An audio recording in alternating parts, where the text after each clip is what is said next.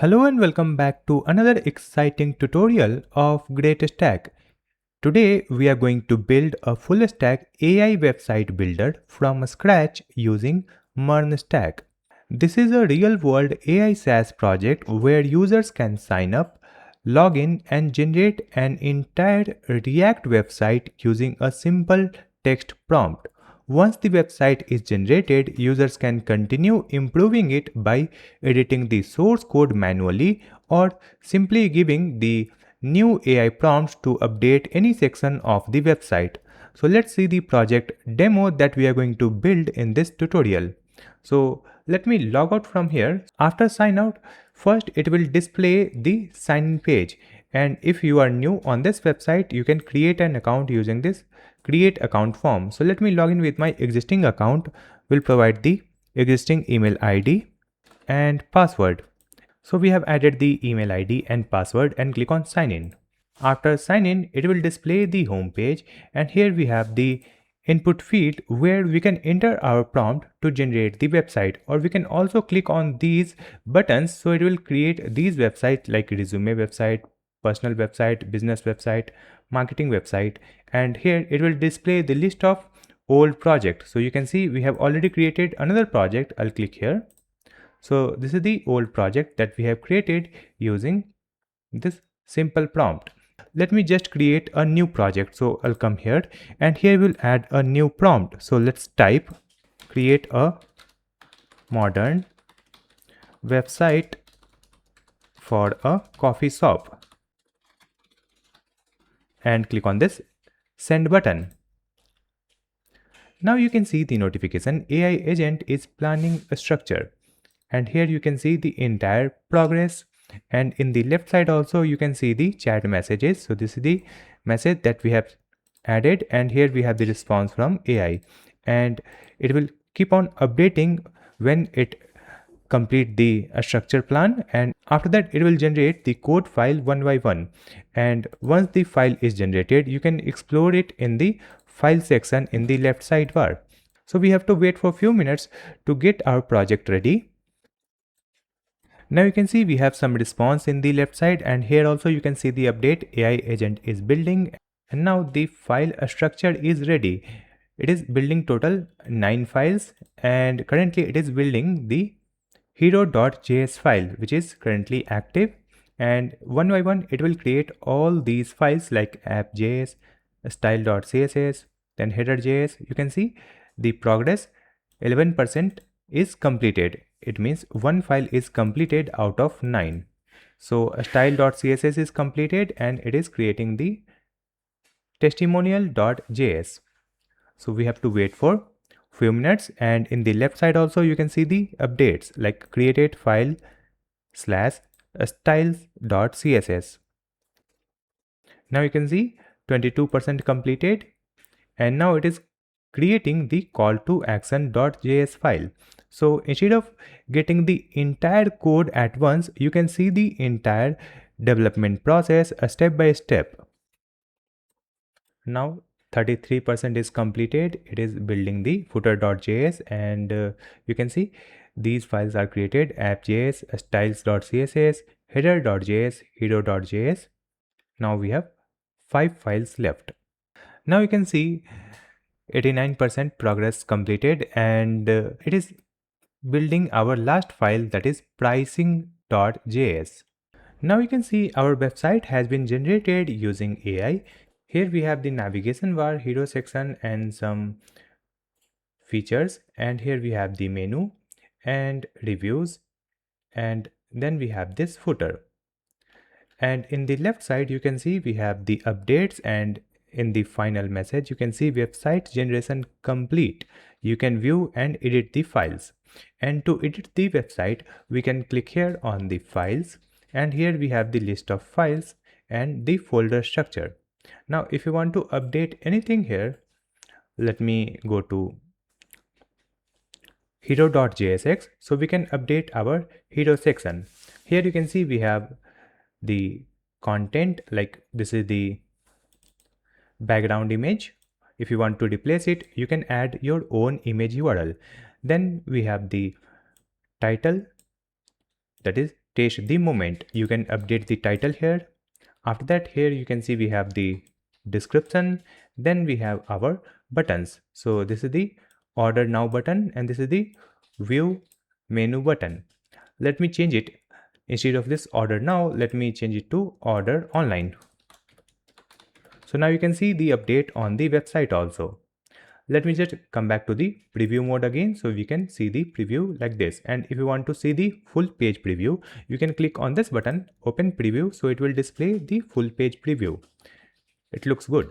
Now after that, here we have the button to publish it. If I click here, our website will be published so that any user can view this website without authentication. It will be live. Let me open this link. So just click here and it will open this link. In the new tab, you can see the path /publish and this project ID. Now this website is public, and after that, here we have the button to export it. If I click here, you will get a zip file, and here we have all the files and folders. Now let me update this website using the AI prompt also. So I'll just come back here in the sidebar and chat. Here let me add another prompt. So I'll provide the prompt, change the navbar primary color from indigo to brown and send it. Now you can see here we have our prompt, change the navbar primary color from indigo to brown, and here you can see the loading. It means the AI is updating our website in the background. You can see the loading animation here also. Now here you can see we have the updated navbar primary color from indigo to brown across header.js, and you can see the color has been updated in this navbar. Now after that, let me just come back to the home page, and on this home page you can see we have two projects. So this was the overview of our AI website builder. To power our AI website builder, we will use a free AI model from OpenRouter, so you can build and test this project without paying for expensive AI APIs. Throughout this tutorial, we will use CodeRabbit as our AI code reviewer. It will automatically review our code, suggest improvements, identify potential bugs, and help us write cleaner production-ready code throughout the entire development process. Before we get started, if you enjoy these in-depth full-stack tutorials, make sure to hit the like button. Let's try to reach 5,000 likes on this video, and if you would like to see more AI SaaS project like this in the future, comment AI website builder below. Your support really motivates me to create more free tutorials like this. Now, without wasting any more time, let's start building our full-stack AI website builder. To create our project, we will come to desktop screen, and here we will create a project folder and write the folder name Builder AI. Now let's open this project folder with code editor. So we will use VS Code. Now in this one, first we have to create a React project.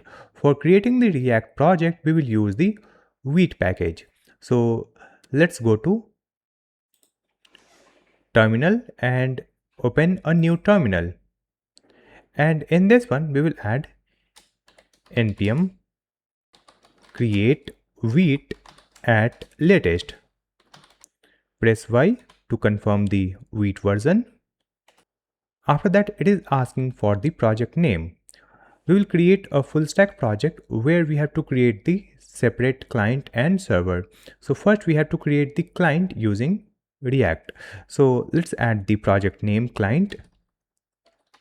That will be our front end. Now it is asking to choose the variant. So here we will choose React. After that, we will choose JavaScript. And here we'll press enter to confirm OX lint. After that, it is asking install with npm and start now. So simply press yes. So it will install the required dependencies and start the project. So in the left sidebar, you can see we have the client folder. If I expand this client, you can see the entire project structure. Like we have the node modules that includes all the packages. Here we have the public folder src, and this is the main file index.html. And in this terminal you can see we have this URL localhost port 5173. Let me open this link in the web browser. So you can see our basic Vite plus React project is successfully running in the web browser. Next, we will clear this project. Just come back to the VS Code and we will hide this terminal. In this src, you can see we have app.css. We will delete this. And after that, we have app.jsx. So we will clear this file and here simply add rafce to create the React component structure. We are using this sort code because we have added one extension. If I open this extensions list,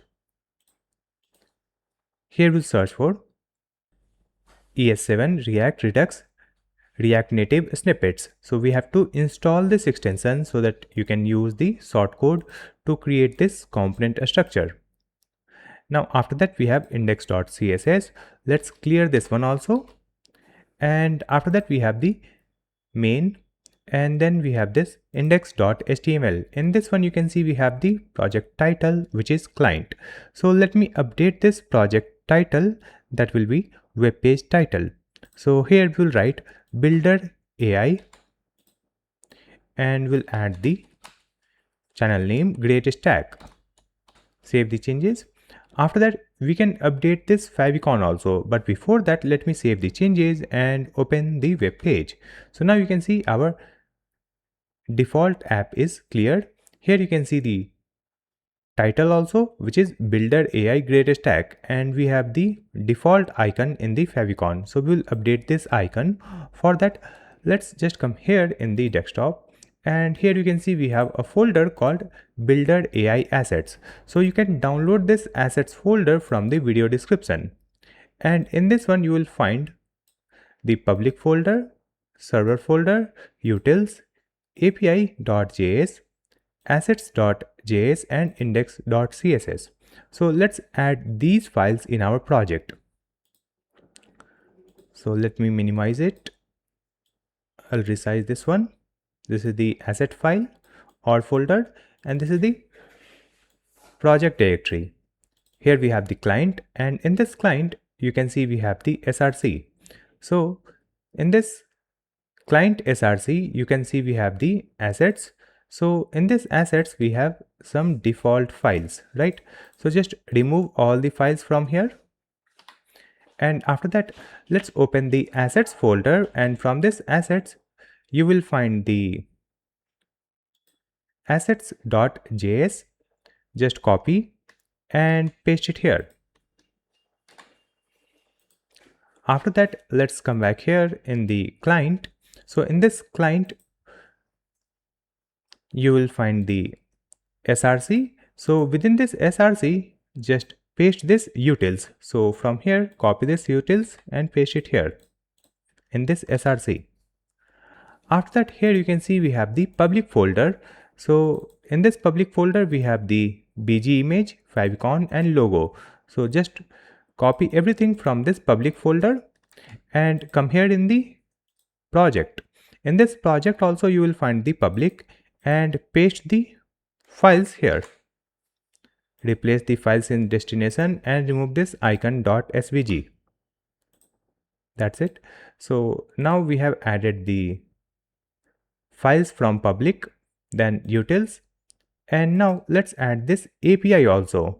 In this API we have created the dummy API that will be used in the client until we create our own backend server.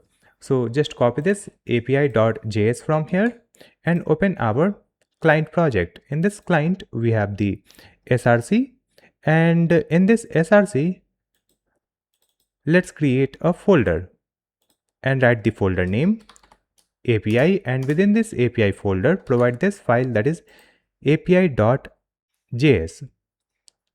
So we have added the API.js assets, and now just copy this index.css also. Copy this index.css and replace this one. In this client src you will find the index.css, so replace it. So we'll paste it here and replace the file in destination.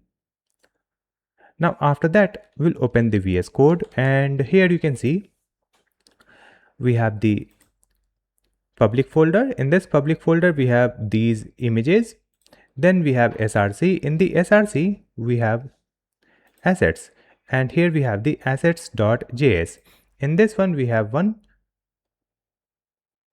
array, that is home tags. After that, here you can see we have a utils folder. In this utils folder we have two files, export project.js and sandpackutils.js. And after that, in the API folder we have api.js file where we have created the dummy APIs, and here this API will return some data, like it will return the dummy user like this, then initial projects. After updating this, let me save the changes and open the web page again. Here we are getting some error, no such file or directory, that is tailwind css, right? So we have to add the dependencies also. Let me just come back and we'll add the dependencies for tailwind css. To add the tailwind css in this Vite project, we'll open the web browser and search for Vite plus tailwind.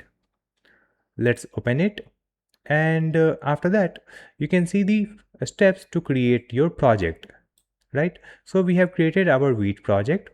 Then you can see the second step, install tailwind css. For installing the tailwind css, let's just copy this command, copy this one and come back here in the VS Code, open the terminal, and in this terminal let's add Ctrl C, and you can see we are in the builder AI, so we have to navigate into client, so just add cd client. Now we are in the client directory, and here we'll paste this command, npm install tailwind css and @tailwind css/vite. So it is installing these packages. Till then we can see the next step. So the next step is to configure the vite config.ts file. In this one we have to add the tailwind css function and import it from this tailwind css/vite. So just copy this import statement first and come here and open vite config.js. In this vite config.js, just add this import statement, and after this React, let's add comma and simply provide tailwind css. Let's move it in the new line. Save the changes. Let's see the steps here. So you can see inside the plugin we have to add tailwind css, that we have already added now. After that we have to add this import tailwind css in the css file, so that is already added here. Let's open src, and in this src we have index.css. So in this index.css you can see we have already added import tailwind css. Let's see the next step. So now we can run our project, and after that we can easily use the tailwind classes in any component, in any HTML element, right?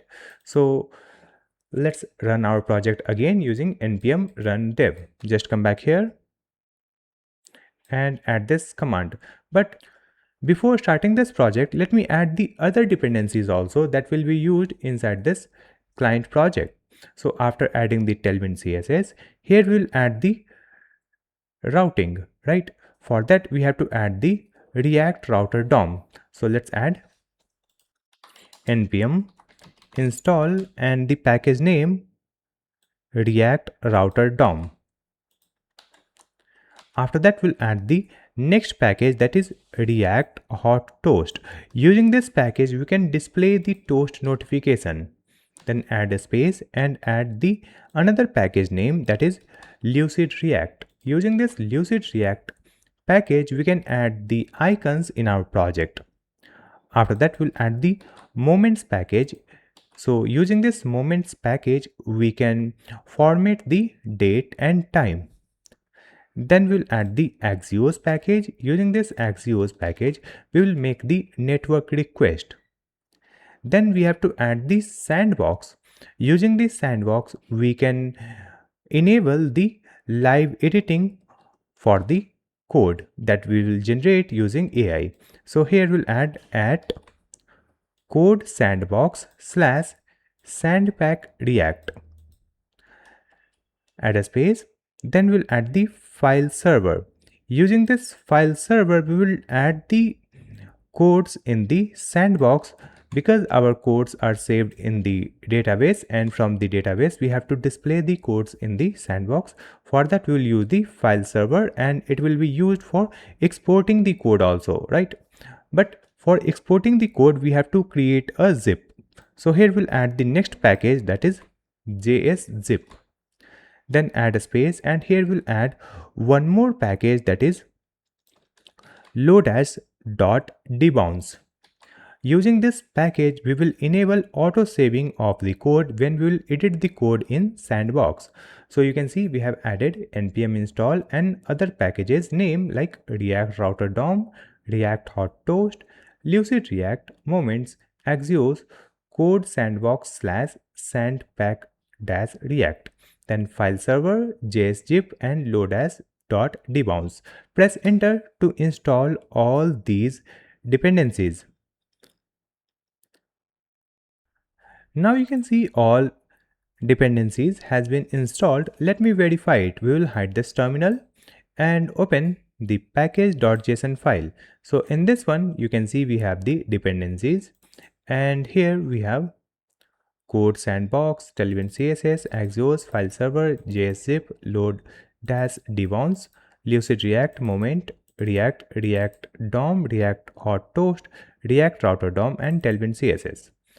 So after adding these dependencies, we can start the project again. So let's open the terminal, and in this client directory, we can add this command npm run dev.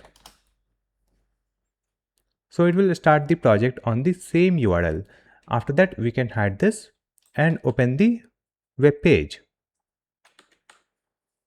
So now you can see, if I reload the web page, you can see here we have the updated favicon icon, and after this icon we have the text called Builder AI GreatStack, that is the title. Now we will connect our project with GitHub. For that, we will come back to the VS Code, and let's click on this source control icon, initialize repository, and here we'll add the message first commit. We'll click on publish branch, and let's choose the repository type. So we will choose the GitHub private repository, and the repository name is Builder AI. Let's click here. So it will upload our code on GitHub. Let me authenticate this. I'll click on this button, authorize Git ecosystem. Authentication succeeded. And after that, let's come here in the VS Code. So you can see our project is successfully uploaded on GitHub. Let me open the GitHub profile. So here you can see our project has been uploaded here. So we have uploaded our project on GitHub.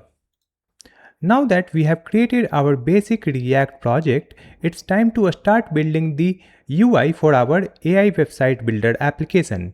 But before we begin writing more code, let's set up an AI code review tool that will help us throughout this project. We will use CodeRabbit. CodeRabbit is an AI code review tool that analyzes your code, detects bugs, suggests fixes, and recommends improvements to make your code cleaner and more maintainable. It can save you a significant amount of development time by catching issues early, so you can focus more on building features instead of debugging. CodeRabbit also comes with a powerful new feature called Change a Stack. It immediately groups related code changes, adds AI generated summaries, and make large pull requests much easier to understand and review. It also includes an agent chat where you can ask questions about the changes, understand the code better, and get instant explanations without leaving the review. I recommend using CodeRabbit for all your development projects, not just this one. If you are building projects with AI coding assistant or doing a lot of vibe coding, it's very common for a small bugs and code quality issues to slip into your project. CodeRabbit helps you identify those problems quickly and even suggest how to fix them, making your development workflow much more efficient. CodeRabbit offers multiple pricing plans. With the free plan, you can review your code directly from the CLI and within your IDE. If you upgrade to the Pro or Pro Plus plan, you can also get automated AI code review on every pull request, making it perfect for team collaboration and professional development. The Pro plan also includes a 14 days free trial, and if you use the coupon code provided in the description below, you can get the Pro plan completely free for 2 months. So just click on the link given in the description and sign up for CodeRabbit, and let's integrate it into our project before we continue building our application. So I'll click on this get a free trial button, and let me sign up using my GitHub account.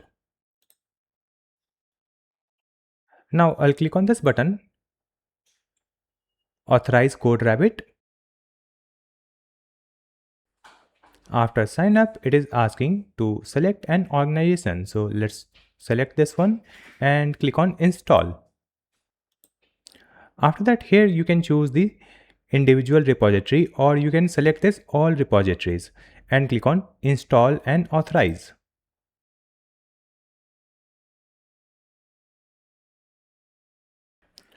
After that, we'll click on this skip onboarding. After that, we'll click on this button add repositories. So here we already have this builder AI that we want to analyze. Now after that, we'll come back here in the GitHub and we'll go to settings, and here let's go to GitHub apps. So here you can see the CodeRabbit is installed on this GitHub repo. So this CodeRabbit will analyze our code and suggest the improvements and bug fix. After that, we have to create a new branch in our VS Code. So let me just come here and click on this three dot and select branch, create branch, and write the branch name. So I'll write development. After that, click on publish branch. That's it. Now, whenever we'll add a new code, write a new code, we will commit the changes in the development branch, and after that, we will create the pull request. So the CodeRabbit will review the pull request, and after review, we can merge the changes from development branch to the main branch. So after building the basic app and setting the AI code review tool CodeRabbit, now we will start building our project, and once we create our first feature, we will create one pull request to review our code using CodeRabbit. So let's start by creating the folder structure for our project. For that, let's come back to the VS Code. Open this sidebar, and in this one, just create the folder structure. So in this SRC, we have a folder called API, then assets and utils. Now we'll create the other folders. So in this SRC, create a new folder and write the folder name pages. In this one, we'll add all the pages for our project. Now we'll add the next folder for the components. After that, we'll create another folder. So let's add the folder name. We will add the folder name context. In this context folder, we'll create the context file to store the global states and function that will be used in entire application. Now after that, let's start creating the pages also. So we'll come here in the pages folder, and here just create a new file and write the file name homepage.jsx. And here we'll add RAFCE for creating the component structure. After that, we'll create the next page. So in this pages, let's create the new file and write the file name authpage.jsx. So this auth page will display the login or registration form. Here also we'll create the component structure. After that, we'll add the new page. So write the page name builderpage.jsx.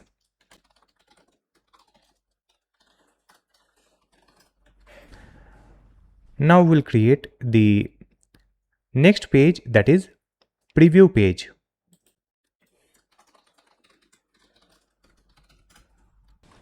After that, we'll create the next page, that is publish page. And after that, we'll add one more page, that will be layout. So create a new file and write the page name or file name layout. Here also we'll add RAFCE layout. After that, we will mount these pages on different routes. So whenever we'll change the route, it will display different pages. For that, let's open the app.jsx file, and in this one you can see we have a return. In this return we have a div. So let's remove this div, and here we can use the routes. But before using the routes, let me undo this to add the div. And before using the routes, we have to enable the routing in entire project. For that, let's come here in the main.jsx. Here you can see we have a strict mode. So remove this strict mode opening and closing tag, and here we'll add the browser router. We are not getting the suggestion here, so let's import it manually. Here just add import curly braces from and provide the package React router DOM, and from this React router DOM we can get the browser router and provide this browser router here, browser router opening tag and closing tag. Now in entire application we can use the routing. So let's come here in the app.jsx, and in this app.jsx let's create one routes. So we will add the routes tag and import this routes tag from React router DOM. Close this routes, and within this we will add one comment. So let's add comment called login routes. So in this login routes, we'll create another route. So let's add route component. So let's click here to import it and close this route tag. So you can see we have added the routes and route. Both are imported from this React router DOM. Now in this route we have to add the element, and in this element we will provide our layout. Let me correct it. We will add element equal to and then provide the opening arrow layout from pages like this. And within this let's add another route, and it will be self-closing. In this route we have to add the path. So the path will be /login. Then we'll add the element, and in this element simply provide the auth page. auth page has been imported here.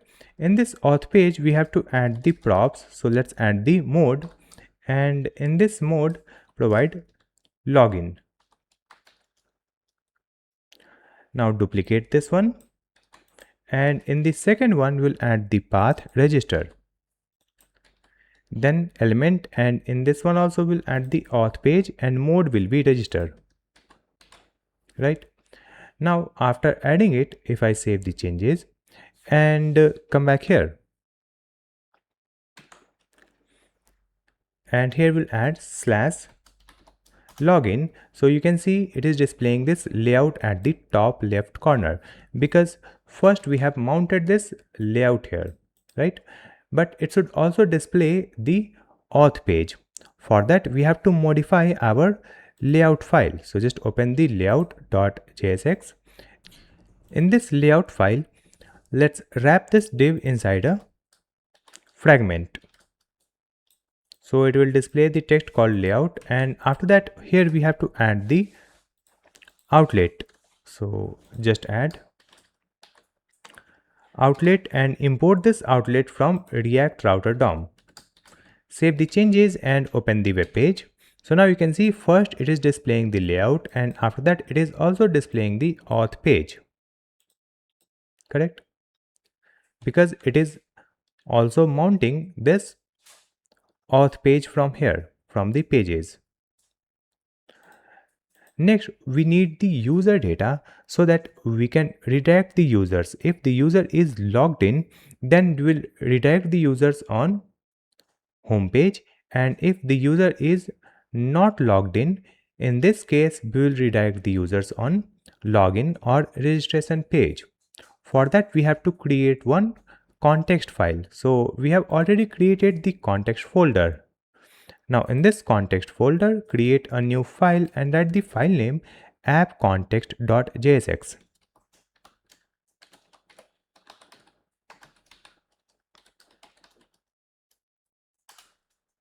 In this app context, let's create a new context using create context. So just add const app context equal to create context and import the create context from React. And in this one, simply add undefined. Now after that, we have to create the context provider function. So just add export function app context provider, and here we'll get the parameter. So just add the curly braces children. After that, here we'll add the return statement, and in this return simply provide app context dot provider. Close this tag, and within this we will simply provide children, and after that here we will provide the value. So in this value we can pass all the states and functions that will be used in entire application, right? So let's simply add value, and in this one just add the empty object for now. So we have created one app context provider function. After that we'll add one function. Using that we can easily access this context. So here just add export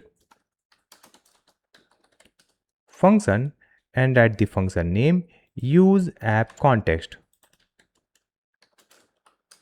Now in this function just add const context equal to use context and import the use context from React and provide the app context here. After that we'll add the if statement if context is equal to undefined. In this case we will throw the error. So just add throw new error and provide the message that is use app context must be used within an app context provider. and if it is false, in this case simply return this context. So just add return context. So using this use app context, we can easily access the context data. Now let's create some states that will be accessible in other components. So here let me create the state for user. Let's scroll up, and here let's add comment, that is auth states. Just add const and provide the state name, that is user, and setter function is set user equal to use a state, and initialize it using null. After that we'll add const, and the state name is loading user, and setter function is set loading user equal to user state, and initialize it using true. So by default loading user will be true. Now we can use this user state in any component or any pages, and based on this user we can display the home page or login page. If the user is null, then we will display the authentication page like login or registered page, and if the user is available, in this case we will open the home page or builder page. And if the user is loading, in this case we'll display the loading animation. For that we have to create one loading component also. So just come here in the components folder, and here create a new file and write the file name loading.jsx.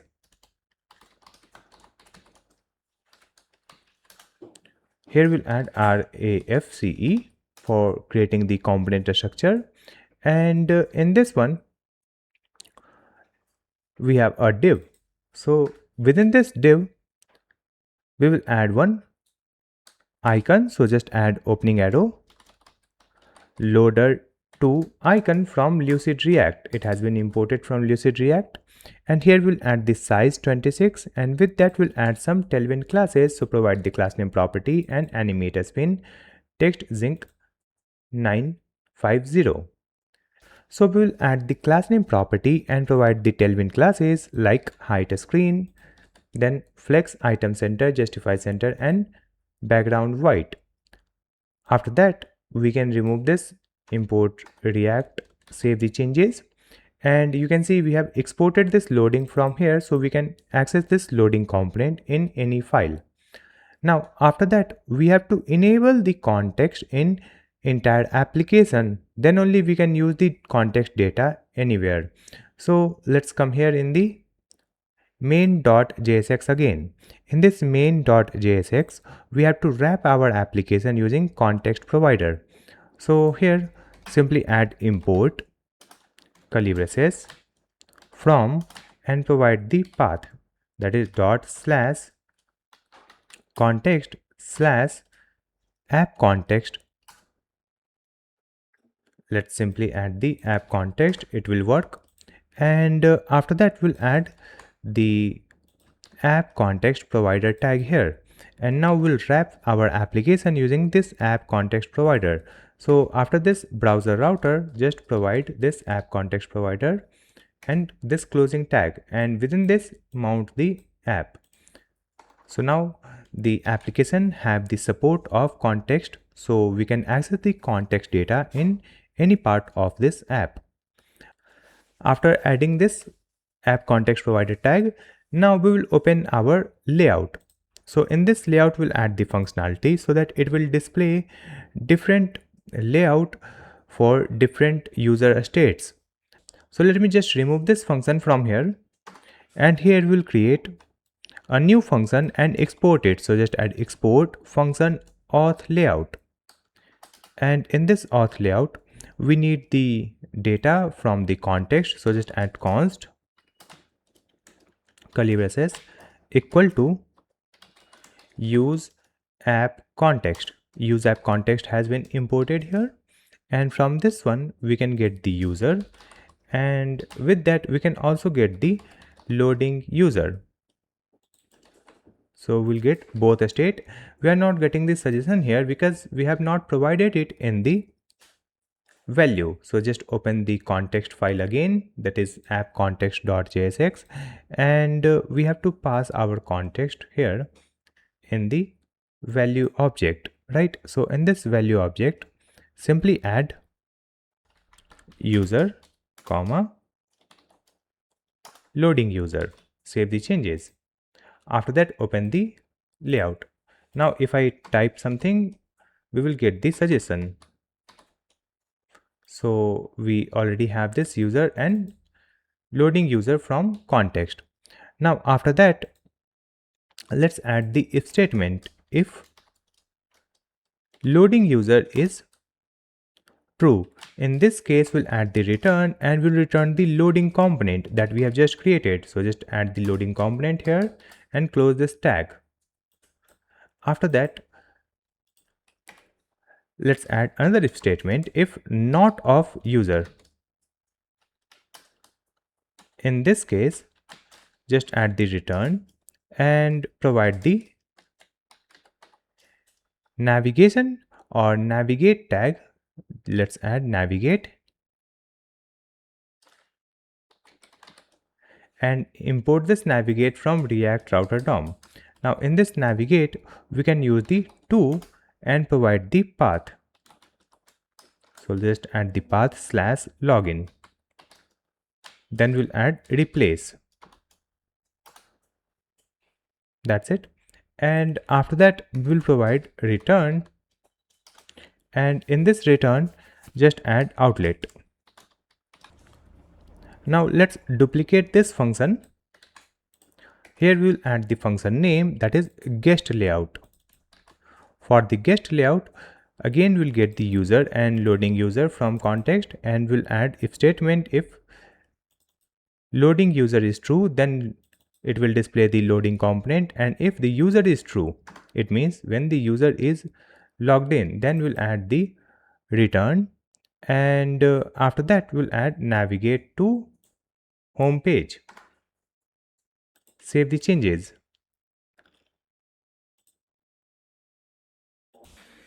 So in this one, we have created the auth layout and guest layout. It means this layout will be displayed when the user is authenticated, and still if the user does not exist, then it will redirect them to the login page. This guest layout will open the login or registration page using this outlet, but if the user is already logged in, then it will redirect them on the / or home page, right? After creating it, we will open our main file, that is app.jsx, where we have created the routes. So in this one, you can see we have added the layout. So instead of this layout, we need the guest and auth layout. We will update this one. So let me rename it. Here we'll add guest layout and import this guest layout from here. Just add curly braces, guest layout from the pages / layout. See this import statement. And similarly, we'll create the other routes here. So just copy this one, paste it here. We will add the comment, that is protected routes. In this protected routes, we will use the auth layout and import this auth layout from the layout. See this import statement. We are importing the guest layout, auth layout from the pages / layout, and here we have added auth layout. And in this one, we'll add the first route, that will be for home page. So just add / and here we'll add the element, and in this element, let me provide home page. Import this home page. After that, here we have the next route. So just clear it, copy this one only, paste it here. We will add the path. It will be /builder/ and provide the project ID using /:id. Here we'll add the builder page and import the builder page. Now duplicate it. In the next one, we'll add the preview. So just add preview /:id, and here we'll mount the preview page. Just import the preview page, save the changes. After adding it, let me open the web page. Let's refresh it. So you can see it is displaying the loading animation because the user loading is true. If I come back to the context, let's open the context file. In this one, you can see we have added loading user true. So when the loading user is true, it will display the loading animation. Now here, if I change it, if I make it false and the user is null, in this case, if I come back to the web page, you can see it is displaying the auth page. It means in this auth page, we can display either login or registration page, and it is redirecting us on the /login. Let me remove it and go to home page. You can see it is automatically redirecting us on the login page, right? We cannot open the home page. Let's try it, and you can see we are redirected to login page. Now just come back, and instead of making it false, let's make it true. By default it will be true, and here we'll make or create a function that will check the user state. So here only we will add auth actions and provide const check session equal to asynchronous arrow function, and in this function we will add the try catch statement. Now in this try block we will make the API call. So simply add const data equal to await, and here we will use the API. So let's add the API, and we have to import it. So simply open the API.js. Here you can see we have added the Axios. Axios is imported, and we have created the Axios instance called API, right? So we will use this here. Let's come back in the context, and now if I type API, you can see we are getting the suggestion to import it. Let's click on this suggestion, and you can see API is imported from /API folder /API file, right? Now here we will use the method .get and provide the path. So the path will be /API /auth/me. Save the changes. Now after that it will return some data, so just use set user and provide the data.user. After that here we'll add the set user in the catch block, that will be null.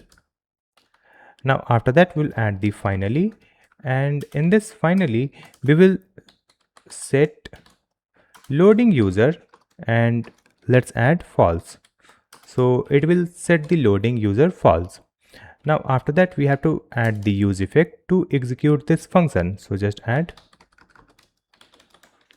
use effect. In this use effect, create the arrow function and provide the dependency array. In this dependency array, just add check session, and after that we'll add the check session function here. Simply call this function. Now save the changes and open the web page. So you can see it is opening the home page because it is returning some user data. Let's come here in the API. You can see this will return one user data. That's why it is displaying this home page. Correct? Now we have to design our login page. For that, first we will see the auth page. So let's come here in the function, that is check session function. So in this one, you can see we are using this setter function set user. So just comment this one. If I comment it, it will not set the user. We'll come back here. Let's refresh it. You can see if I try to open the home page, it is opening /login, and this is the auth page. So now let's start designing our auth page for user login and registration. But before we create our login and registration form, let me commit the changes on GitHub and review our code that we have written. Till now we have created the folder structure, we have created the pages and set up the routes, right? So let's come back to the VS Code and here we will commit the changes. Let's click on this source control icon and here we'll add the message created pages and routes. So it will commit the changes in development branch. That's it. After that, we'll come back to the VS Code. Let's come here on this repository. Here you can see this button, compare and pull request.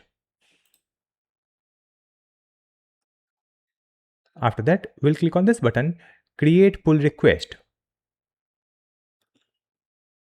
So we have created a new pull request, and once we create the pull request, the CodeRabbit will start analyzing our code. You can see the CodeRabbit is running. So it is analyzing the code, and after analyzing our code, it will suggest the bug fixes if there is any bug, and it will also suggest the improvements, and it will also generate the detailed review summary. It is still running. Now you can see all checks have passed. It means the CodeRabbit has reviewed our code, and here we have the complete details of this code review. Here we have the review summary, and after that you can see the details of each files. So in this first file you can see it is suggesting add a fallback route for unmatched URLs, right?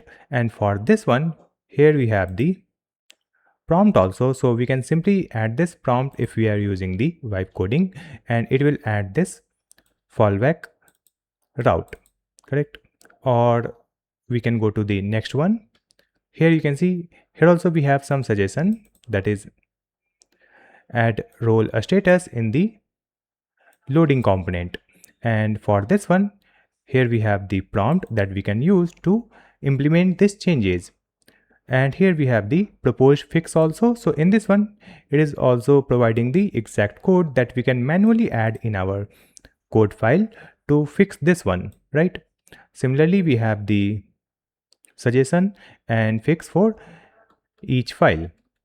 And we can see these changes and suggestions in the organized way using this review change stack. Just click on this button, review change stack, and it will open the CodeRabbit platform where you can see the entire summary and the each suggestions and bug fix. So it will open the CodeRabbit UI where you can see the files like this, and let's come here in the layers and we'll click on this one. So here we have the files where we have added some changes, and if I open the right sidebar, it is also providing the details about this review for each file. Let's open the next one, and in the right side you can see the details. After that, let me open the first one. If we open this file, here you can see we have the proposed fix that we have to remove this comment. So we have intentionally added this comment. We will keep it to display our auth page, and later we will remove this. So just skip this one. I'll come to the second suggestion. So here we have the suggestion, stability and availability. So we have to update our check session in this one. So here it is suggesting to move it inside the use effect or wrap it using use callback. And for this one, we can use this prompt to update these changes, or we can manually add it in our code. Now let's see the next suggestion.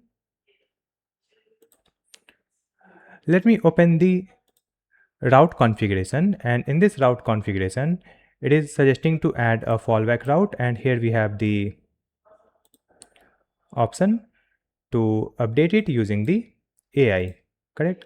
And we can manually add it in our code also. To implement this fallback route, we'll come back to the VS Code. and open our app.jsx, and here let me add one comment, that is catch all, and in this catch all just add one route. So let me just copy this one, paste it here. Here we'll provide path, so in this path simply add star, and after that we have the element. In this element we will use the navigate, so let me remove it and provide navigate and import the navigate from React router DOM. In this navigate we'll add the path using this to property. In this to property simply add slash, and then we'll add the replace. So when we will open any unregistered route, it will open the home page. After that, let's come back here.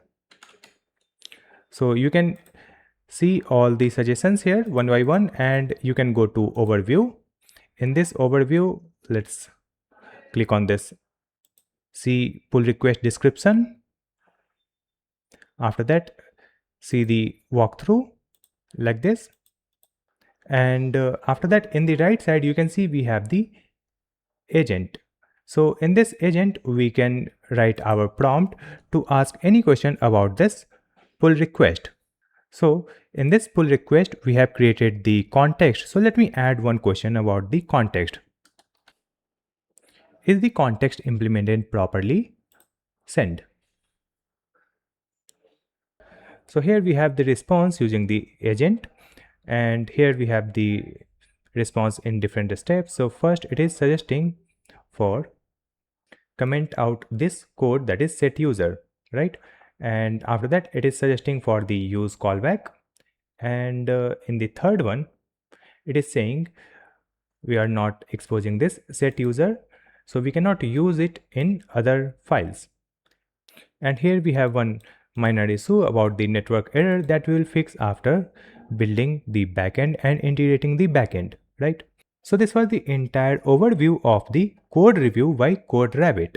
And after the code review, we can merge the changes in the main branch. So let me just come back to the GitHub repo. Before we come back to the GitHub repo, let me implement one changes also, and it will be here in the session context, and let's scroll down. So you can see we have one suggestion for this loading component, right?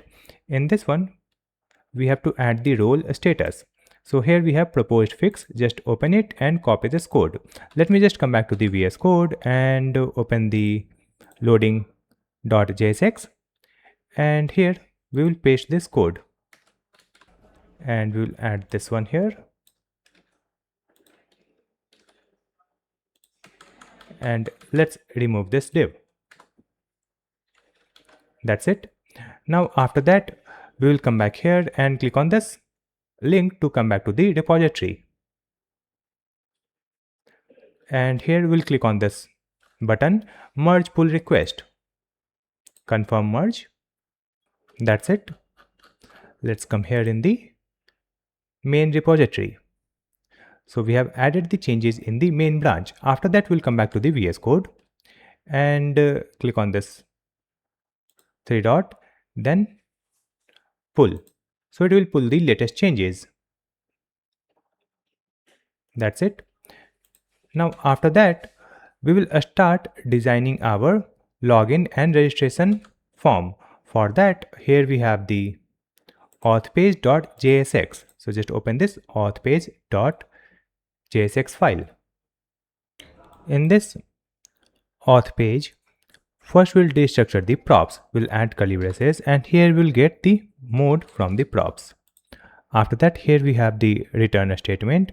So in this return statement, we will add a div, and in this div we'll add some tailwind classes. So just add the class name property and provided these classes, and then we'll add the comment for the left and right side. So here just add the comment, that is left panel, that is for branding, and then we'll add the right panel, and in the right panel we'll add a form, correct? Now after that, here we'll add the mode also, whether the mode is login or register. So here let's create one variable. We'll add const is login, is login equal to, we will use this mode equal to, we will add this comparison login. So if the mode is equal to login, then it will be true, else it will be false. Correct. Now after that, in this left panel we have to display the branding. For that we'll create a separate component. So let me open the sidebar, and in this components create a new file, loginleft.jsx. Here we'll add RAFCE for creating the component structure, and after that here you can see we have a div. So in this div we'll add some classes. Just provide these tailwind classes, and in this one you can see we have added the background. In the background we have added the URL and /bgimage.png that is available in our public folder. Now after that, within this div we have to add the first div. So here we have to add one brand logo and the text, and after that we'll add the second div. So in this second div we have to add some text, and let's add the brand logo in the first one. In this first div we'll add the img, and in this image src we'll add /logo.svg because it is available in our public folder. Then in this alt tag we'll add the logo. Then we have to add the size, so just add the class name size 9.5. Then we have to add one text in a span tag, so the text is builder AI.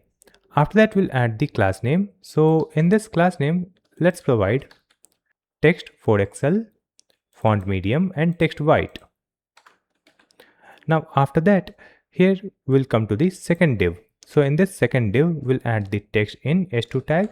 So the text is build your presence on web. Then we have to add the text in p tag, so just add one p tag here, and in this p we'll add one small description like this. After that we'll add the another p tag, and here we have to add the text like copyright, and then we have to add the year. So we'll add curly braces, new date dot get full year. After that we'll add the builder AI. So we have added the copyright message. Now we'll add the classes for this copyright message. So we'll add the class name property and provided these classes. Then we'll add the classes for the another p tag which is here. So provide the class name here. And now we'll add the classes in the text that is written in h2. Now we have added the logo, then website title and other description. After that we have to mount this component. So we'll open the auth page, and here let's mount this left panel. So let's add the opening arrow, left panel or login left, and import it from the components. Save the changes, close this tag. Now let me open the web page, and here you can see on this /login path in the left side we are getting the logo icon, text and some description at the bottom and copyright message. Let's align the icon and text side by side. For that, let me just come back here. You can see here we have created the div that contains the icon and text. So for this div we have to add the flex layout. So simply add class name flex item center gap 3. Save the changes, and you can see it is aligned side by side. So we have created the left side of the authentication page, and in the right side we have to create the form. For that we'll come back to the VS Code. Open authpage.jsx. Come here after this comment, that is right panel, and here just create a div, and in this one we will use the flex one so that it will use the entire space available in the row, and flex item center, justify center and padding. After that we'll add one more div here. So create a div. Here we'll add the width full, and then we'll add the maximum width. So the maximum width it will be small.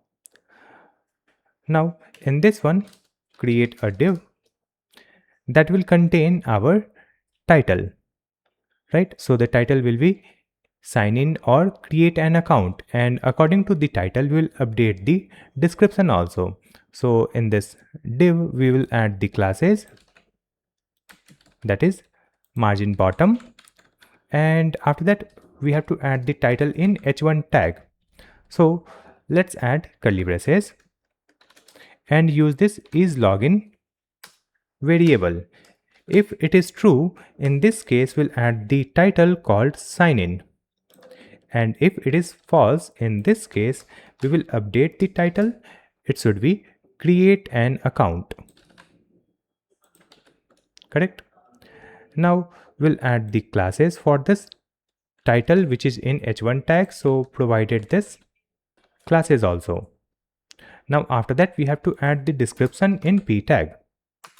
Now in this p tag again use the same ternary operator, just copy and paste it here. If is login is true, in this case we have to add the message like this, and if it is false we'll add the another message for user registration like this.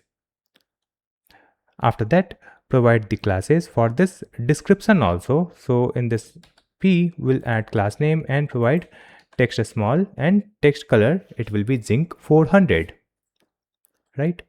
Now after that here we have to add one message if any error occurs. For that first we have to create the state. So let's scroll up, and here we'll add const error, and the setter function name is set error equal to use a state, and initialize it using empty string. With that we'll add one more state, so let me just duplicate it, and here we'll add loading, and the setter function name is set loading, and by default it will be false. Just add the false here. Now let's come here. So here simply add curly braces error. If the error is true, in this case we will add the div, and within this div we will simply provide this error, and for this one provide some tailwind classes also using the class name property. Let's save the changes, and just after this error we can display our form. So just add the form tag here like this. Let's save the changes and review the changes. So you can see here we have the title, sign in, and here we have the small description. Enter your credentials to access your website builder. Now let me change the mode. So if I make it like this, not of login, save the changes, and you can see here we have create an account and get started by entering your registration details, right? Let's come back and change it to mode equal to login. Save the changes. Let's come here, and we can also change it by updating the route. If I change the route, it is login, so let's add register. You can see the message create an account, and if I change the route to login, it is displaying sign in. It works. Now after that we have to design our form, so we will come back here. Let's come here. So you can see here we have to add our form, but before adding this form, let's come here. Just after this form, here we'll add some message. So we'll add the p tag, and in this p tag we'll use the ternary operator, use is login.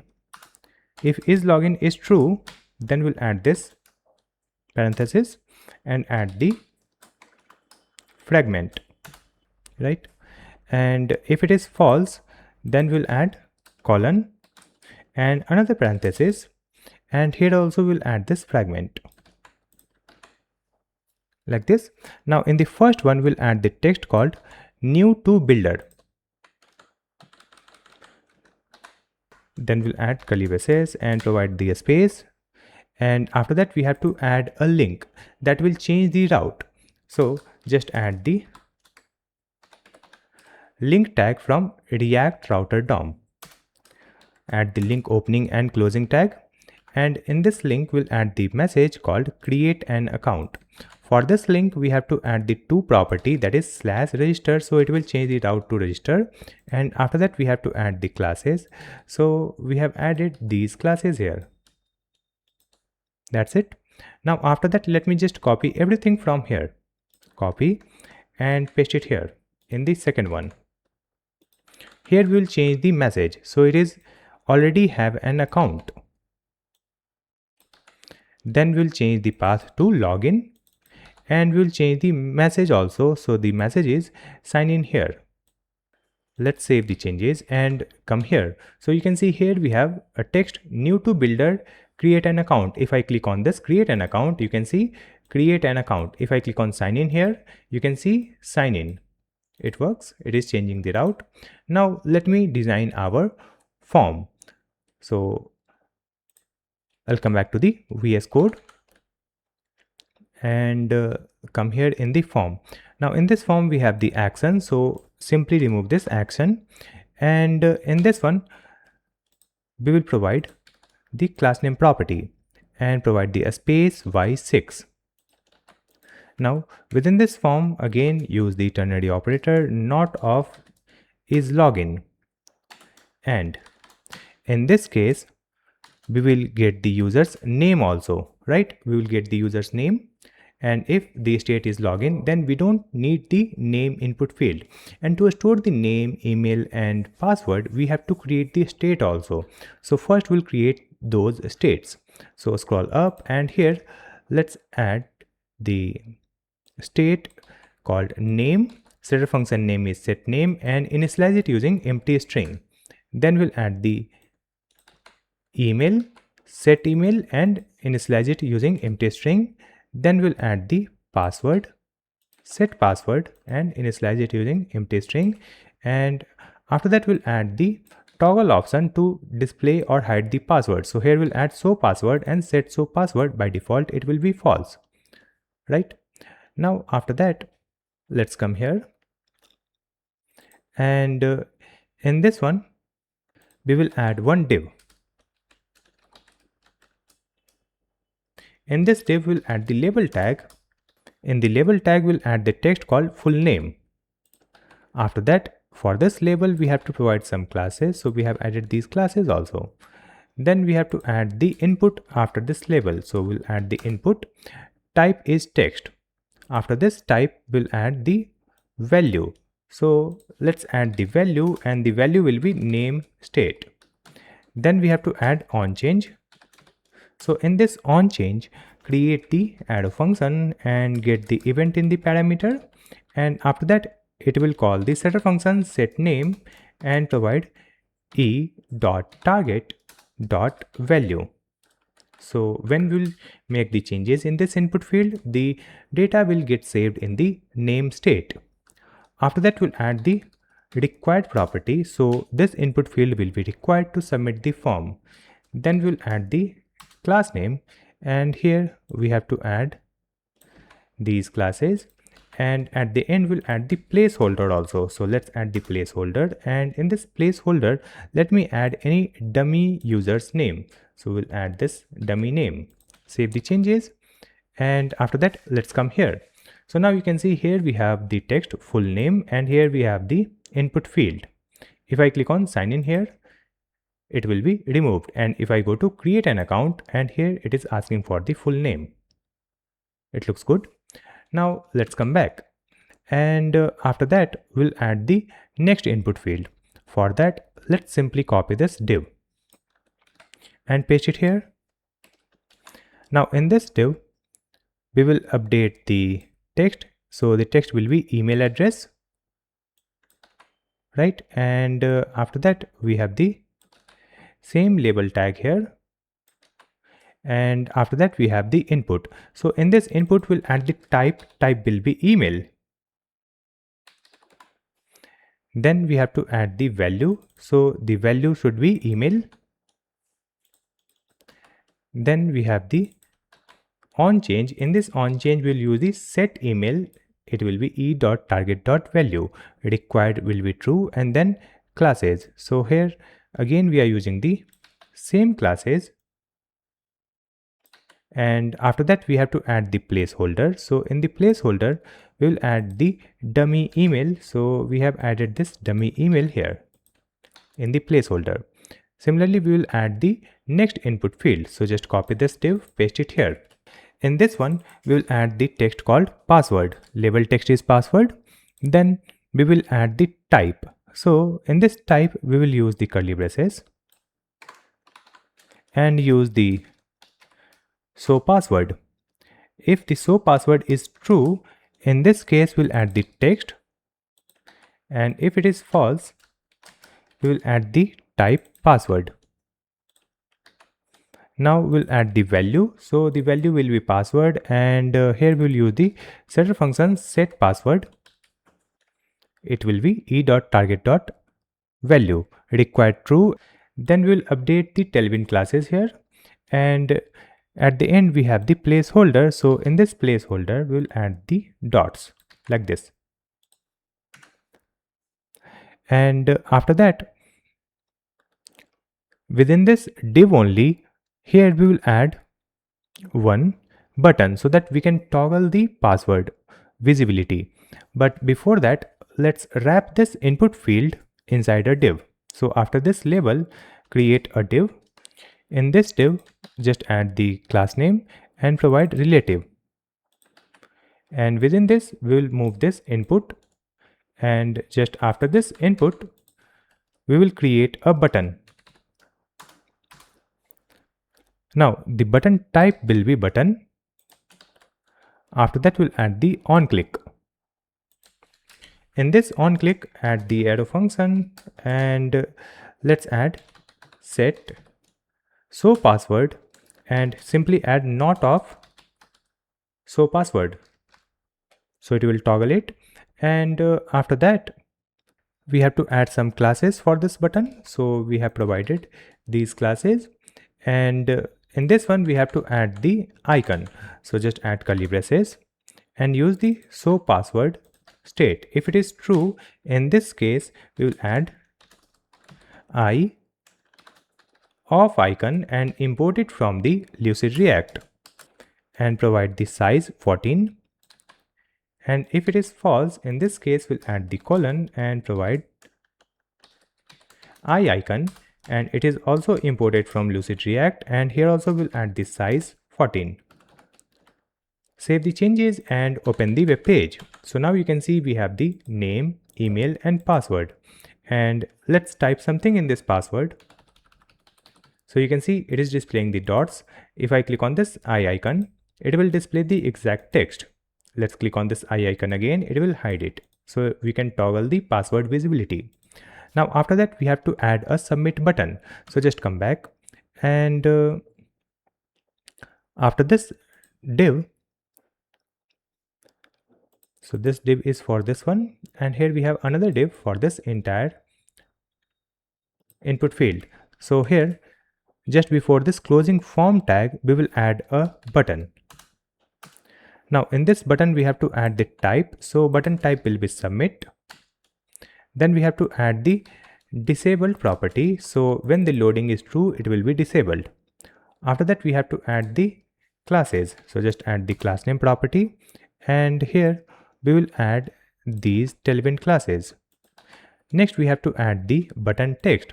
For that just add curly braces, use the loading. If the loading is true, in this case we will add the loader to icon from Lucid React, and for this icon we'll add the animation using the class name, that is animate spin, height, width and margin right.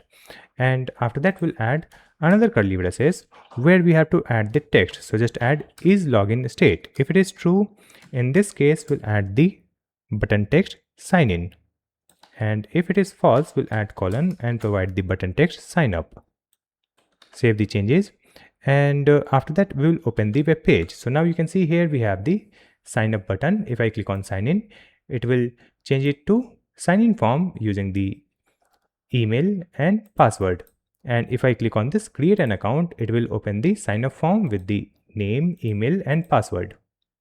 So we have to add some space before this message. So I'll come back here. Here you can see we have this P. So in this P, let me add the class name property and provided these classes. Now we'll come back here. So you can see it looks good. Let's click here. It is changing the form from sign in to sign up. And you can see the button is also changing. It is sign up button. If I click here, it is opening the new form with button text sign in.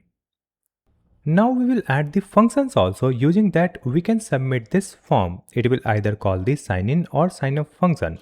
So just come back to the VS Code and we'll create these functions in the context. So let's open the app context. In the app context, we have this use effect. So after this use effect, let's create a function and write the name login. So just add const login equal to async arrow function. In this parameter, we'll get the email and we'll get the password. For login, we need the email and password. And after that, we'll add the try catch statement. Now in this try block, we'll make the API call or network request. So just add const data equal to await and use the API dot post method. And in this one, provide the path that is /API/auth/login. And after that, we'll add comma. And here we have to provide the data that will be email and password for login. Correct. And after this network request, we'll get the response. So use the set user. And in this set user, just add the data dot user. After that, we'll display the toast notification. So just add the toast. We're not getting the suggestion here. So let's import the toast first. Let's see our package.json and see React hot toast is added or not. So it is already added, React hot toast. So simply add this import statement. Import toast from React hot toast. And after that, let's type the toast dot success. In this toast dot success, just add the message that is welcome back. And after that, we have to navigate the users on home page. So just add the navigate and get this navigate from React Router DOM and simply provide / that is for the home. Let me update this one. It is capital N, so let's update it. We will use the navigate function from use navigate. Let's scroll up and here let's add const navigate equal to use navigate from React Router DOM. And after that, let's call it here navigate. And in this navigate, simply provide the path /. Now after that, come here in the catch block. Here we'll get the error and let's simply add console.error. It will be login failed with the error. Then we'll add const error message equal to error.response.error, or we will add invalid email or password. Then we have to add the toast notification. So simply provide toast.error. It will be error message. Then we have to add throw new error and simply add the error object with error message. Save the changes. So we have created the login function. Similarly, we have to create the registration function. So just copy this one and paste it here. Update the function name. So the function name will be register. In this one, we'll get the 3 parameter that will be name, email and password. So just add name, comma, email and password. After that, we have the try catch. In this try block, we'll make the API call using api.post and provide /api/auth/register. This is the endpoint, and here we'll add the data that will be name, comma, email and password.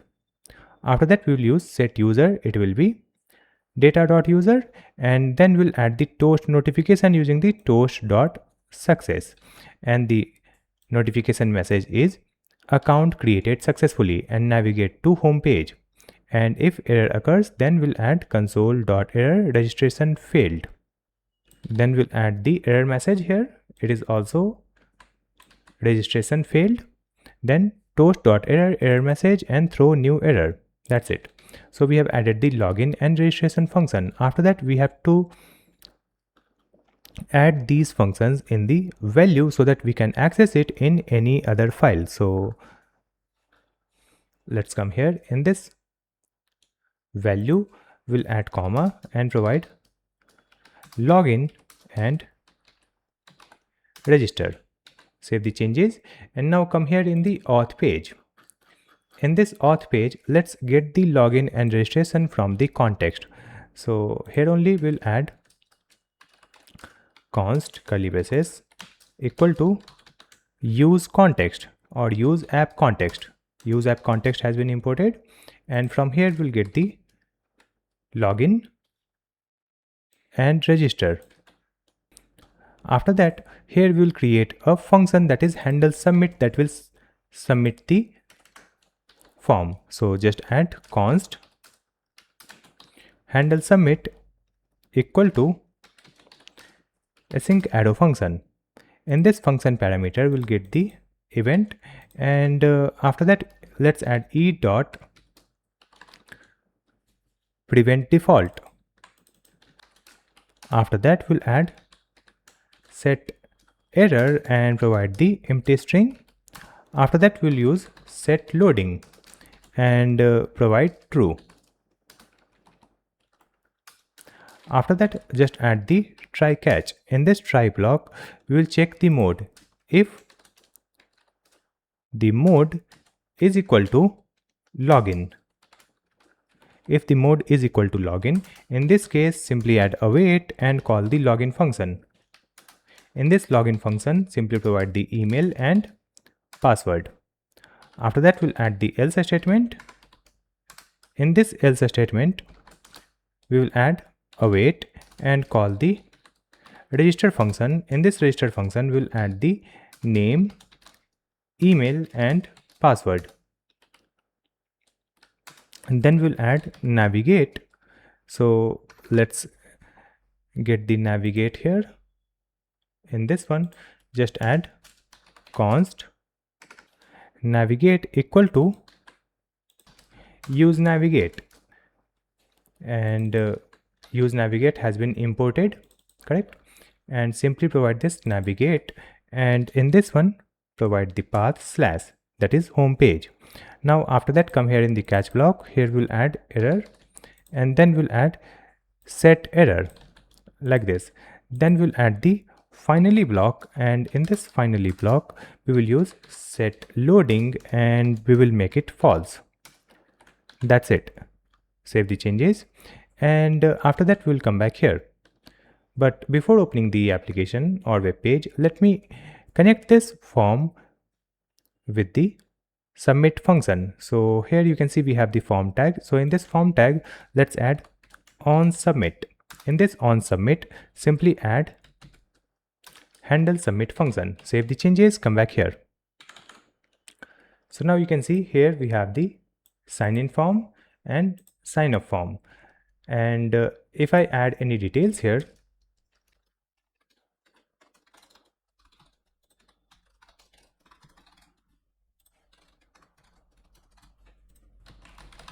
click on sign up, you can see it is opening the home page.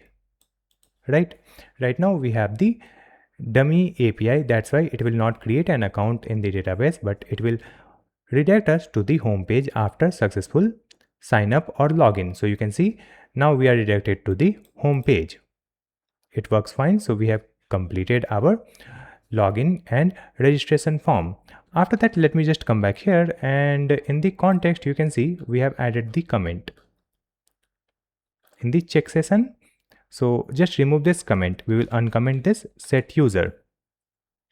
So once the application gets loaded, it will check the session and call the API, and if the user data is available, it will set the user so that instead of displaying the login page, it will directly open the home page. Now let's commit these changes and review our code. So here we'll click on the source control icon and we'll add the message.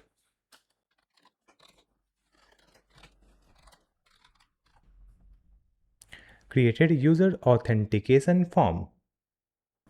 Commit changes and sync changes. So it will commit the changes in the development branch. After that, we'll come to GitHub repo. Let's go to development branch and click on this open pull request. Then create pull request. So we have created a new pull request, and now the CodeRabbit will start analyzing our pull request. Now the CodeRabbit has reviewed our code, and here we have the review summary. You can see summary by CodeRabbit, and after that, if I scroll down, you can see here we have review change stack, where we can see the details about this review. And let's scroll down and see the reviews here. So you can see it is providing the suggestion for this file, that is app-context.jsx. In this one we have one minor issue, and for this one we have this prompt. Using that we can fix our issue using the AI agents, or we can manually fix it, right?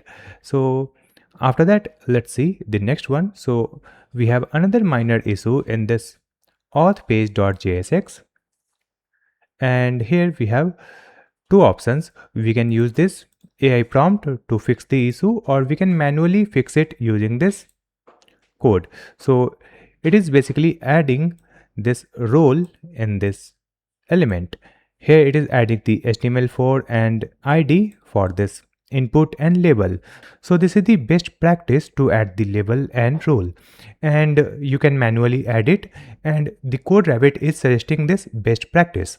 Now let's click on this one, review change stack. So this is the CodeRabbit UI, where you can see the details, review, and you can interact with the chat agent also. And in the right side you will find all the details of each line. You can see here we have the details of this line 32 to 66. Let's click here. You can see the details for this 21 and 21. So it is providing the feedback on each line where we have to update the code. And after that, here we have the agent. We can ask anything from this agent also. So you can go through all these suggestions and bug fix, just implement these changes in the code, and after that you can make a new commit, right? And after that, let me just come back here in the pull request, and I'll click on this button, merge pull request, and confirm merge. That's it. Now we will come back to the VS Code and click on this three dot, and then let's click on this pull. So it will pull the latest changes. After that, we have to add the UI on our home page. So you can see right now we are on the home page. So here we have to add the graphics on the entire screen, and then we'll add the welcome message and one input field, and below that we'll display the list of projects that is already generated. So let's just come back to the VS Code. Here we will open the pages folder. In this pages you will find the homepage.jsx.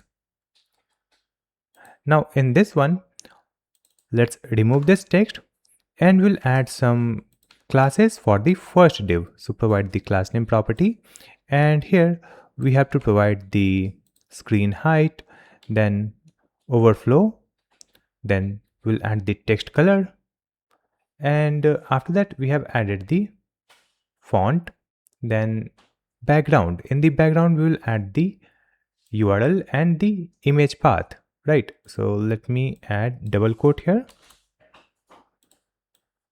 because we have already added the single quote here for this image, that is bgimage.png. And after that we have provided the background cover, background center, and background no repeat. Now in this one we have to create the navigation bar. So let me provide the comment here, that is nav, and here we will use the nav tag.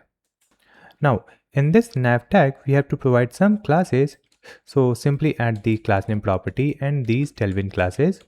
Next we'll add one div where we have to add the logo.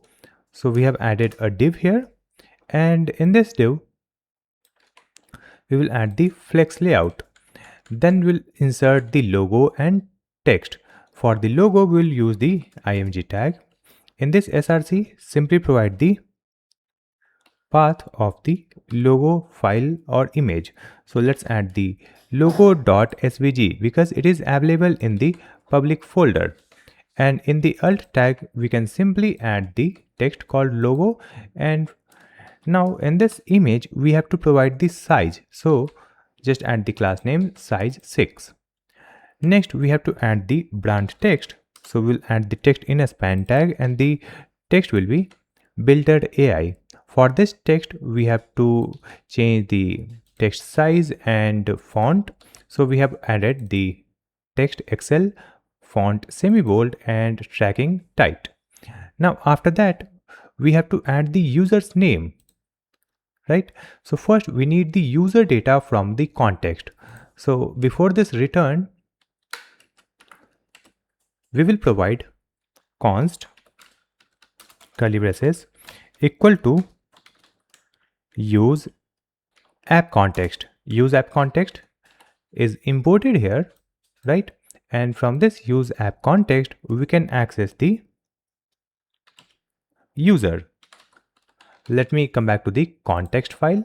In this context file you can see we have the value. In this value object we have the user, right? So we can access it in any other file or pages. So now we have the user data here. After that let's come here and just after this div that contains the brand logo and text we will create another div.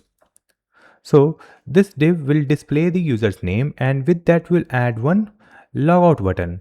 So let's add some classes to align the button and text. So we will add the flex layout. So we have added the flex layout, text size, font, and text color. Then we'll insert the text in a span tag. So it will be our user dot name. Next we have to add one button, that will be the logout button. So here we have added the button tag and just add the button text called sign out. Now for this button provide some classes also. So I'll provide these tailwind classes. Let me save the changes and we'll open the web page. So you can see here we have the color in the entire screen, entire web page, and here we have a logo in the top left side, and in the top right side we have the user's name, that is the dummy name, and we have the sign out button, right? Now after that we have to add the hero section where we will add the welcome message, some promo text, we'll add some description, and then we'll add the input field. So let's just come back here, and after closing of this nav here, let's add one comment called hero for the hero section. Here simply provide the div, and in this div we have to provide some tailwind classes. So we have added these classes here, and within this div we'll add another one. So we have another div here, and here we have to provide the width and provide the layout. It will be flex column, and item center.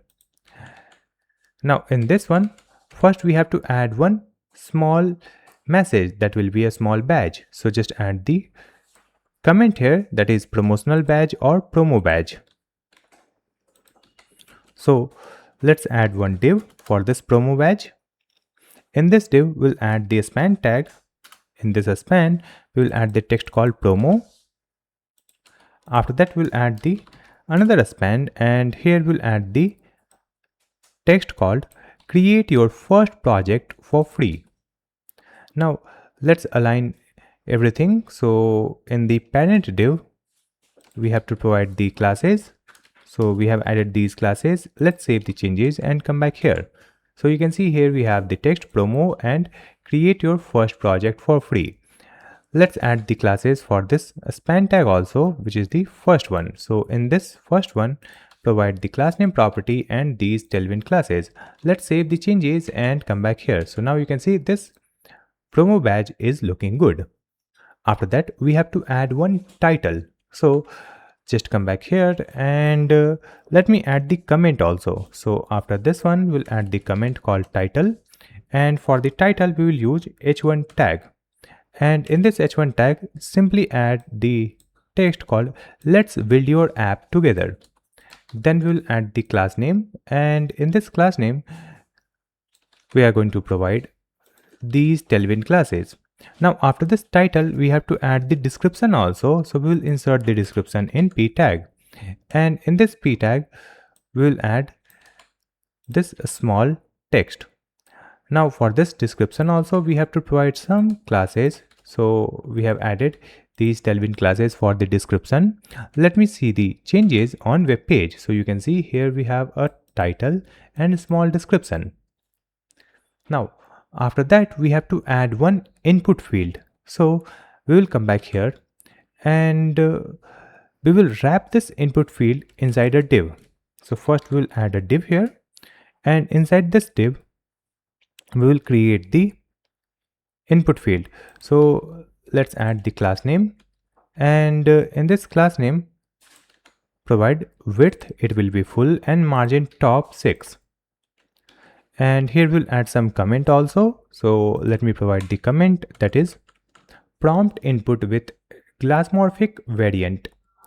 And here, instead of simply adding the input field, let me create a separate component, because in this one we'll add different icons also. So let's just come back here in the sidebar, and in this one you can see we have the component folder. So in this component folder we'll create a new component. So create a new file and write the file name prompt input.jsx. Now in this prompt input.jsx we will get some data as props. So first we'll add RAFCE for creating the component structure, and in this one let's destructure the props.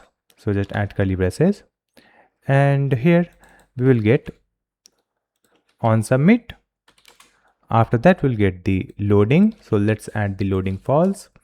Then we will get placeholder. So I'll provide the placeholder here, and after this placeholder we will add large false. Then we'll get autofocus, it will be false, and then variant, it will be default, right? Now in this one just create some state. So we'll create the state called value, and setter function name is set value equal to user state, and let's initialize it using empty string. So this will be the input field value, and after that we'll add the reference of the element. So just add const text area ref equal to useref, and import the useref from React and initialize it using null. Now after that let's come here. Before this return, here let's provide if variant is equal to glass. So if the variant is equal to glass, Here we'll add another return statement. So just add return and provide this parenthesis, and here we'll add a form. So let's add the form tag. So we have added a form tag here, and in this form tag we'll add some classes. So just add the class name property and provide these Tailwind classes. Now first we have to add one text area. So let's add text area tag and provide the self closing tag here. Now in this text area we will provide the reference. So provide ref and it will be text area ref. Now after that we'll add the value and provide the value state. Then we'll add the onChange. So we will provide the onChange property.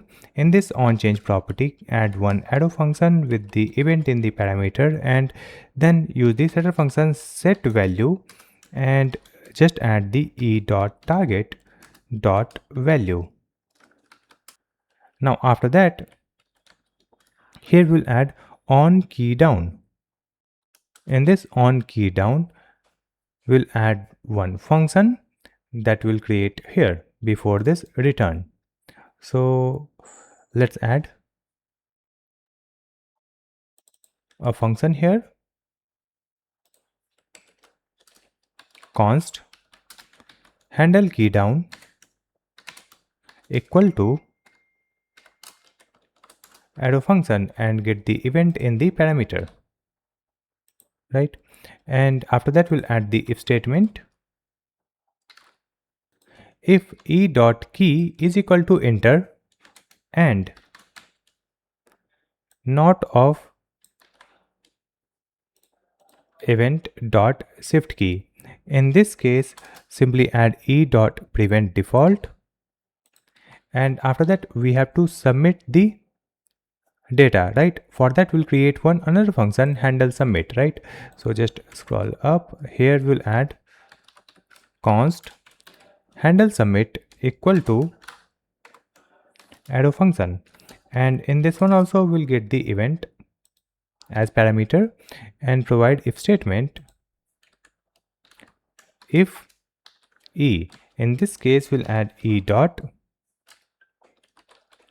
prevent default. After that we'll add const trimmed equal to our value dot trim. So it will remove the extra space from the beginning and end of the value that is written in the input field. And after that we'll add another if statement, and let's add if not of trimmed or loading, then simply add return. Then we'll add on submit, and in this on submit provide the trimmed data, and after that we'll use the setter function set value and we'll clear the value like this using the empty string. And let's call this function here in the handle key down. After e.prevent default we can call this function handle submit, correct? Now after that let's add this function in the form also. So here we have the form, so here let's provide the on submit, and in this on submit we can provide the handle submit function. Save the changes. Now after that let's come here in the on key down. In this on key down we can add handle key down. Next we'll add the placeholder. So we can simply provide the placeholder that we are getting from props. So just add placeholder. After that we'll add disabled property. So this field will be disabled when the loading is true. So just add the loading. And after that let's add rows. So provide the rows 3 and then provide some classes for this text area. So in this text area we have to add the width, it will be full, and we will add other Tailwind classes like this. Save the changes, and after that Let's add another div after this text area. So after closing of this text area, we will add a div. Now in this div, we will add the flex layout to align the content. So provided these classes here, and then we'll add the label tag. So just add this label tag. In this label, we have the HTML for. So in this HTML for, we'll add the file, and after that we have to add some classes. So we have added these classes, and within this label, let's add the input. So we have added input type. So let me add the type file so that we can upload a file here. So input type is file, and provide the ID, and in the ID provide this file that is available in the HTML4. After that we'll add the property hidden, so it will be hidden. Next we have to add the icon here. So just add opening arrow cloud upload icon and import this icon from Lucid React. We are not getting this suggestion here, so let me import it manually. We'll add import and just add curly braces from Lucid React package, and from this Lucid React let's get the cloud upload icon, and just insert this icon here, cloud upload icon, and close it. Now in this icon we have to provide the size also, so let me set the size 18. So below the input field we have added one upload icon. Using that we can upload the files. Now after that we have to add the another icon. Using that we can add the voice. So we'll add the mic icon, and with that we will also add one icon like arrow right icon to submit this form. So just after this label we will create one div. So this div will be in the right side. So in the right side we'll add one mic icon and one submit icon, that is the arrow icon. And let's add the classes for this div that contains both icons. So provide the flex item center and justify end, and the gap will be 2. Now in this one just add the button tag. In the button we'll add the mic icon and import the mic icon from Lucid React and set the size. So again size will be 18, and after that provide the classes for this button. So we have added these classes and provide the type also. So the button type will be button only, that's it. So we have added the type button. Now let me add another button tag. So just copy this one only, paste it here. In the second one we will add type, so the type will be submit. Then we will add the classes here. So we have updated the classes as you can see here, and after that we'll add the disabled property also.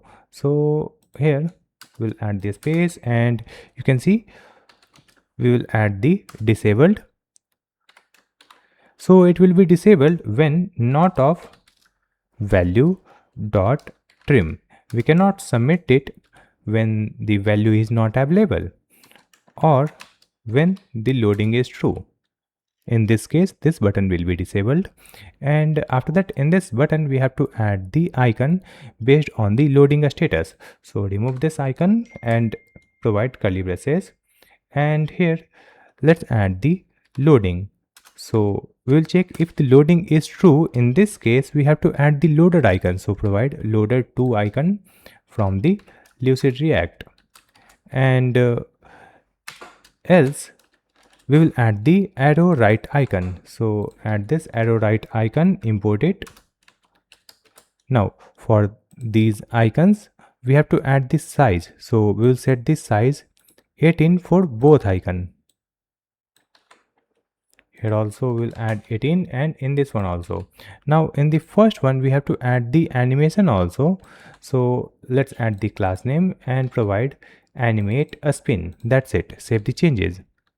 So this layout will be displayed when we will provide the variant glass. Now if the variant is not equal to glass, it means the variant is default, then we'll display another UI. For that, let's come here in the default return. In this default return statement, remove the text, and for this div we'll add the class name. Now we'll add the dynamic class here, so just add the curly braces and backticks. In this backticks we will add these fixed classes, and after that we'll use the $ curly braces and insert this state large. If it is true, in this case we will add the padding 4, else we will add padding 3. That's it. And after that, here also we have to add the text area, so I'll just copy this text area from here. Here we have the text area. Let's copy and paste it here. So in this text area, again we'll add the reference, that is text area reference, then value, then on change, and after this on change we have on key down, then placeholder, and after that disabled, and then we have the rows, and after that we have classes. So let me update the rows here. Here we'll check large. If it is true, then we'll add rows 5, else 1. So we have added rows. If large is true, then 5, else 1. Correct. Now after that we have to update these classes. So in this one also we'll use the dynamic classes, so just remove it. We'll add the curly braces and backticks, and in this backticks first we'll add some fixed classes like this, and then we'll add $ curly braces and provide the ternary operator. If large is true, then text base, else text small. After that we have to add a button, so just add the button tag, and in this button tag we'll add curly braces loading. If the loading is true, then we have to add the loader icon, so just add loader to icon, and for this icon we'll add this size. So for this size also we'll check the large state. If it is true, then 20, else 15.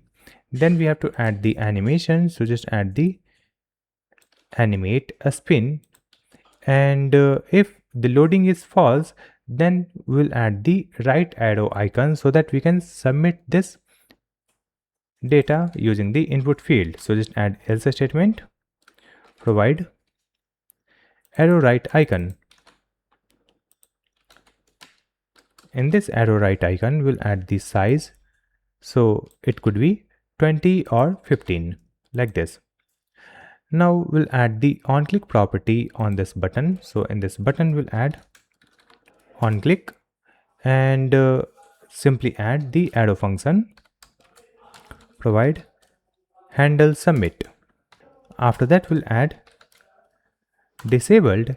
In this disabled we will add not of value dot trim, then or loading. Now in this button provide some classes also, so provide the class name property, and here we have added these classes, and after that we'll add some custom styles. So just add the style property object and provide the width. So the width will be either 36 or 24, and similarly we'll add the height also. So let's add the height. If large is true, then height 36, else 24. Save the changes. Now in this component we have to add the functionality, so that when we load the component, then the input field will be auto focused. For that, here let's add one use effect. So it will execute this arrow function every time when you load the component. So we have added the use effect arrow function and provide the dependency array here. In this dependency array, we'll add the autofocus. Now in this function, simply add if statement if autofocus is true and text area reference dot current. In this case, let's add the text area reference dot current dot focus. So it will automatically focus this input field when we load this component or our home page. After creating this component, let me mount it on our home page. So just come back here in the homepage.jsx, and within this div, let's add our component, that is prompt input. This component has been imported here. In this prompt input, we will add on submit, and in this on submit we have to add one function. After that, we'll add the loading. In this loading, we have to add the state, that is generating prompt, then it will be loading. After that, we have to add the placeholder. So let's add the placeholder text called create a portfolio website. Then we have to add the variant. Let's add the variant here, and in the variant we'll add glass. Next we'll add autofocus. Let's save the changes, and after that, now you can see here we have some message like we have to provide the on submit here. It could not be empty object, right? So I'll just come back here. Let's provide the empty arrow function here in this on submit, and in this loading let's provide false.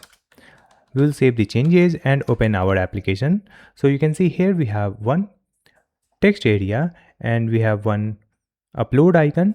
Using that we can upload the files, and here we have the mic icon, and this is the submit icon, that is the arrow right icon. Now we'll come back here, and if I change it to true, let's add loading true, save the changes and come back here. So you can see here we have the loading animation instead of the arrow right icon. So this field will be disabled, we cannot type here. And if I come back, make it false, so this field is already focused, and here we can type anything in this text area. Next we have to display the list of projects. For that, we'll create our project data in the context that we can share in different component, and we'll also create our functions, that will be this on submit function in our context. So let's come back to app context.jsx. In this app context.jsx, we'll create some states first. So scroll up. Here you can see we have added auth states. So after that, let's add the other states also. So simply add the comment states and provide this state, and we'll change the name. So state name is projects, then setter function set projects equal to use state, and initialize it using empty array. Now duplicate it. In this one, we'll add the loading projects and the setter function set loading projects. By default, it will be true. Duplicate it. In the next one, we'll add active project and set active project. Default value will be null. Now duplicate it. Here we'll add loading active project and setter function set loading active project, and initialize it using true. After that, we'll add chat loading and setter function set chat loading. Initialize it using false. Next, we'll add generating project, and the setter function name is set generating project. By default, it should be false. Now duplicate it. Here we'll add active file, and setter function name is set active file equal to user state, and provide slash app.js. Now after that, just duplicate it. Here we'll add show code and setter function set show code. Here we'll add user state, and by default it will be false. We will use it to display our code using sandbox, and by default the active file will be app.js. Now in this context, you can see we have already created the login and registration function. After this registration function, we'll create the next function that will be for logout. So let's add const logout equal to async arrow function. Now in this one, we'll add the try catch statement, and in the try block, we'll make the network request using await API dot post method, and here we'll add the path. It will be slash API slash auth slash logout. After that, we'll add the setter function set user, and we'll set the user null. After that, set projects. In this set projects, provide the empty array. Then we'll add set active project. In this active project, we'll add null. After that, we'll add toast notification. So we'll add toast dot success and provide the message that is logged out successfully.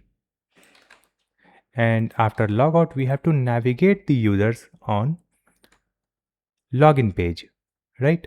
So for that, here we have the navigate function. So let's use it here. After this notification, simply add navigate and provide the path slash login.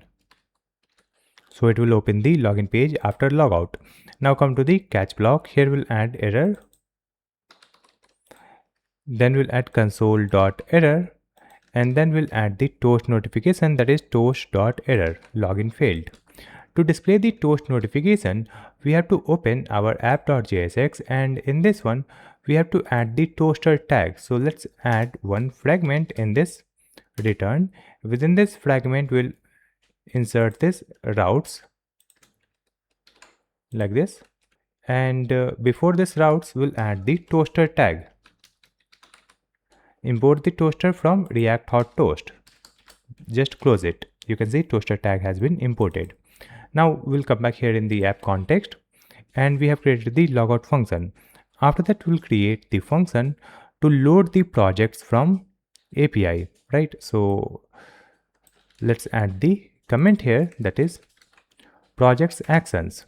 So just add the function that is const load projects and create async arrow function.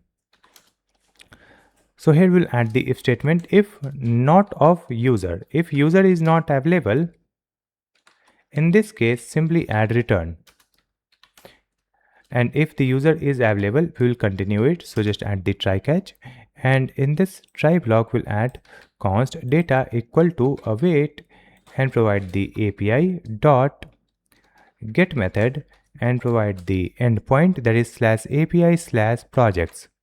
Now after that, simply use the set projects. In this set projects, provide the data. Now come here in the catch, we'll add the error and provide console.error. Then provide the toast.error, that is failed to load project list. Then we'll add the finally block, and in the finally block, we'll provide the set loading projects and make it false. So by default, the set loading projects will be true. It means the loading projects will be true, and after that we'll make it false.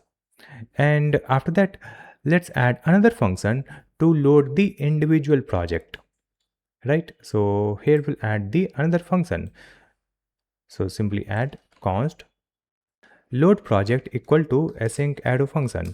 To load the individual project, we have to provide the project ID. So just add the parameter here, that will be ID, and we'll add the next parameter, that is silent equal to false. So default value is false. Now again we will use the same statement. If not of user, then return. Then we'll add if not of silent. In this case, just add set loading active project and make it true. After that, provide the try catch. So in this try block, let's add this statement, that is data equal to await api.get, and provide the endpoint. So we will add the backticks here instead of quote. Just add the backticks and provide /API/projects and $$ curly braces ID. So we'll insert the ID in the parameter. Now after that, just use the set active project and provide the data. Then let's add the comment default file selection. So here we'll add const file equal to object dot keys data dot files. Then we'll add if statement if files dot length is greater than 0. In this case, we'll add set active file, and in this one insert one arrow function. Here we'll get the previous data, and then we'll add if statement if file dot includes and previous. If it is true, then simply add return previous. Then we'll add another if statement files dot includes app.js. Then we'll add return app.js. After that, we'll add the return and provide the file using this files index 0. Then we'll add the statement in the catch block. So just come here in the catch block, we'll add the error, then add console.error. Then we'll add if statement if not of silent. In this case, just add the toast notification using toast.error, and then we'll add the navigate. So we'll navigate the users on home page. Then we have to add the finally block. So here we'll add finally, and let's add if not of silent. Then provide set loading active project and make it false. After that, we'll automatically poll the active project status. So let's add the comment here, automatically poll active project status, and let's add if generating or pending. Right, so if the status is generating or pending, it will automatically try to fetch the latest update. So here we'll add the use effect. In this use effect, we have added one arrow function and then comma dependency array. In the dependency array, we'll add the active project. If it is available, then dot underscore ID. Then add comma active project dot status, then comma provide the load project, then provide user. So if any of these data changes, then it will execute this arrow function. Now in this one, just add if not of active project dot underscore ID or not of user, then simply add return. Next, we'll add const is ongoing equal to active project dot status is equal to generating. It means it is generating the project. Then we'll add or active project status is pending if the status is pending, or active project dot status is equal to revising. So in these cases, this is ongoing will be true. And when ongoing is true, just add the if statement. If it is true, in this case, we will use set chat loading, make it true. Then we'll add const interval equal to set interval. In the set interval, add the arrow function and provide the time 2000 milliseconds. And in this arrow function, let's add load project. In this load project, provide the active project dot underscore id and comma true. After this, here we'll add the return and provide the arrow function like this and simply add clear interval. In this clear interval, provide our interval. Now we'll add the else statement also. In this else statement, we'll add set chat loading and make it false. Save the changes. Next, we have to add another function using that generate the project. So just add const handle generate equal to use callback. In this use callback, let's add asynchronous arrow function, and after that we'll add comma and dependency array. It will be navigate and user. Now in this function, we have to add the prompt as parameter, because using the prompt we have to generate the project. So let's add if not of user, then simply add return. Then we'll add set generating project and make it true. Then to generate the project, we have to make the network request. So we'll make it inside the try block. So we have added try catch, and here we'll add const data equal to await api.post and provide the endpoint /api/projects and provide our prompt that will be used to generate the project. Then we have to add the notification. So just add toast.success and let's add the message AI agent is planning a structure. Then we have to add the navigate here. So just add navigate and we will navigate the users on builder page. So just add the backticks. Path will be /builder/ then data dot underscore id, that will be the project id, and come here in the catch. In this catch we'll add the error, then add console.error.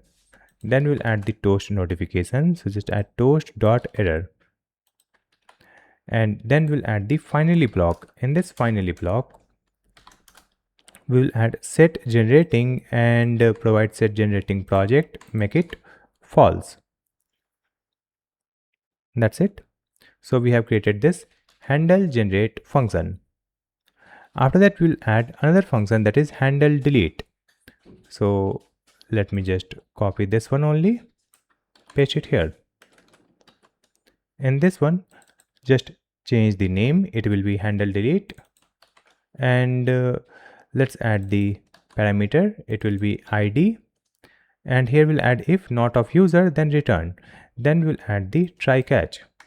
In this try block, we'll add await api.delete. Then we'll add the endpoint. So simply add backticks /api/projects and provide the project id using dollars and curly braces.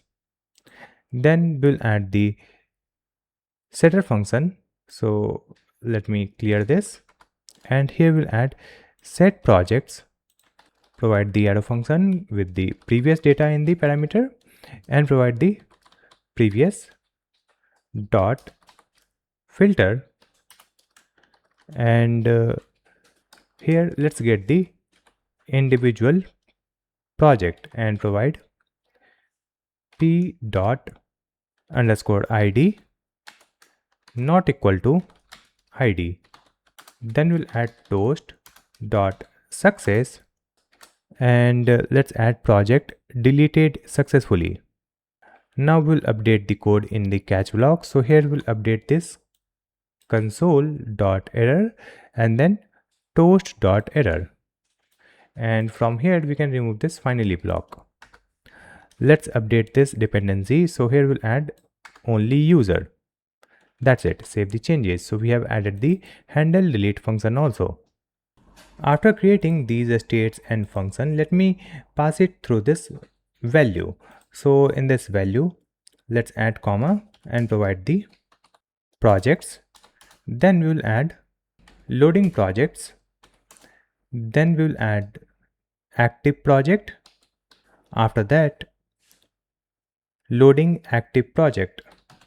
Then chat loading. Next we will add generating project, then active file. After that, show code. Then user is already there, and next we'll add set active file. After this set active file, we'll add set show code. Then we'll add load projects. This is the function. After that, load project function that will load individual project. Then handle generate function. After this handle generate, we'll add handle delete. Now we can access these state and function in any component. So let me open the home page .jsx file, and here we'll get the required data. So from this use app context, we'll get the user. After this user, let's get projects. Then we will get the loading projects. After that, generating project, then load projects function. After that, handle generate function. Next we'll add handle delete, and then we'll add the logout. After that, let me connect this logout with our navbar. So in the navbar, you can see we have this button, right? So in this button, we'll add on click, and in this on click, simply add logout. After that, scroll down. You can see here we have the prompt input. So in this prompt input, we have on submit. So in this on submit, we can provide our handle generate. So it will generate a new project, and in this loading, just add generating project. So when the generating project is true, then the loading will be true. That's it. Now save the changes, and we'll come back here. So you can see it is displaying our input field here, and when we enter the prompt and submit this form, it will execute this handle generate function. Now just below this, we have to display the list of projects, but before that we have to add some tags also. So let me just come back, and after closing of this div that is for the input area or text area, here we will add the comment scrolling marquee tags. So let's add one div here. In this div, provide these classes. Then we'll add another div. Here we'll add the animate marquee and provide the gap 3. Now we have to display our list of tags. So just add the curly braces and get home tags. We are not getting the suggestion, so it is available in the assets. If I open assets.js, you can see it is available here. So after opening it, if I start typing home tags, we are getting the suggestion to import it from the assets. It has been imported. Now we'll add home tags dot map. It is an array, so we can use the map method, and then we'll add the arrow function. Here we'll get individual tag and index. Then we'll add parentheses and return a button. So just add the button tag. So we have added a button tag here, and button text will be our tag. Now in this button, provide the key property first. So let's add the key. It will be our index. Next, we will add the on click. So in this on click property, simply add arrow function and provide handle generate. And in this handle generate, we have to provide the prompt. So the prompt will be our tag. Next, we'll add the disabled. So in this disabled, again add the same thing, that is generating project, then it will be disabled. Then we'll add the class name, and here we have to add the tailwind classes like this. Save the changes. After that, let's come here. So you can see here we have the list of tags which is scrolling horizontally. After that, let me just come back here. Here we will provide the space and provide the comment, that is all projects. So we have to display all the projects here. Just below this comment, let's add the curly braces and we will add not of loading projects. And when the projects dot length is greater than 0, it means we have the projects available, then only we will display the project here. So we'll add AND operator and this parenthesis. Now within this parenthesis, simply add a div to display our projects. Now in this one, we'll add the class name and provide margin top and then provide the width full. Here we have to add one title, and in the right side we'll display the number of projects. So let's create one div. Here we'll provide the classes that will be flex layout to align the title and number of projects side by side. So just add the p tag for the title. So the title is all projects. Then we'll add the number of projects in the span tag. So just add the span, and in this span just add the projects dot length. After that, we have to add the text like project or projects. So here again use this same thing, projects dot length is equal to 1. In this case, we will add the string that is project, else we will add the string that is projects. Now provide the classes here. So start with the p tag. In this p tag, provide the class name and these classes. Then we'll add the classes for the span tag. So we have added these classes here in the span tag. Save the changes and come back here. So now it should display the all projects and number of projects here. So let me refresh this web page. After reloading the web page, it is not displaying the projects here because we have to load the project first. We have to call that function load project. So here in the home page, just add the use effect. In this use effect, add the arrow function and a dependency array. In the dependency array, we will provide the load projects, and in the function simply call the load projects. Save the changes, and now it will call this function, and then you can see here we have all projects at the bottom and 2 projects. It is visible. After that, we have to display the list of projects. So just come back to the VS Code, scroll down, and just after this div, which is here, let's add a space, and here we'll add a div, provide the classes here. So we'll provide the space y2, then maximum height and overflow and padding right. Now use the curly braces and projects dot map. Get the individual project in this parameter of the arrow function and add the parenthesis, so it will directly return this div.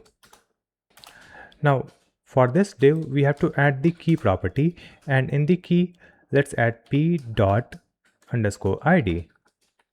Then we will add the classes. So just add the class name, and here we will add these tailwind classes, And next we'll add the onClick property here. So let's add onClick.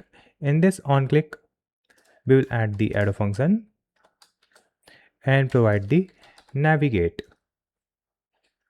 So let's add the navigate also. From use navigate, we'll add const navigate equal to use navigate from the React router DOM. After that, let's come here and provide the navigate function, and in this navigate function we can provide our path that will open the project page. So just add the backticks slash builder slash $ curly braces and provide the project dot underscore id. So it will open this path. Now within this we have to add a div again. So in this first div we'll add the project name, and then we'll add the updated date time, and we'll add the version, and then we'll create the another div. So this is the second div, and in this one we'll add some action buttons. So start with the first one. In the first one just add flex 1 and minimum width 0. Now create a p tag here. In this p tag we'll add the name. So just add p dot name. Now for this name provide some classes. So we have added these tailwind classes. Next we'll create a div just after this p tag. Here we have to add the date time and clock icon. So just add these classes and then provide the span tag. In the span we'll add clock icon and import this clock icon from Lucid React, and for this icon set the size 10, and after that we have to display the time. So just add p dot updated at or p dot created at, and after this span we'll create another span tag. In this we'll add the v for version and just add the p dot version. Now for this version we'll add the classes like this, and then we'll add the classes for the span that contains our icon and date time. Let's save the changes and open the web page. So you can see here we have all projects, and now you can see the project name, and below that we have the version v1, and here we have the time. So now let's update the date time format. For that we'll use the moment package that is already installed, right? So just import the moment here. Let's scroll up and provide import moment from the moment package, and let's come here, and instead of simply adding this p dot updated and p dot created, here we can use moment, and in this moment function let's provide this one, and at the end we'll add dot from now. Save the changes and let's see the updated data here. You can see now it is displaying the time like 3 hours ago, 1 day ago. It looks good. Now we have to display the action buttons. So just come back and we'll come here in the another div. So in this div again we have to add the flex layout. So we have added these classes, and then we'll add a button. So we'll add the button tag, and after this button we have to add the arrow icon. So let's add opening arrow, arrow right icon. Now in this icon we'll set the size 14, then we'll add the classes. So just add the class name property and these classes. After that we have to provide the button text here. So instead of adding the text here, also we'll add the icon, that is trash icon. So just add the trash icon imported from the Lucid React, and then add the size 14. Next, we will add the onClick property on this button, and before adding that, we'll add the classes. Let's add the class name and provide these classes. Next, just add the onClick. In this onClick, add the arrow function and provide the event in the parameter. Here, just add e dot a stop propagation semicolon and provide the handle delete function. In this handle delete, we have to provide the project ID. So just add p dot underscore ID. Let's save the changes. After adding it, let's come here. So you can see in the right side, we have the arrow icon. When we click here, it will change the route. It will open the builder page where we can update this project. And if I hover it, you can see here we have the trash icon or delete icon so that we can delete this project. After that, let me click on this project. So you can see it is opening the another route, that is builder/project1. That is the project ID. And you can see it is opening the builder page. So we can click on any project to open the project builder page where we can update this project, or we can publish this project, we can preview the project. So we have to design this project builder page. But before that, let me commit these changes and review our code. So just come back here. Here we'll open the sidebar. Let's click on this source control icon. We'll add the message. So just add the message. Created home page.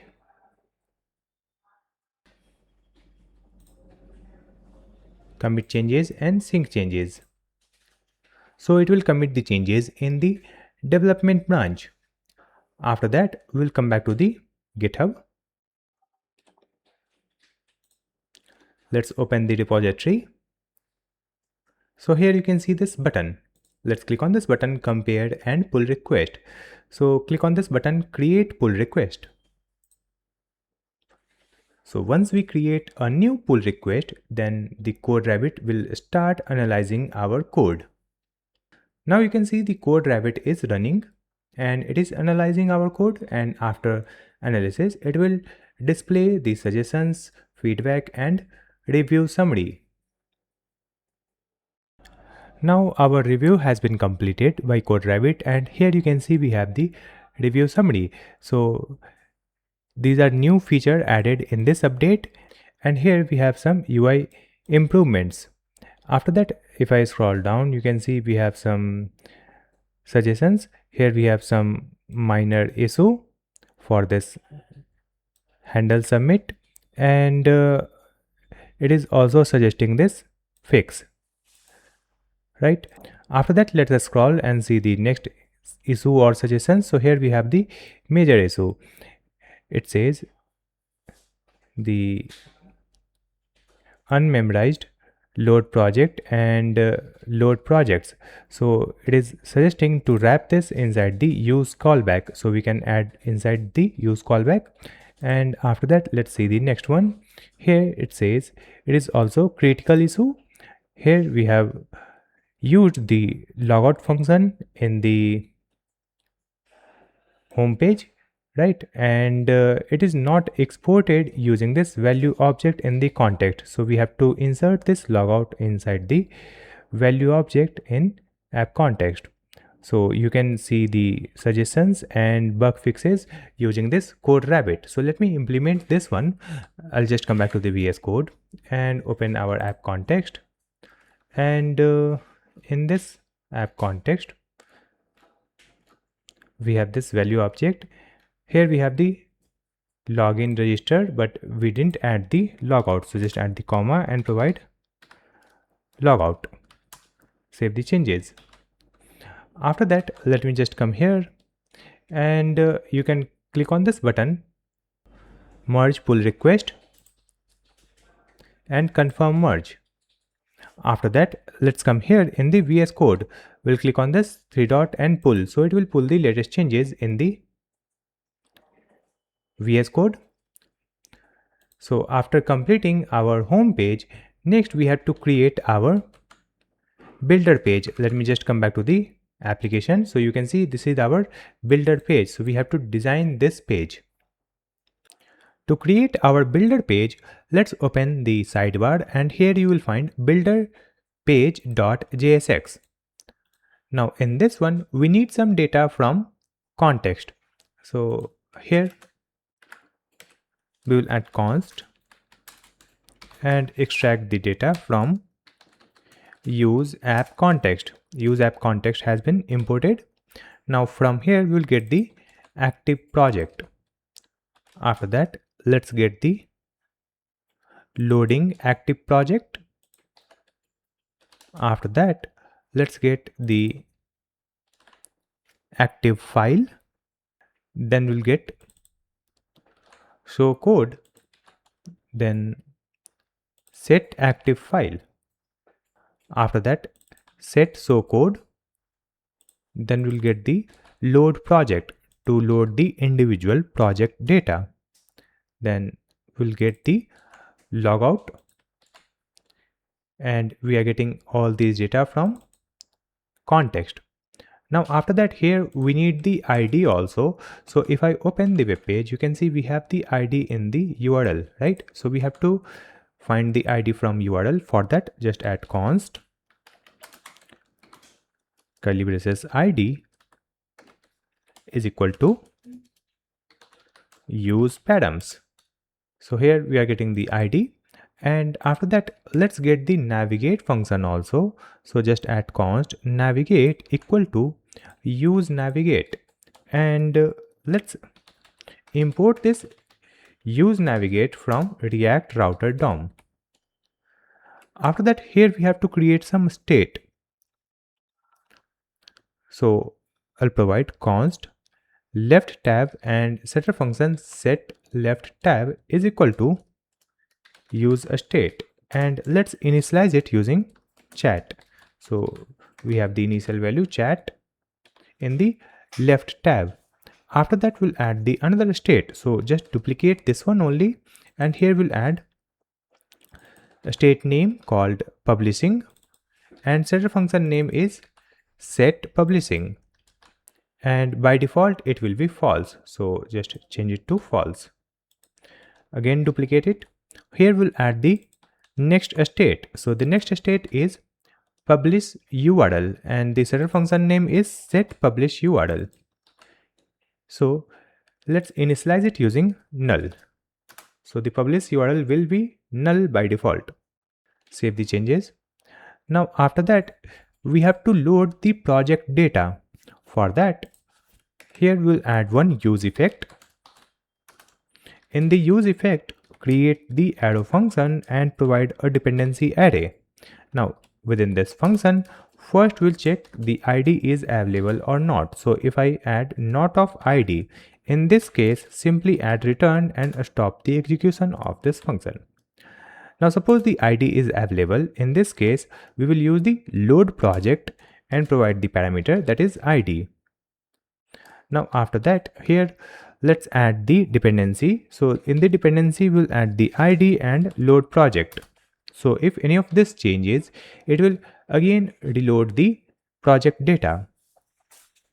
Now after that, we'll add another use effect. So I'm going to copy this one only, paste it here.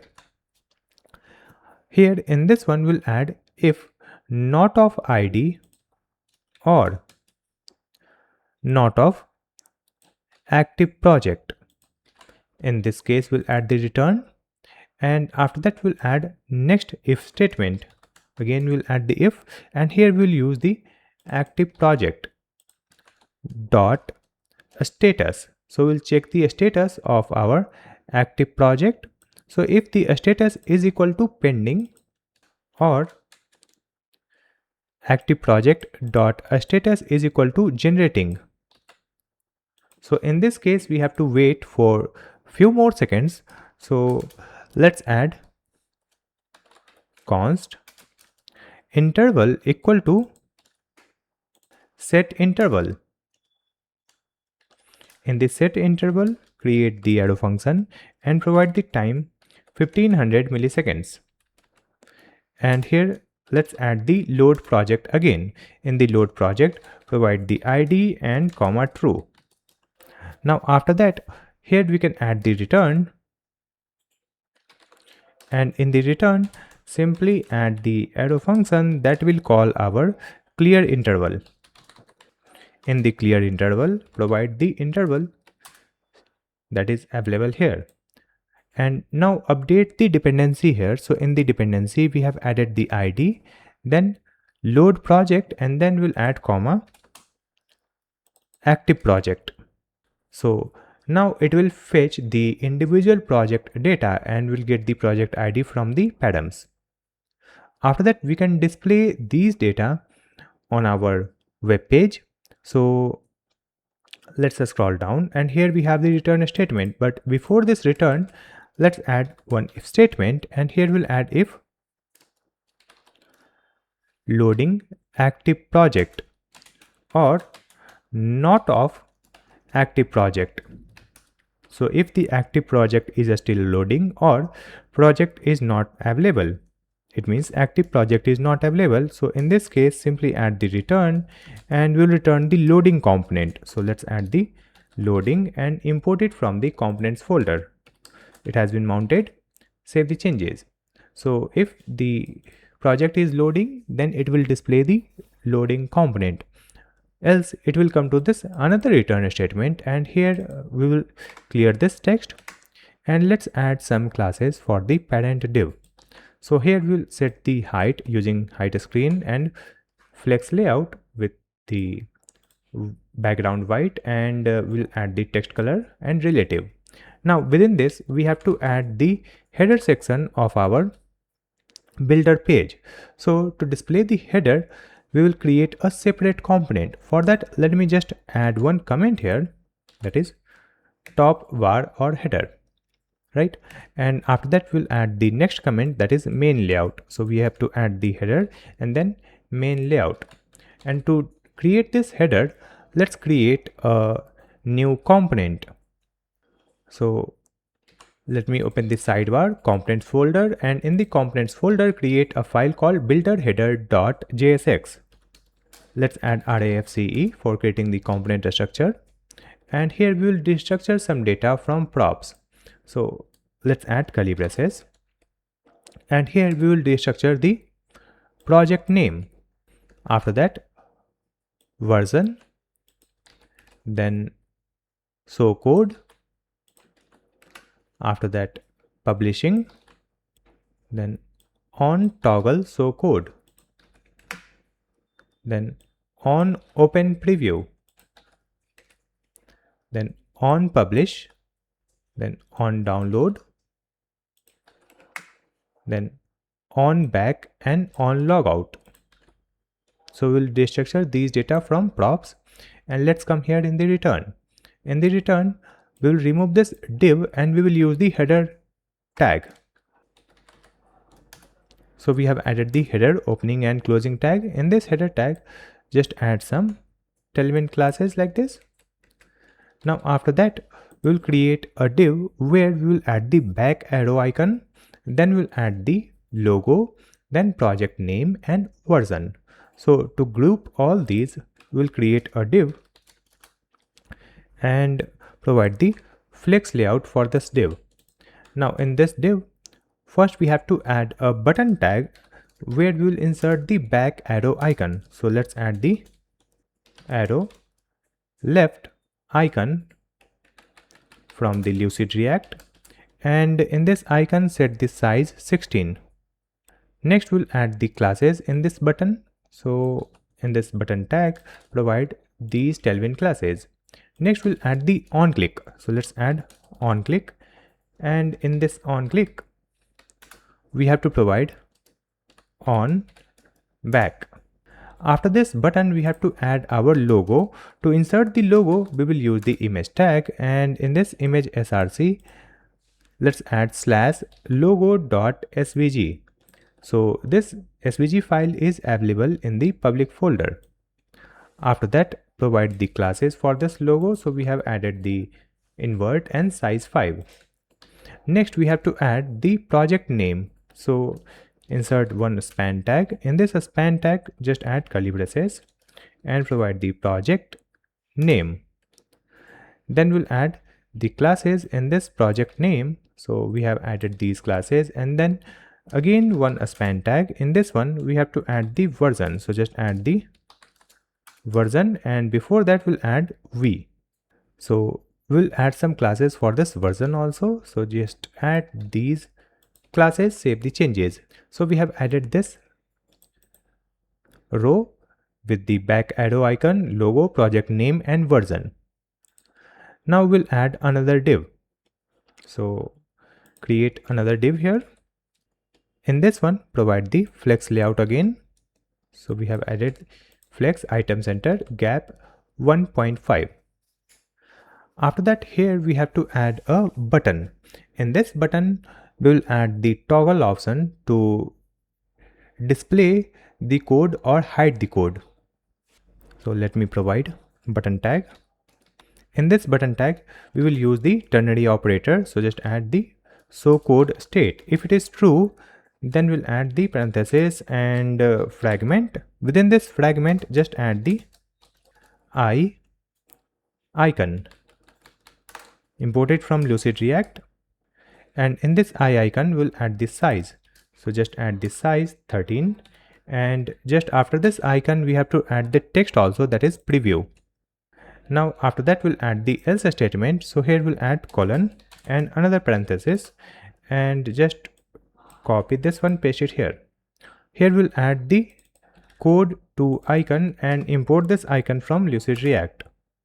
Here we'll add the text called code.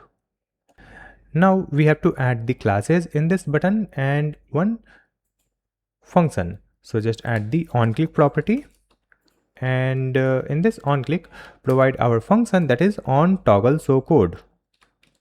Then provide the classes. So we have to add the dynamic classes. So let's add the curly braces and backticks. In this one, let me provide the fixed classes first. So we have added these fixed classes,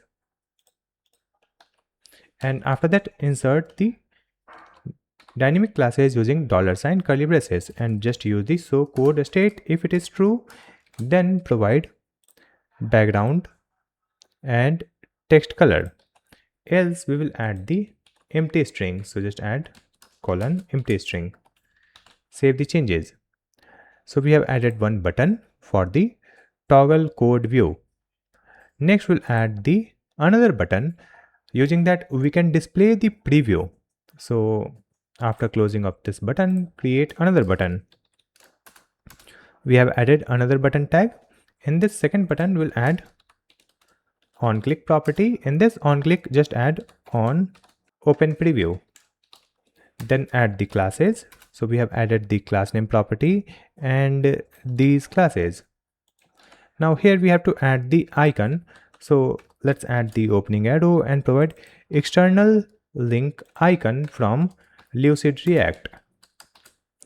Then add the size 13, and just after this icon we'll add the text also, that is open preview. So we have added the button for open preview.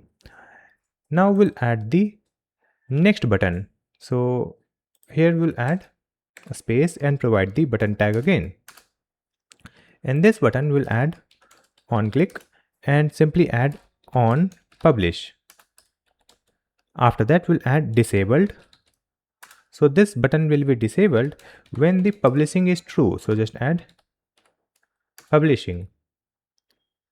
Then we'll add the classes. So let's add the class name property, and we have added these classes.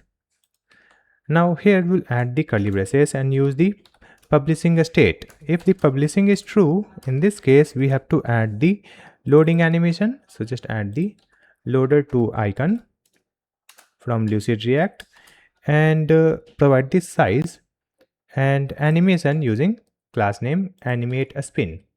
And if it is false, then add the colon and provide the globe icon. Import this icon from Lucid React, and with this icon provide the size 13. That's it. and after that we'll add the space here and provide publish. Save the changes. So we have added the button for publish, and if the publishing is true, it will display the loading animation inside the button. After that, we had to add the button for download. Using that, we can download the code. So after this button, add another one. In this one, add on click. In this on click, add on download. Then add the class name, and here we have added the same classes, and after that let's add the icon. So I'll just copy this icon and text, paste it here. Let's update our icon. So we'll add download icon and import it from Lucid React. Size will be 13 and the text will be export. Correct. Now after that we'll add the last button. So let me just duplicate this button only. Here we'll add on click, it will be on logout. Then the classes will be same, and just update the button text, it will be sign out. So remove this icon and simply add sign out, save the changes. So we have created this complete component, and now we'll mount this component on our builder page. So we'll open the builder.jsx, and here only we will add builder header from the components. After that, here we have to provide the props. So first we'll add the project name. So in this project name, just add the active project dot name. Then we'll add the version. In the version, just add active project dot version. After that, we'll add the show code. In the show code, provide the same show code. Then we'll add the publishing. Here also we'll add the publishing. After that, we'll add the on toggle show code. It will be one arrow function, and provide set show code, provide not of show code. Next we'll add on open preview. In this on open preview, we'll add a function. So let me create that function first, that is handle open preview. Let's add it here. Const handle open preview, it will be one arrow function. In this handle open preview, let's add if statement, if not of id, then simply add return. Else we'll add the window dot open and provide the path. So just add backticks slash preview slash $sign curly braces and provide our id. So it will open this path. Then we'll add comma underscore blank. So we have added handle open preview, and let's provide this function here in on open preview. After that, we'll add on publish. So just add on publish. In this one, we'll add the next function, that is handle publish. So let's add this handle publish here using the const handle publish equal to async arrow function. Let's keep this function empty for now, and after that let's add the function here, that is handle publish. Now we'll add our next props. So it will be on download equal to, and in this on download we'll add the handle download, and let's create this handle download also. So just duplicate this one, write the name handle download. Let me remove this. So we have added handle download function here, and let's add our Next props. So the next props is on back. In this on back, we will add the arrow function. Simply call our navigate function and provide the path. It will be slash, that is the home page. Now we'll add on logout. In this on logout, we will call our logout function. Save the changes. After mounting this component and providing all the props, let me just open our web page. After opening this web page, you can see the top bar is continuously reloading. So let me just come back here in the VS Code, and here you can see we have added this use effect where we are loading the project using load project. So from here we will just remove this dependency called load project. Save the changes and come back here. Now you can see here we have the top bar where you can see the back arrow icon, then our logo, and then we have the project name, and then we have the version v1. In the right side we have this button for code that will toggle the state. Then we have the open preview, then publish, export and sign out. After that we have to display our main content. So we'll divide this main content area in two parts in the left and right side. So just come back to the VS Code. Scroll down. Here you can see we have this main layout. So under this main layout, create a div and create the flex layout here. So we have added flex, then overflow, hidden, and here we have added flex once, so it will use the entire space available in the row. Then we have to add the layout in two columns in the left and right side. So just add the comment for left sidebar. After that we'll add the comment here, that is preview or code area. So here we have to add the sidebar, and in the right side we'll display the preview of the generated project, or we can display the code also. So let's start adding the content in the left sidebar. So in this left sidebar, create a div, and for this div we'll set the width, it will be 320 pixel. Then we'll add the shrink 0, flex column, border right, and border color and background. Now in this one we have to add the tabs. So just add the comment, that is sidebar tabs, and here create a div. Now in this div just use the flex layout, provide the border, bottom and border color. Here we have to add the button for each tabs. So just add the button here, and in this button we will add the icon. So let's add message a square icon and import this icon from Lucid React. Next provide the size for this icon, and after adding this size we have to add the text. So the text is chat. After that here we'll add the onClick property. Let's add the onClick, and in this onClick we will add the arrow function, and in this arrow function we will use one setter function that is already created above. So just add set left tab, and let's add the value here. So the value will be chat.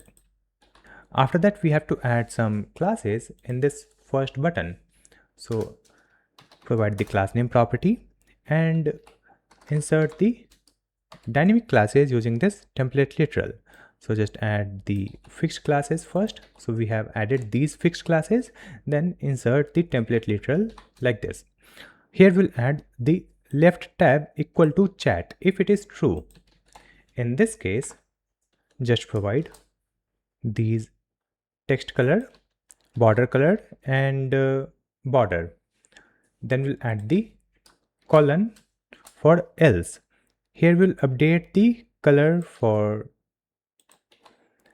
left tab. Save the changes. Now after adding it, if I come back here, you can see here we have the left sidebar where you can see the first tab, that is chat, right? Now after that, let me just come here and just duplicate this button. So we have added another button. In this second button, we'll add the left tab or set left tab. It will be files. So in the left side, we can display the chat or we can display the files, right? Now after that, here we will use the classes again. So here also we have to add some dynamic classes. So let's update it like this. Now we'll update the icon. So it will be folder tree icon. Import this icon from Lucid React, and then we'll add the text. So the text will be files. Now let me just come here. You can see here we have chat and files. Let's click here. So the files is enabled. If I click here, the chat is enabled. Now after that,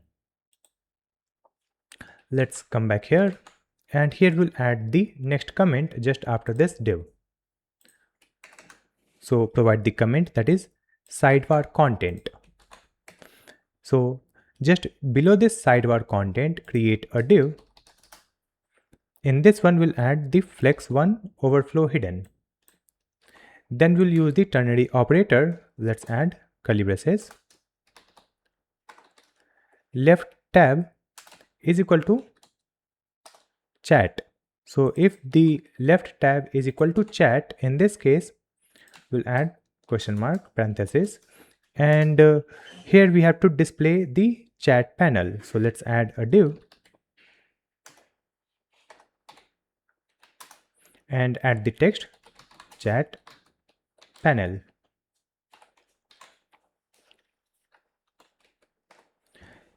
After that, we'll add the colon parenthesis, and here we'll add another div. Here we have to display the file explorer. So let's add the text called file explorer like this. Save the changes and we'll come back here. So now you can see it is displaying the chat panel here. If I click on files, it is displaying file explorer. So we have to create the separate component for chat panel and file explorer that will be displayed here. To create these components, let me just come back to the VS Code. And here, let's create a new component called chat panel. So just open the sidebar, components, and in this folder, create a new file, chatpanel.jsx, right? RAFCE for creating the component structure. Now in this one, we'll destructure some props. So we'll get the messages that will be displayed in the chat area. Then we'll add the function on send, and then we'll add the loading.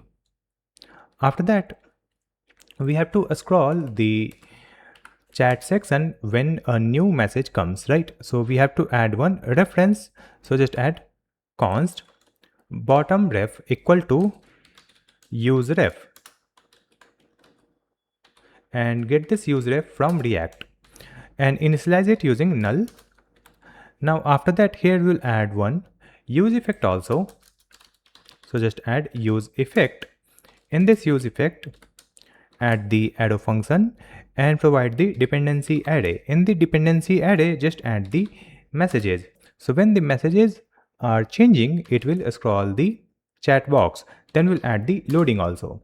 Now in this function, just use the bottom reference dot current dot scroll into view, and here we'll add the behavior. It will be auto. So it will scroll the chat box at the bottom. Now come here in the return. In this return, we'll create a div. So we already have this div, and in this div we have to add the flex layout with the white background. Then we'll display the messages. So just add the messages comment here, and after displaying the messages, we have to add one input field also. So let's add the comment here for input. Using this input field, we can add our new chat message. So first we'll display the messages. So here under this messages comment, create a div. Let's add some classes in this div. So we have added these tailwind classes, and after that let's use the messages array. So just add the messages dot length is equal to 0 and parenthesis, and here provide a div.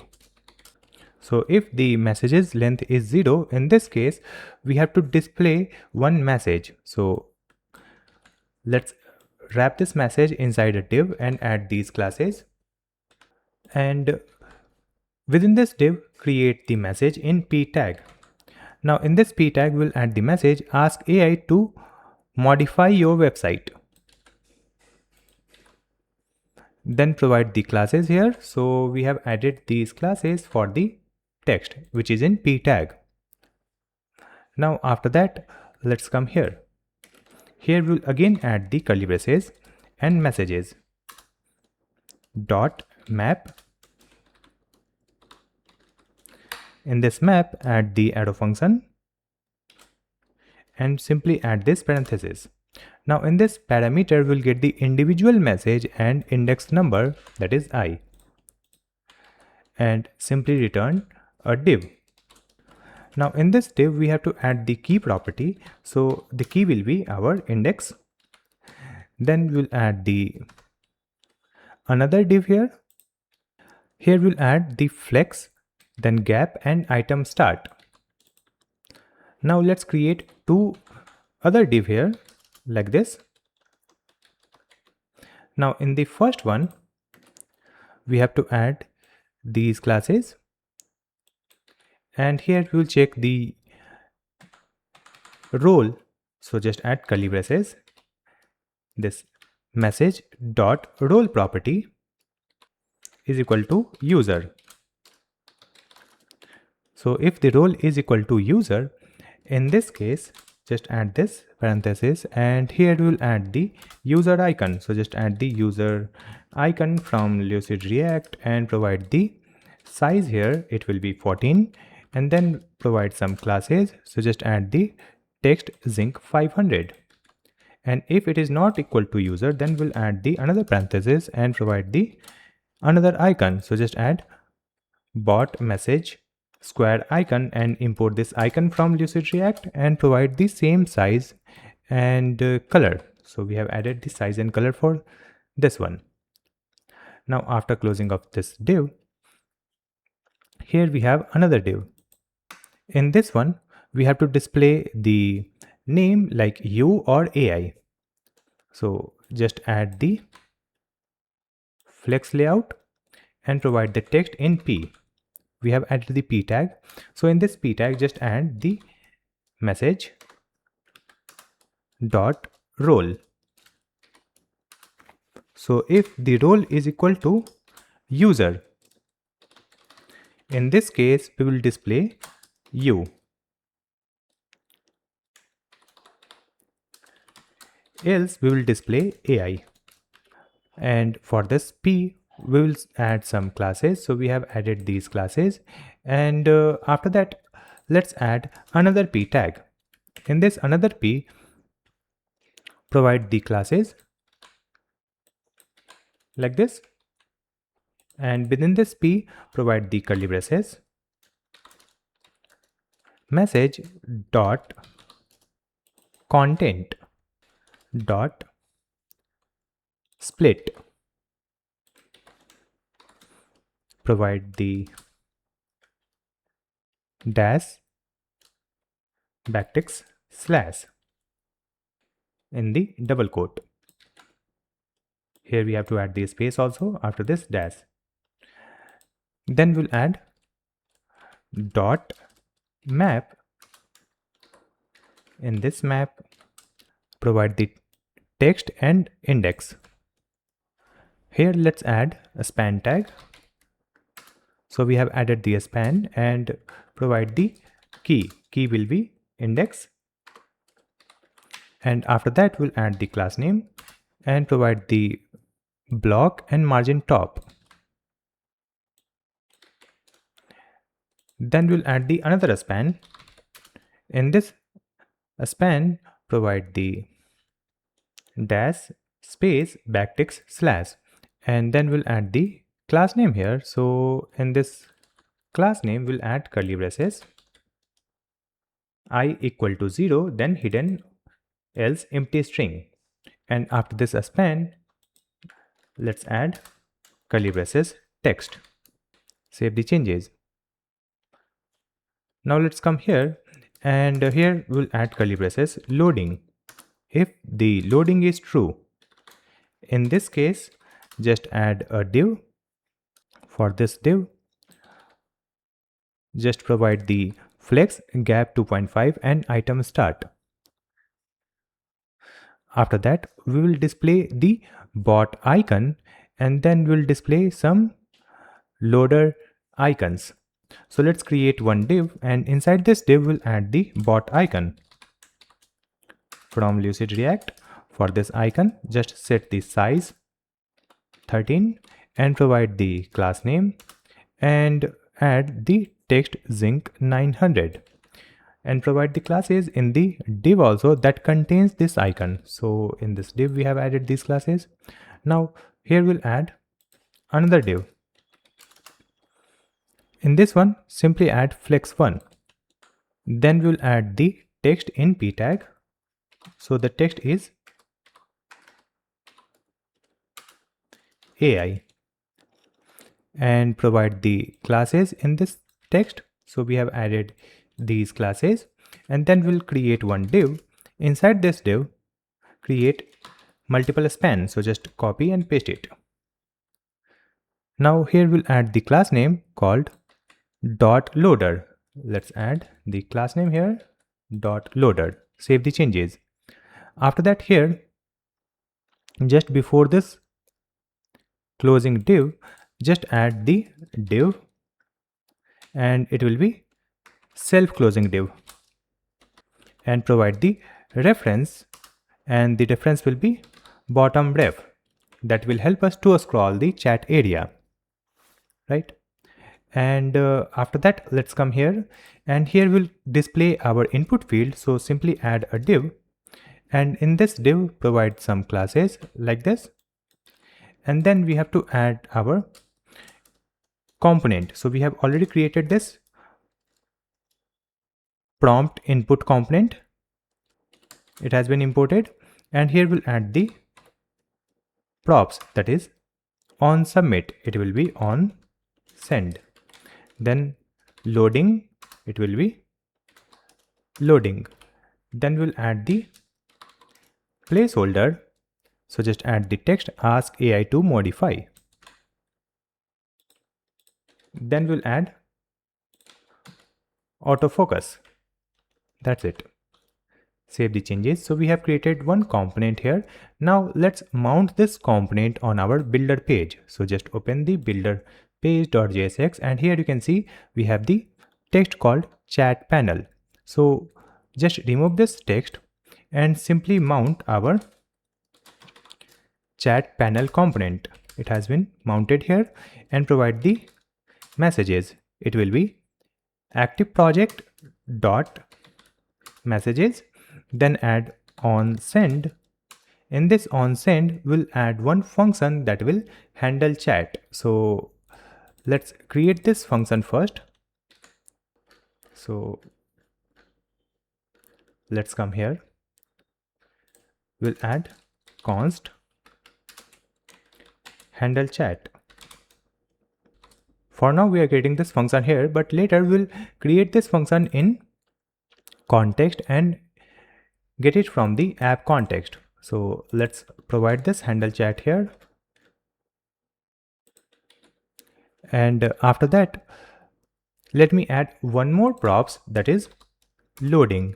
So it will be chat loading. So we don't have the chat loading, so let's create this variable also. Let's add const chat loading, set chat loading equal to user state, and by default it will be false. So let's add chat loading here. Now let me just come here, and you can see here we have the chat screen where you can see two messages by you and by AI, correct? And here we have the input field where we can submit our query. Now let me provide our function, or we will complete this function which is here, that is handle chat and this chat loading. So let me just remove it from here and open our app context. In this app context, here we have the chat loading, right? So we can simply get this chat loading from this context. So just add comma and provide chat loading. And after that, in this context, we'll create our function to load the chat or handle the chat. So scroll down. After this load project, we have the use effect, then handle generate, then handle delete. So after this handle delete, let's add const handle chat equal to use callback. In this use callback, just add the asynchronous arrow function, and after this function we'll add comma and provide the array where we'll add active project comma user. Now in this function, just add the prompt as parameter, and then let's add if statement. If not of active project or not of user, then simply add return. Then we'll use the setter function set chat loading and make it true. After that, we'll add the try catch. So we have added the try catch statement. In this try block, we'll make the API call. So just add const data equal to await and use the API dot post. In this one, just add the backticks and provide the /API/projects and provide the project ID using this $ curly braces, active project dot underscore ID, and then /chat. So this is the endpoint. Then provide our prompt. So just add curly braces prompt. Now after that, here we will add set active project, and in this setter function just provide this data. After that, we'll add if statement. If data dot errors and data dot errors dot length is greater than 0. In this case, we'll display the toast notification. So just add toast dot error and this error message. After that, we'll add the else statement also. In this else statement, we'll add toast dot success and the message is updated to version. Then we'll come here in the catch block, we'll get the error, and then we'll add console dot error. Then we'll add toast dot error and this message. Then we'll add the finally block, and in this finally block we'll use set chat loading and make it false. Save the changes. So we have added handle chat function. After that, let's get it here. We will add comma and provide handle chat. Save the changes. Now you can see it should run the page, right? It works fine. Here you can see in both chat, it is displaying the same bot icon. So let me update it. We'll come back here. And in this chat panel, you will find this message.role equal to user. So just correct this one, user, save the changes. And after that, if I come back, you can see here we have the user icon in the first one, and in the second one, we have the bot icon. Now it is correct. After that, we have to create the component for our files. If I click here, it is opening this file explorer. So we have to create this file explorer component. To create our file explorer component, let's come back to the VS Code and we will open the sidebar. In this one, we have the components folder. So here, let's create a new file and write the file name fileexplorer.jsx. Let's add RAFCE for creating the component structure. Now in this one, we'll add a div, and for this div, we will provide some tailwind classes. And in this one, we have to add a text in p tag. So the text will be files. Now provide some CSS properties in this p. So we have added these tailwind classes for this p tag.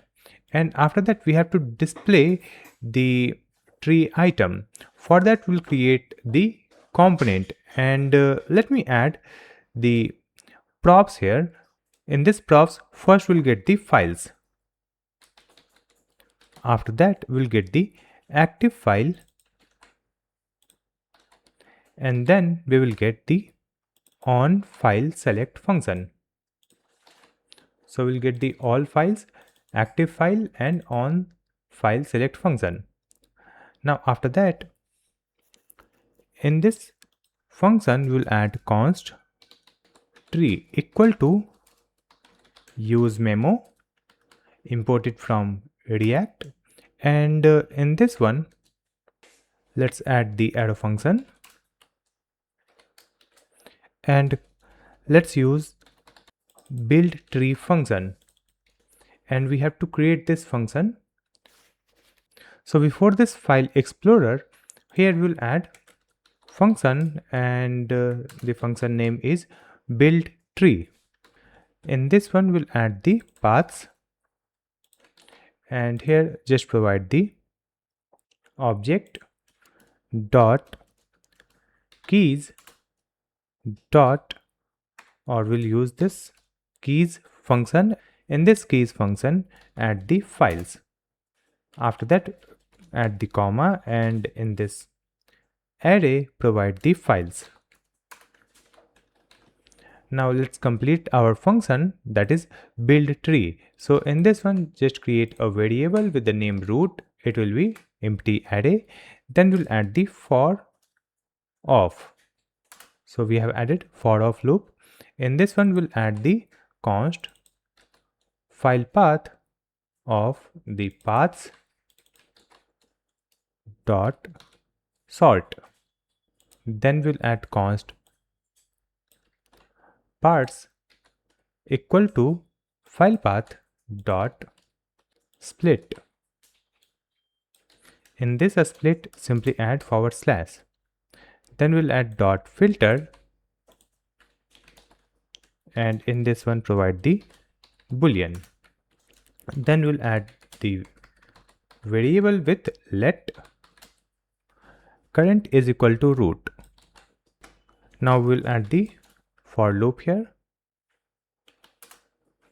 Just add let I equal to 0 and I less than the parts dot length. Then I plus plus. Here we'll add const name equal to parts index I. Then we'll add const is last equal to I and is equal to parts dot length -1. Then we'll add const full path. It will be / plus this parts dot slice, then 0, I plus 1. Then we'll add dot join and provide /. Now we'll add let existing equal to current dot find and create the function with the parameter n. Here we'll add n dot name is equal to name.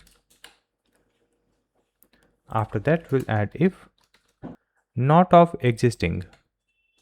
In this case, just add existing it will be object where we'll add the name, then we'll add the path, and in the path just add full path. After that we'll add is directory, it will be not of is last, then we'll add children. Now here we'll add current dot push existing. After that here we'll add current is equal to existing dot children, and finally we will add the return and we'll return the root. So we have created this build tree and we are using this build tree here. Here we'll get the tree. After that, come here within this div and simply use curly braces and provide the tree dot map. In this map, add the arrow function and return this parenthesis. Here we'll get the individual node, right? And after that, using this node, we have to display the tree item. So let's add the text here, tree item. So instead of adding this text like this, we'll create the tree item function. So let's scroll up, and here before this file explorer, just add function tree item. Now here we'll add some parameter. So just destructure these parameters. So just add curly braces and provide the node. Then we'll get the active file. After that, let's get on file select and then depth. So default value will be 0 for this depth. After that, just add const is active equal to the node dot path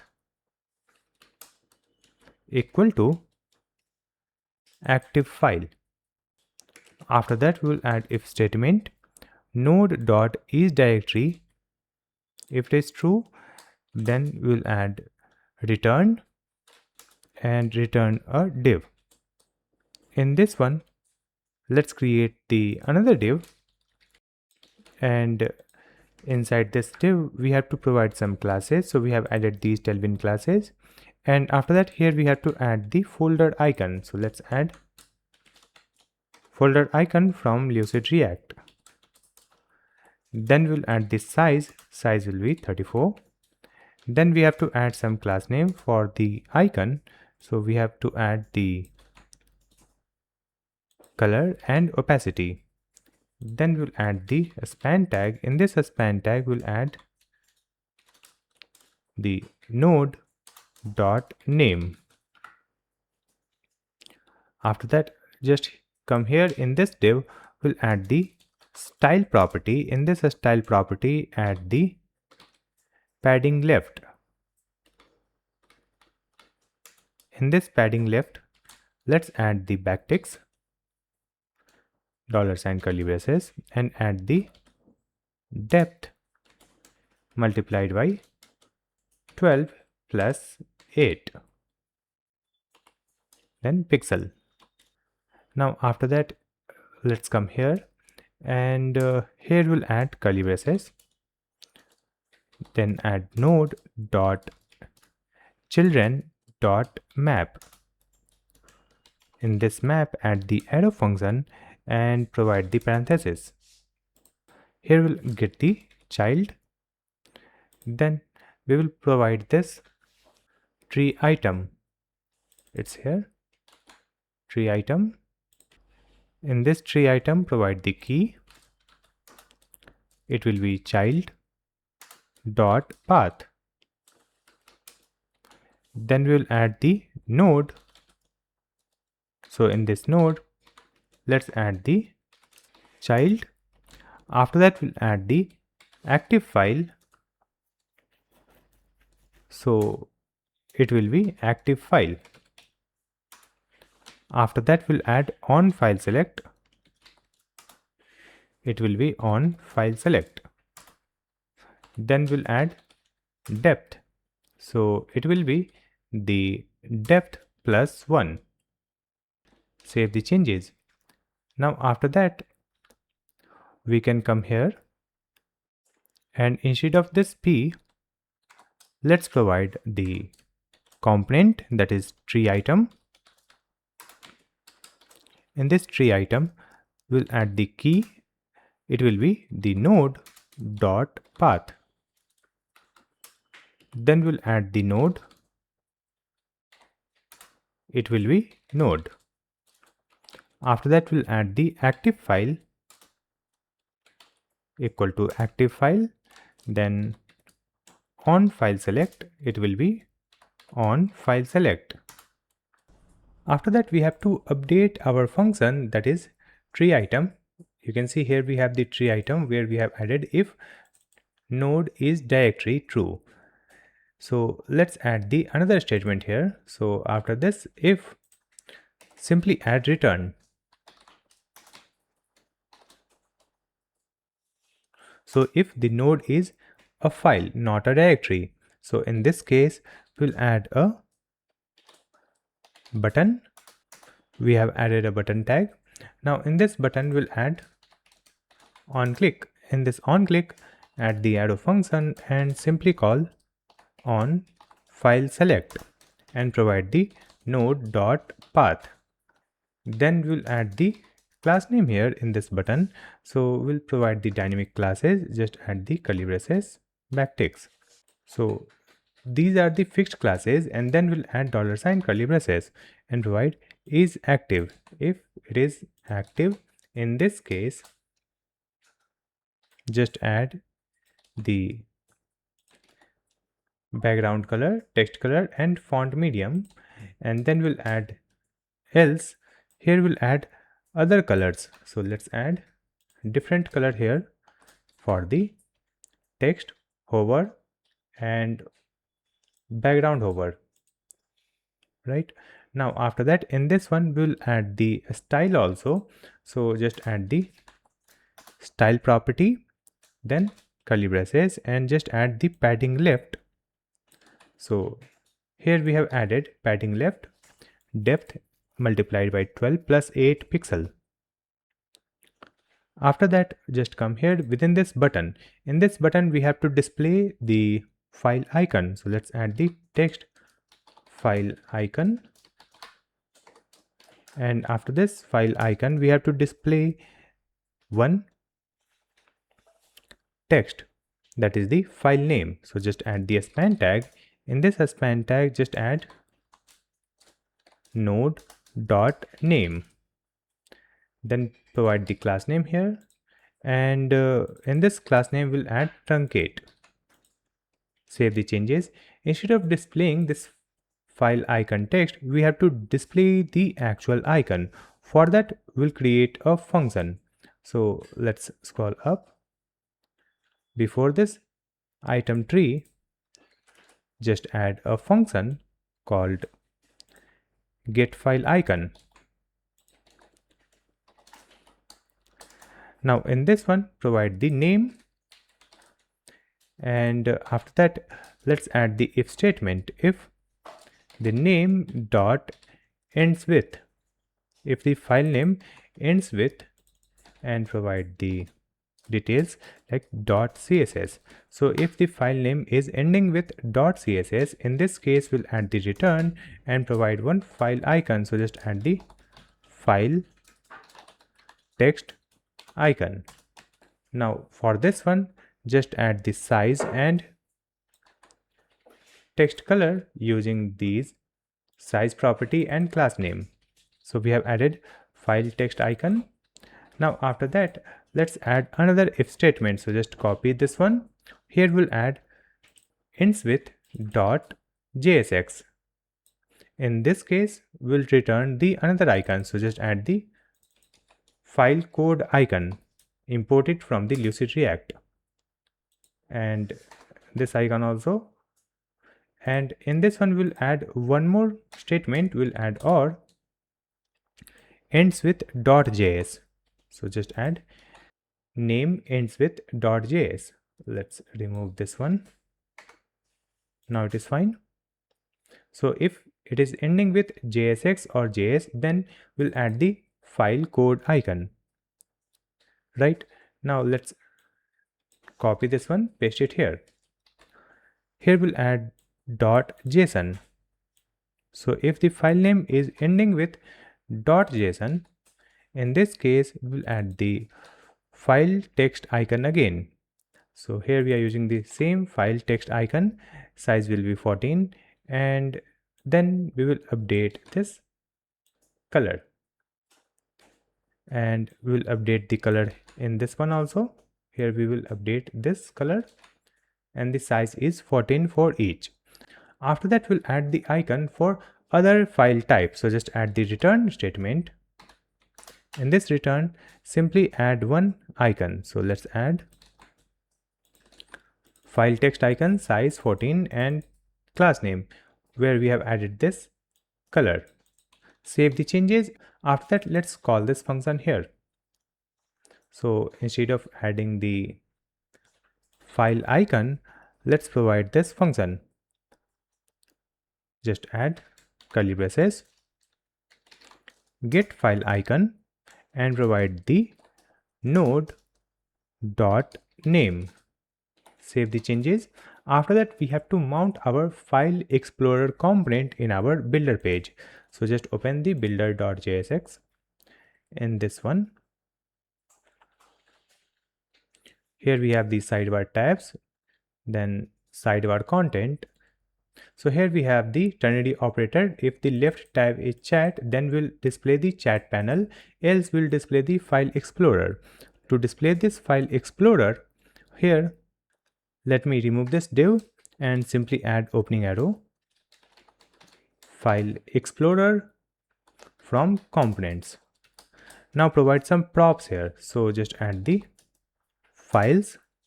It will be active project.files.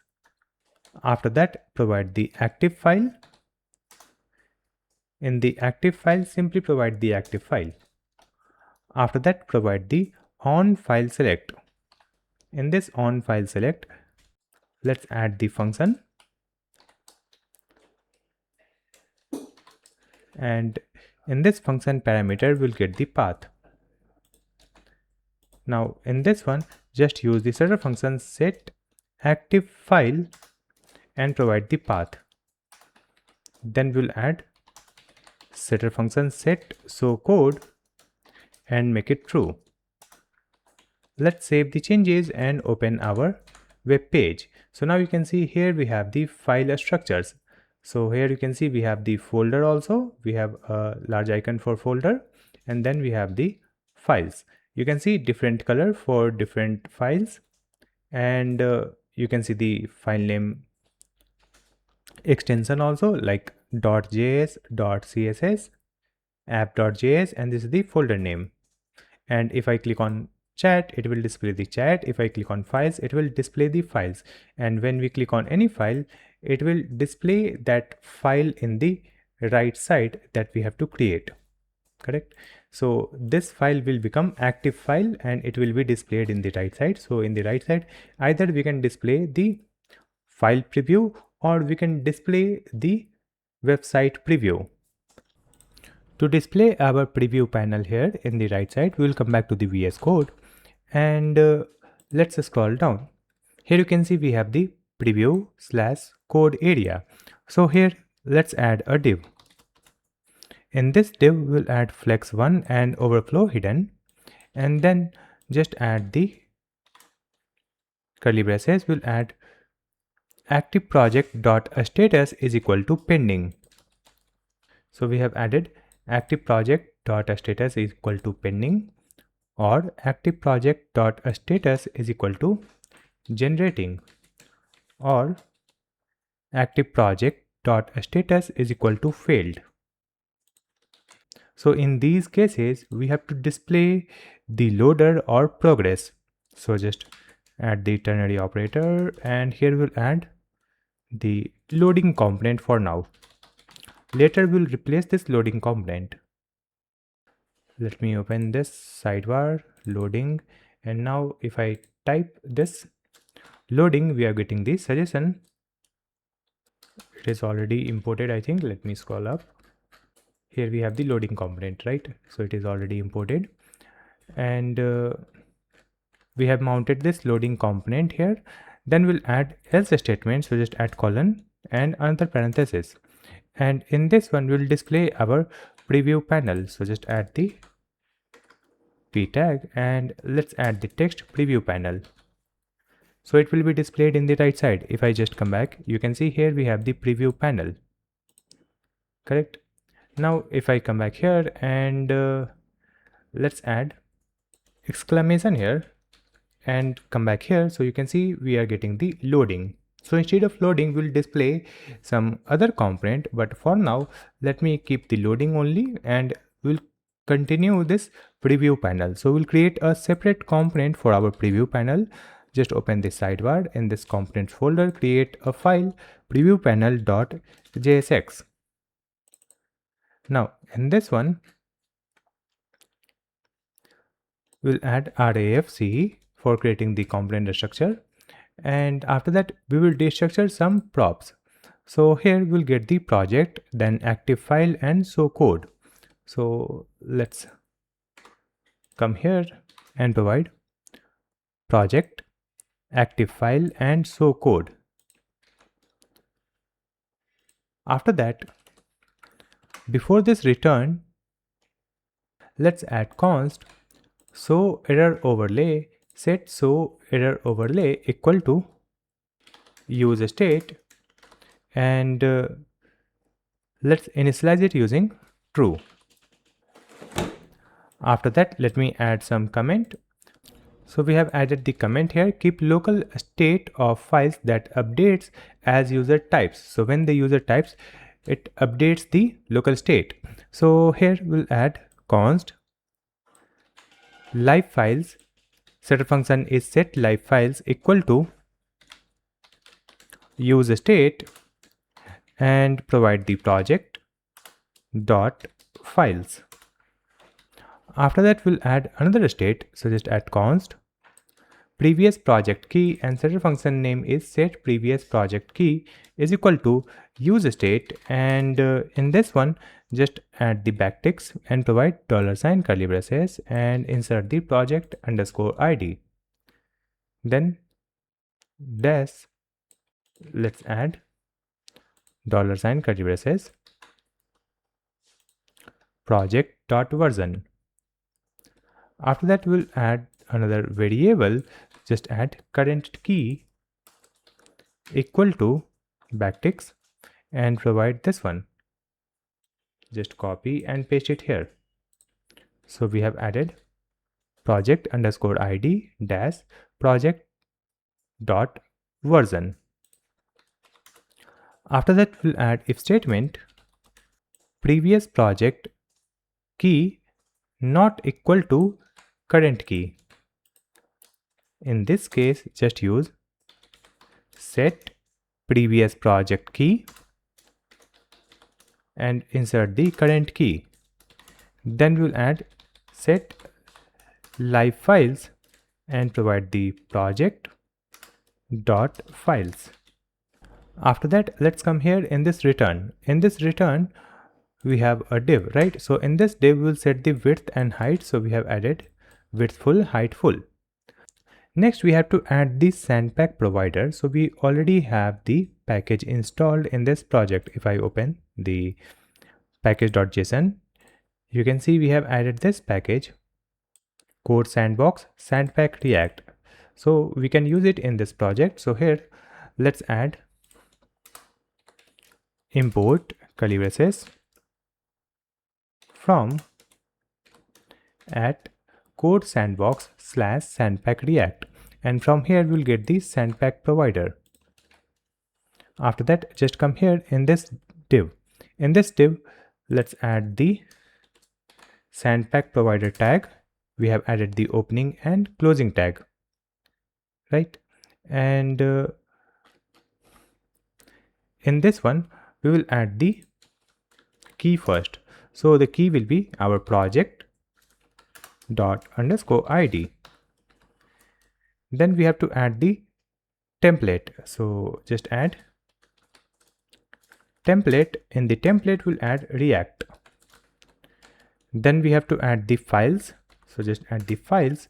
So we have added the files property, and after this files, we'll add the custom setup.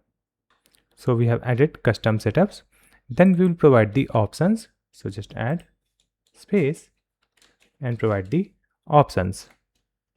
After this options, we'll provide the theme. Let me move it in the new line. So here we'll add the files, custom setup, options, and theme. Now let me add these details one by one. So for this files, let's create a variable that is sandpack files. Before this return, just add const sandpack files equal to use memo.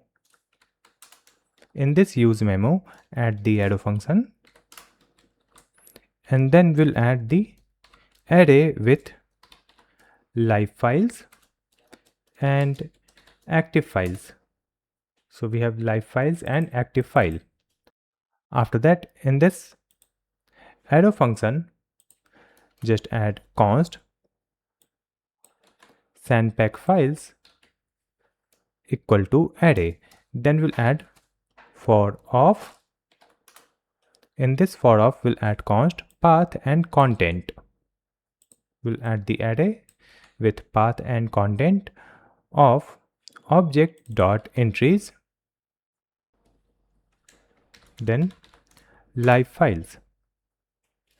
After that, just add const file code equal to type of content equal to string. So if it is equal to a string, in this case we'll add the content, else we'll add content dot content, or we'll add empty string. After that, we'll add sandpack files path equal to, and provide the code. It will be file code. Then provide comma and add the active. In this active, provide the path is equal to active file.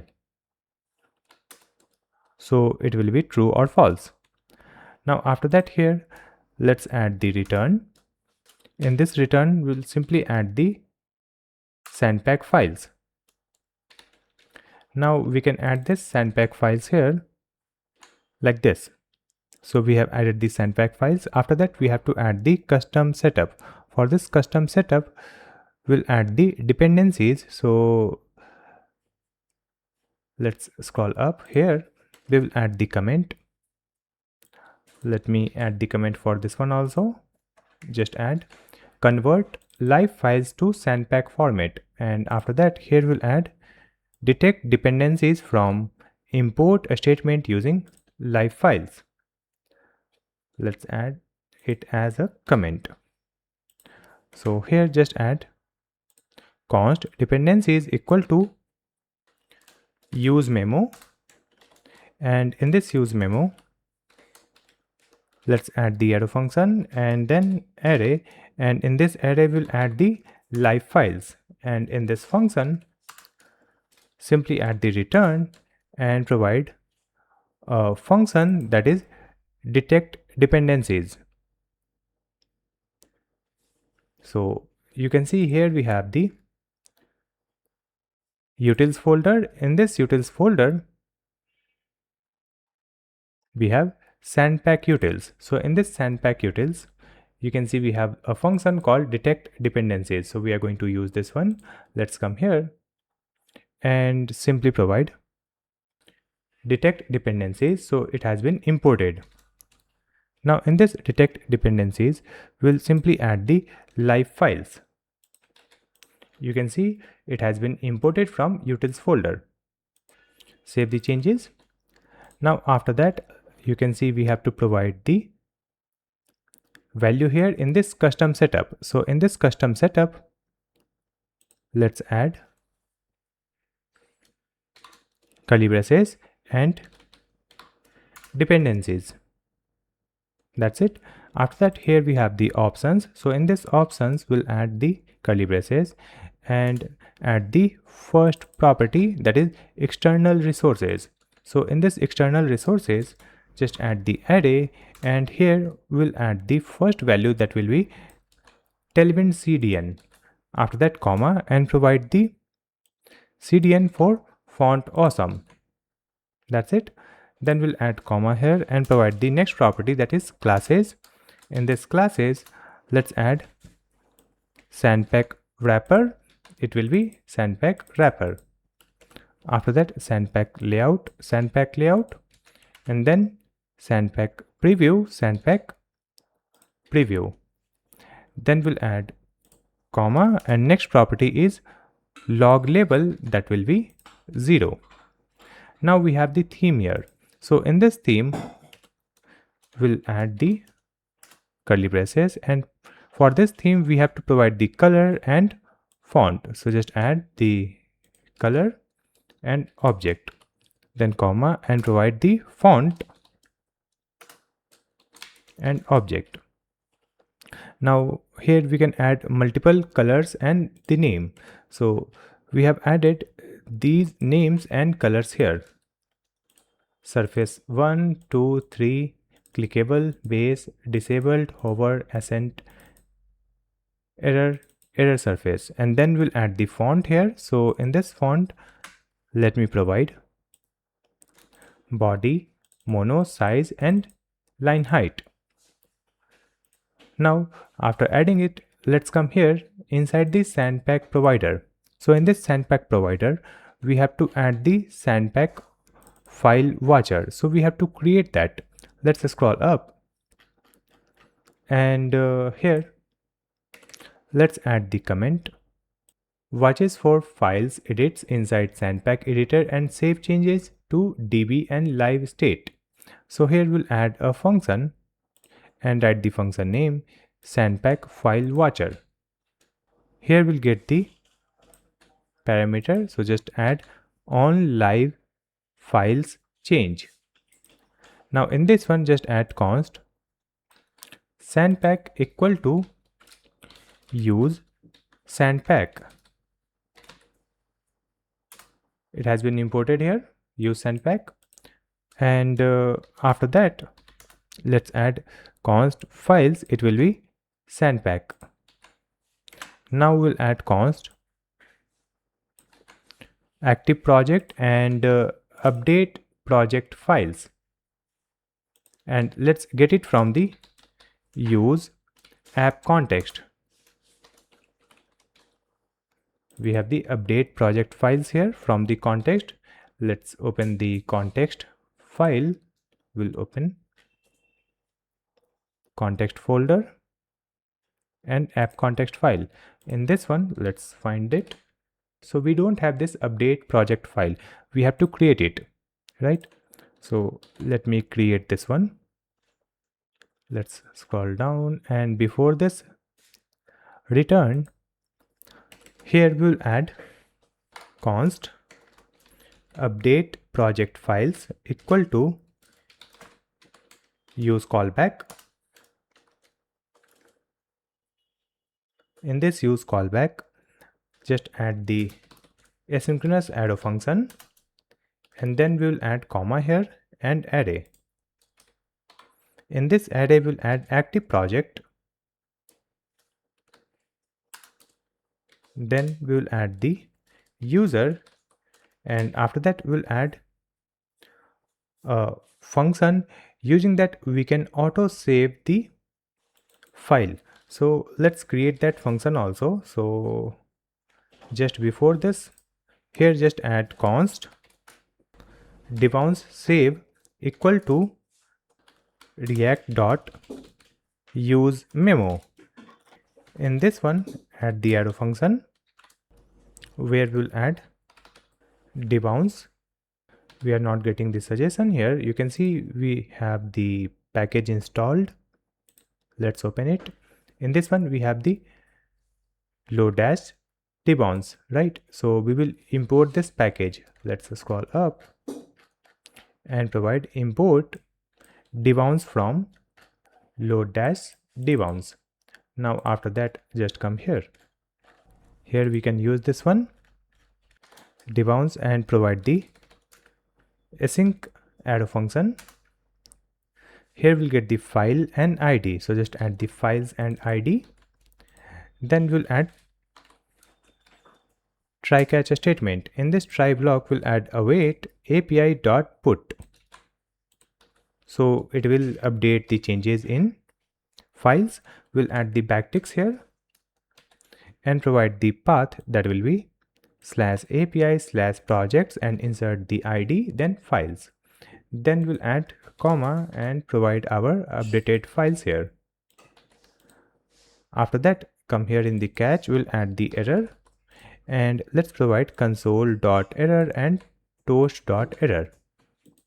Then we'll add comma here and provide 1000 milliseconds. After that, here also we'll add the comma and provide one array. So we have added empty array. Save the changes. Now we have to call this debounce save. For that we'll use the use effect. So just add the use effect. And for this use effect, provide the dependency array with debounce save. And within this, let's add the return. In this return, it will call a function that executes this debounce save dot cancel. After that, just come here in this update project files function. So in this one, we'll add the if statement. If, let's add not of active project or not of user. Then simply add return. Here instead of this params, we'll get the files. And after this return, let's add debounce save and provide the files, comma, active project dot underscore ID. And after that, in this dependency, we'll add the debounce save. Save the changes. Now we have to pass it through the value object. So let's come here and after this logout, just add the comma and provide update project files. Save the changes. After exporting this update project files, let's just come back here in the preview panel. Now in this preview panel, we are creating this sandpack file watcher. So here you can see we have added the update project files from the use app context. Now after that, here we'll add const active project reference equal to useref. Useref has been imported and in this one just add active project. After that, let's add the use effect.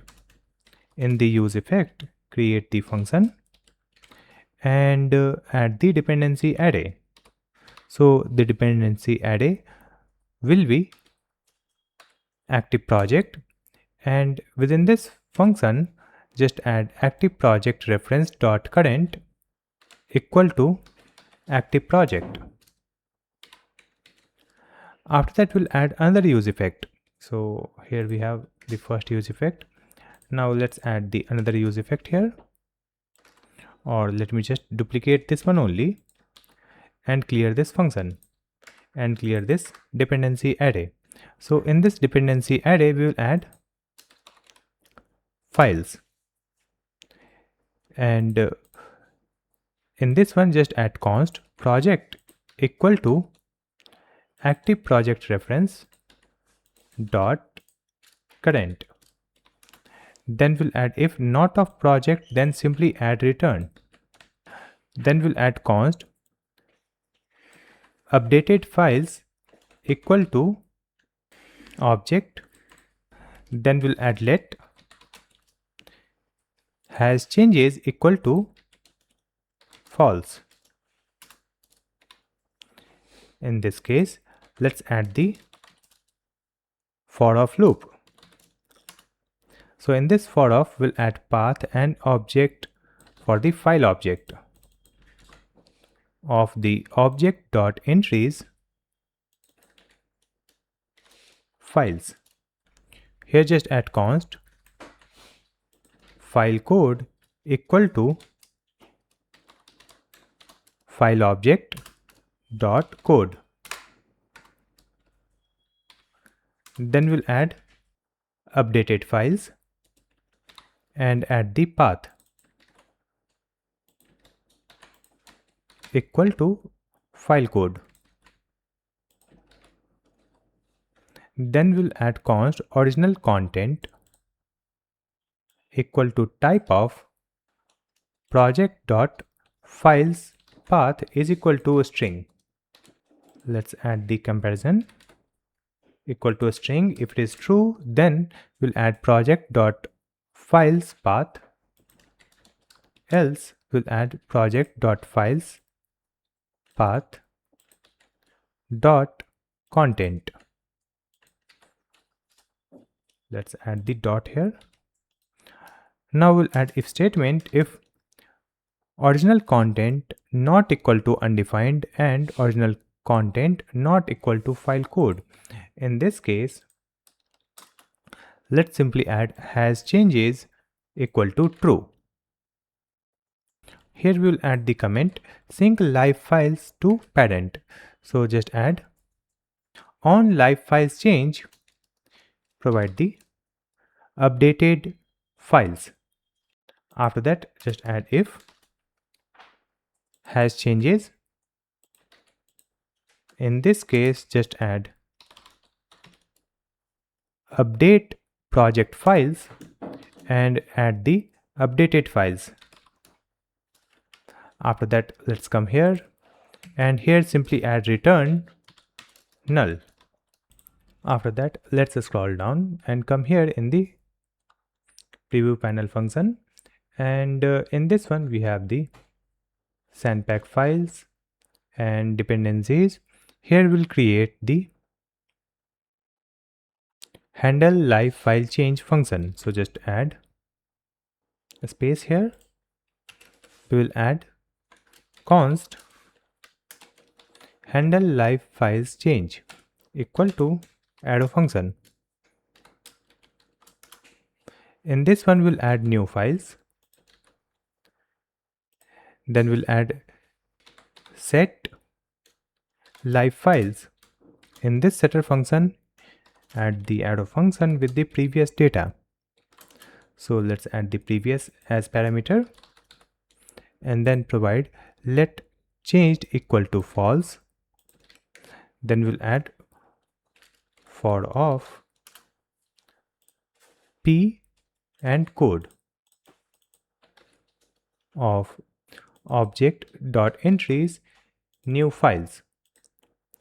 Now in this for we'll again add if statement if previous p not equal to code. In this case, let's add changed equal to true and break. Now after that, here we'll add return, and in the return we'll add changed. If the changed is true, then we'll add new files, else we'll add the previous. Save the changes. Now after that, we can come here. Here you can see we have added this sandpack provider. So in this sandpack provider, let's mount the sandpack file watcher. Just add sandpack file watcher and close it. Now in this one we'll add on live files change. Just add handle live files change. Now after that, mount the sandpack error monitor. So we have to create the sandpack error monitor component first. So let's add the text sandpack error monitor and we'll create this component. Just open the sidebar and in this components create a file sandpack error monitor .jsx. Let's add RAFCE for creating the component structure, and after that in this one let's destructure the props. So here we'll get on error change. After that here let's add const sandpack equal to use sandpack has been imported, and let's add const error equal to sandpack. Now after that here we'll add the use effect. So we have added the use effect and add the array. Now in this array let's provide our error, then comma, on error change. Let's come here. In this function we'll get the if statement if we have the error. In this case we'll add const message equal to error dot message or empty string. Then we'll add const is network error equal to the message dot includes provide failed to fetch, or let's provide message dot includes call dot csbops.io. Then we'll add or and provide message dot includes error connection timeout, or we'll add message dot includes net error. Then we'll add if statement if is network error. In this case we'll add on error change, it will be false. Then we'll add the return. After that let's come here, simply add on error change, make it true, and in this return simply add null. So just remove this parenthesis, just add the null. Right now after that we can come back to our preview panel. In this preview panel, instead of this text, let's mount our component, that is sandpack error monitor. Mount this component and provide on error change equal to object and provide set show error overlay. Now we have to add the another component that will import from the sandpack. So just add sandpack layout and let's import it from the sandpack React. Let's add the opening and closing tag. Now in this sandpack layout, within this opening tag provide the style. So we have added the style property, and here we'll add the height, border radius and background. Now after that within this just add curly braces and just add show code. If this show code is true, in this case we will mount the sandpack code editor. So let's add the parenthesis and provide sandpack code editor and import it from the sandpack package. It will be self-closing. In this one we'll add show tabs, then we'll add show line numbers, then we'll add show line errors, then we'll add wrap content. After that we'll add the style. So in the style just add the height, then we'll add the flex and provide min width. That's it. Now after this here we'll add sandpack preview. So let's add the component sandpack preview and import it from the package. Now in this one we'll add show navigator, let's make it false. Then we'll add show refresh button. Then we'll add show open in code sandbox, it will be false. Then we'll add the show sandpack error overlay, it will be show error overlay. After that we'll add the style here, so just add the style.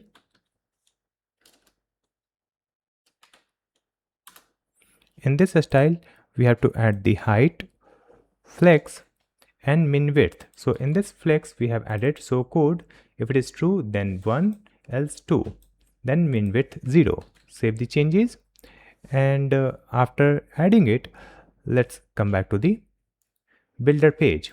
Now in this builder page, instead of this text, let's mount our component. So let's remove this text from here, and here we'll add the preview panel. We will mount the preview panel here. In this one we have to provide the project, so let's add the project. So instead of this project, let me provide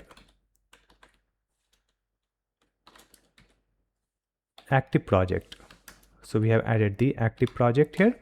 Then we'll add active file. In this active file, provide the active file only, then provide the show code, it will be show code. That's it. Save the changes and open the web page.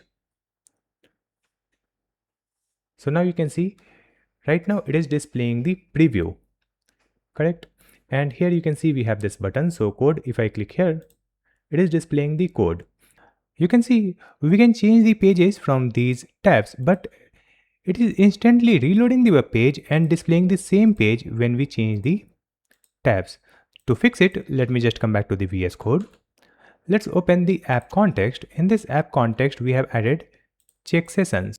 So we are calling this check session in this use effect, and here we have added the check session function, and in the dependency array also we have added check session. So just remove this, just add the empty array in dependency. Save the changes and come back here.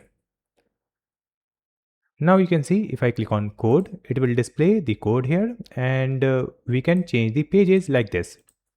And we can change the pages from the left sidebar also. If I go to files, here you can see we have entire files. We have the app, features, footer. Let's click on the footer.js. So you can see it is displaying the footer code. If I click on header.js, here we have the header code. We will change this code and it will reflect in preview. So let me change the text here. You can see the button text get started. So let's add get started now. So you can see the button text has been updated here. Let's change it to get started, and it will auto save the code. Now we'll come here in the hero.jsx or hero.js. In this one, you can see we have the message that is build AI workflows, which is here. So we'll change it to create AI workflows. You can see the text has been updated in live preview, and it will auto save our code. Now we can switch back to the preview mode only. We can click on this button, so it will only display the preview, and if I click here, it will display the code also, right? Now after that, let me update the CSS properties to fix the size of this folder icon, right? So I'll just come back to the VS Code. Let's open the builder page. In this builder page, we have the chat panel and file explorer. So let me open the file explorer.jsx. In this file explorer, we will find our icon. So in this one, you can see we have the folder open icon. Size is 34. Let me update it. It will be 14. Save the changes and come back here. So you can see perfect size for this folder. Now after that, I'll come back here in the builder page. Just open builder.jsx. Here you can see we have added the loading component. So instead of adding the loading component, we will add one component that I have provided in the asset. So just come back to the downloaded folder. So just open the downloaded assets folder. In this one you will find the components, and inside this components we have the agent progress dashboard. So just copy this one and add it in the project. Just open the project, client, src, assets. Let's come back. We will not come to assets, we will come to components and paste it here. So we have added this agent progress dashboard component. After that we'll open the VS Code, and if I open components, here you can see we have the agent progress dashboard.jsx. Now let's mount it here instead of this loading. So remove this loading and provide agent progress dashboard. Now in this component we have to provide props. So let's add the project. In this project just add the active project. Save the changes and come back here. So until it's load or generate the page, it will display the status. Let me change it. Here we have the active project status equal to pending, or active project status is generating, or active project status equal to failed. So let's add exclamation here, not of pending. Save the changes and come back here. So you can see it will display the progress like this. AI agent is building. It will also display the file's name when the AI is building our project. Now let me remove it. We'll remove this exclamation and it will be removed from here and will display the complete preview, or we can display the code. After that we have to display the published model. So just come back and we'll create a new component. So let's open the sidebar. In this components we'll create a new file with the name publish model.jsx. Here we'll add RAFCE for creating the component structure, and in this one we'll get some data as props. So just destructure it. We'll add publish URL and on close. After that in this one we'll add handle copy link. So just add handle copy link function, and it will be one arrow function. Now in this function we'll add if not of publish URL, it is not available, then simply add return. After that we'll add navigator dot clipboard dot write text and provide the publish URL. Then we'll add the toast notification. So just add the toast, import the toast here, then dot success, and in this one add the message public link copied to clipboard. After that come here in the return. In this return first we'll add a div, and in this div we will add some classes to add the absolute position, and after that let's add another div here. Now in this one we will add the white background and we'll add the border color, then shadow, and we'll add the position relative. After that here we'll add one button. Using that we can close this model. So just add a button tag. Now in this button we'll add the cross icon. So just add X icon from Lucid React. Now in this icon set the size, it will be 16, and in this button provide the on click. Let's add the on click property. In this on click simply add on close, then provide the classes also. So just add the class name property and provide the absolute, then we'll add the top right, then we'll add the text color, hover effect, and cursor pointer. Save the changes.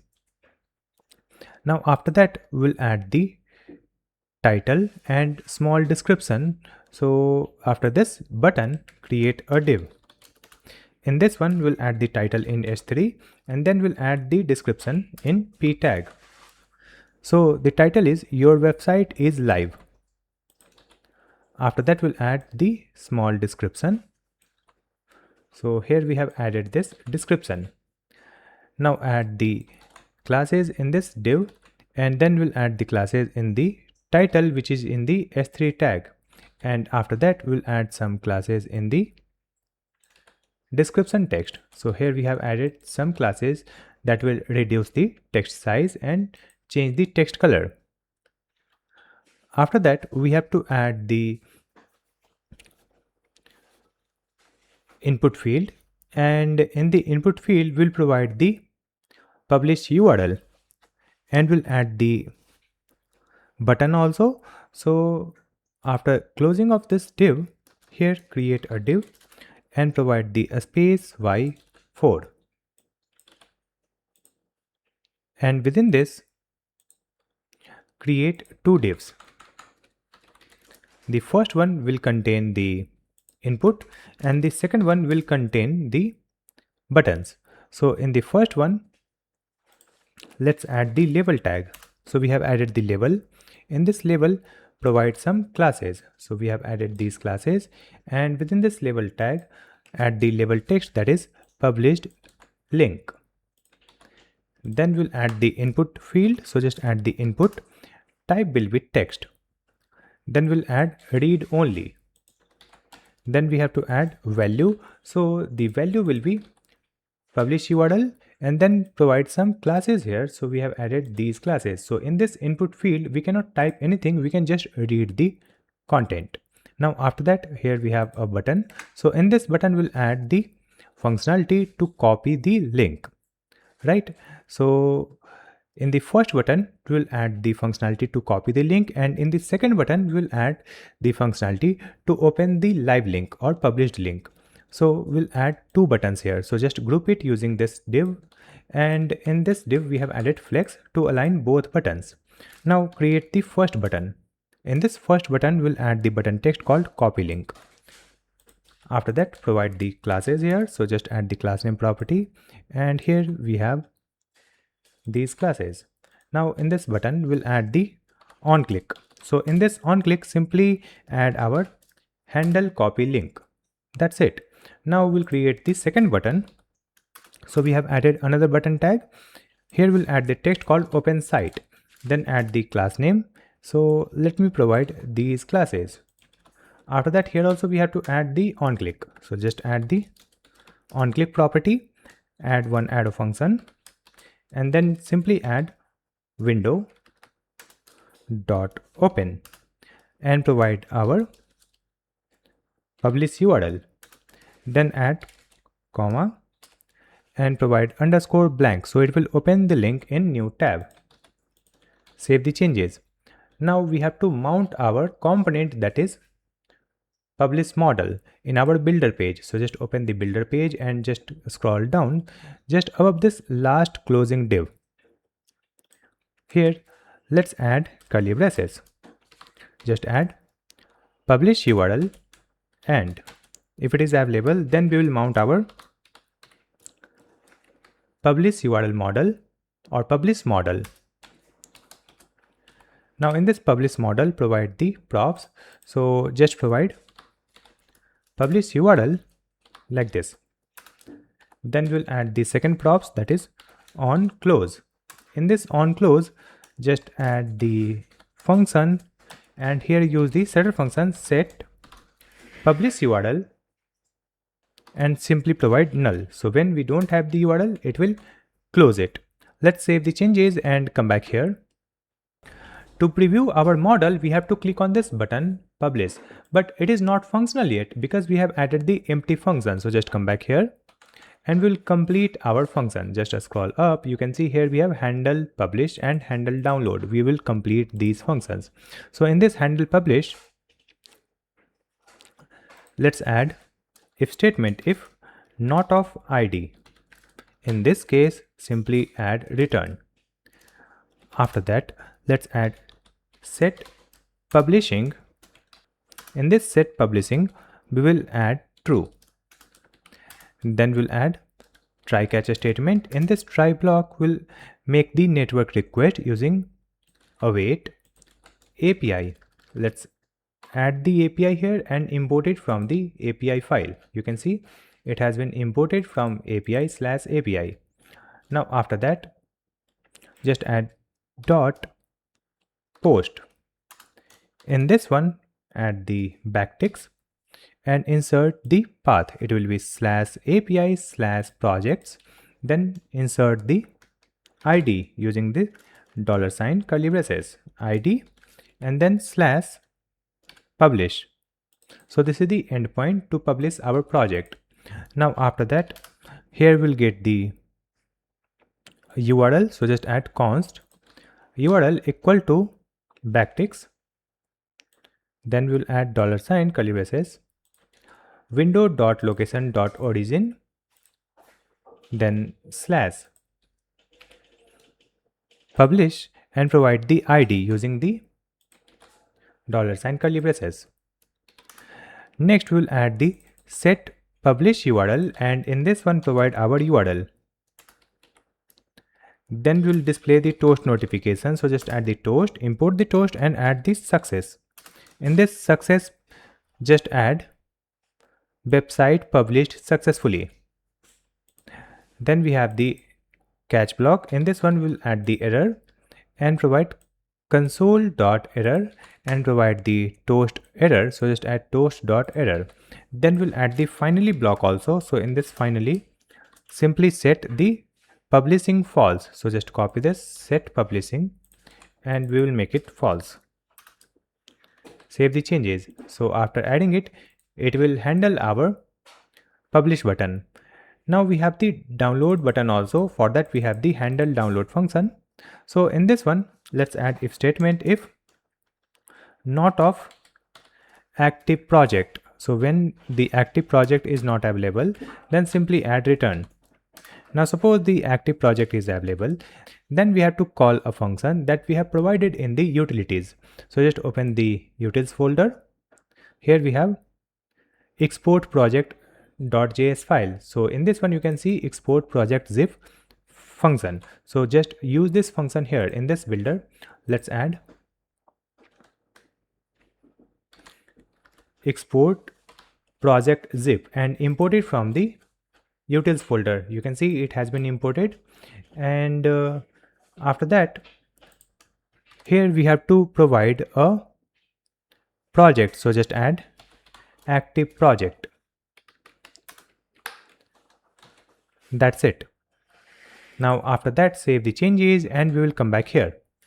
So you can see here we have the publish button. If I click here, it will display the notification website published successfully, and here we have the model with a message your website is live, and here we have the live URL, and here we have the button to copy the link, or we can open this site in new tab. Just click here. So you can see it is opening the new tab. Now let's click on this button. So you can see the notification public link copied to clipboard. When we open this site, it is opening the home route because we have added the routes that will redirect us to home page when the route is not registered. So we have to register our public route also. For that, let me just come back to the app.jsx. In this app.jsx, you can see here we have a route that will catch unregistered route. So just before that, we'll add one comment, that is public routes. In this public routes, we'll add the route. It will be self-closing. Here we'll add the path. So in this path, we'll add /publish /:id, that is the project ID, and then we'll add the element. So in this element, we'll provide our page. So just add publish page. We are not getting the suggestion, so just open this publish page, and after that, if I start typing, it should display this page. Let me clear this. In this publish page, we have not added the component structure. Let me add it. And after that, let's start typing it. Here we are getting the suggestion publish page. It has been mounted here. Save the changes and come back here. And let's close it and click on this open site. So now you can see it is opening this publish page. We will design this page later, so you can see the route only, that is /publish and /project ID. So we have completed our builder page. Let me show you one more functionality here. Here we can click on this open preview. So it will open the preview page. You can see the URL preview /project ID. And if I click on this export, we can download the entire code in zip file. You can see the code is downloaded here in zip file. So we have the export, sign out, publish, open preview and code. We can display the code. So now we have completed our project builder page. After creating this page, let me review our code using CodeRabbit. For that, we will commit the changes on GitHub. So just come back here, click on this source control icon, and we'll add the commit message.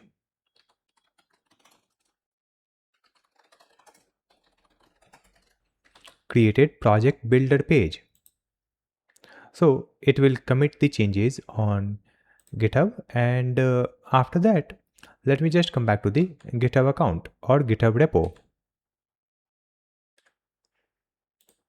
If I open it, you can see here we have this button, compare and pull request. We'll click on this button and click on create pull request. So we have created a new pull request. After creating the pull request, the CodeRabbit will start analyzing our code. Now you can see the CodeRabbit is running and analyzing our code.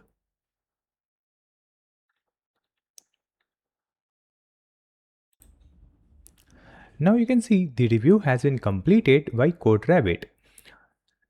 Here we have this button, review change stack. We will review the change stack, but before that, let me see the suggestions here also. So here we have the suggestion in this app context.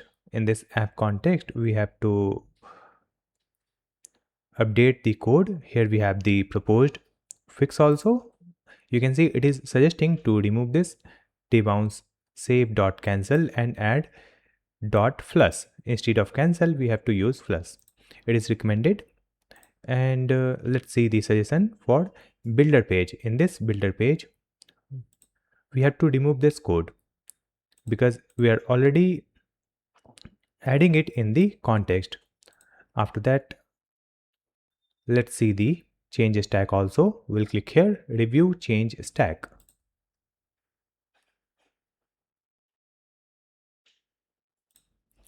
Now in this change stack, you can see the changes made in this files. Here we have the app context file. So you can see the previous files here and the latest changes in this right side. And you can see we have the explanation also. Like in this 42, we have made some changes in line 42, and for this line 42 here we have the description. Now if I come here, we have the changes in line 182 to 227. So here we have the explanation for these code, right? Now after that, let's come here in the second file. So we have the agent progress dashboard. Here also we have the updates and we have the description in the right side. And if you want to understand anything or want to ask any question, you can ask from the agent also. So here we have the agent and you can enter your prompt here and you will get the response from the CodeRabbit agent. Now after that, let's come here in the next file. So here we have the updates and this is the next file, that is builderpage.jsx. In this builder page, you can see we have one suggestion. It says we have one major issue, right? Let me expand it, and here we have proposed fix. So it is suggesting to remove this use effect from this builder page.jsx. Let me just come back. open the builder page, and let's find that use effect. So here we have this use effect. So we have to remove this use effect from here. Just clear it, save the changes, and after that, let's see the next issue.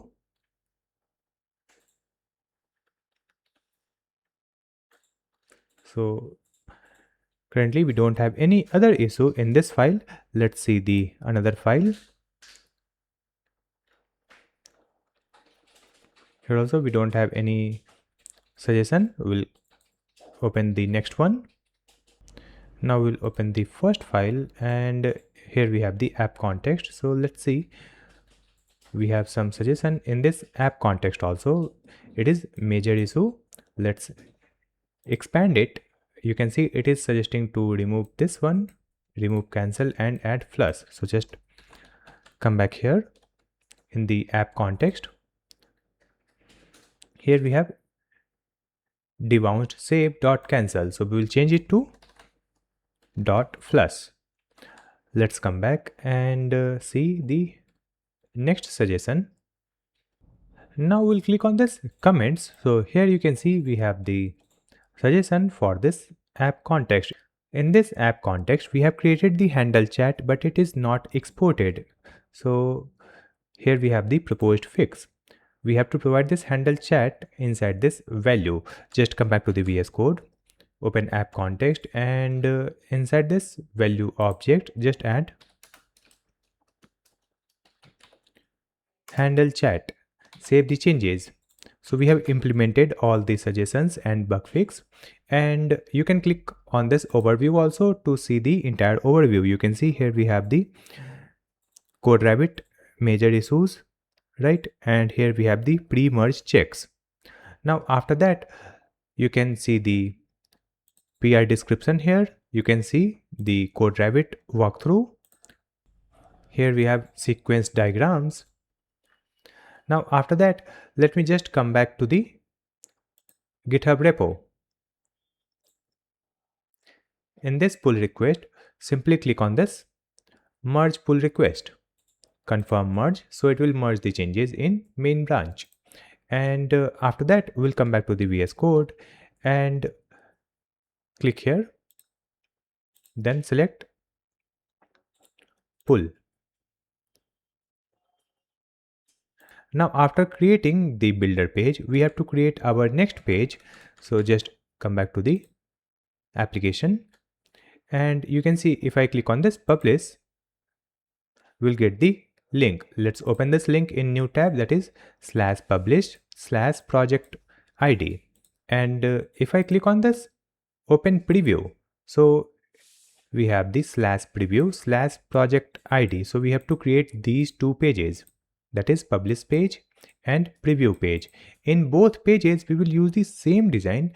Actually we will use the same layout that is available here. So here we have the small preview. So instead of this small preview, we will create a full screen preview. For that, let's come back to the VS Code, and we'll create a component here. So let's open the sidebar. In this one, we have the components folder where we'll create a new file with the name fullpagepreview.jsx. Now add RAFCE for creating the component structure. Now here we need the file, then only we can display the preview. So just get the files as profs. So now we have the files here, and after that, let me just copy the code here from the previous file. So let me just open the preview panel component. In this preview panel component, we have a div, right? So let's just copy this entire div from here, from this preview panel, and add it here in the full screen preview. And again come back to the preview panel, and from here just copy these code. We will copy this function sandpack files.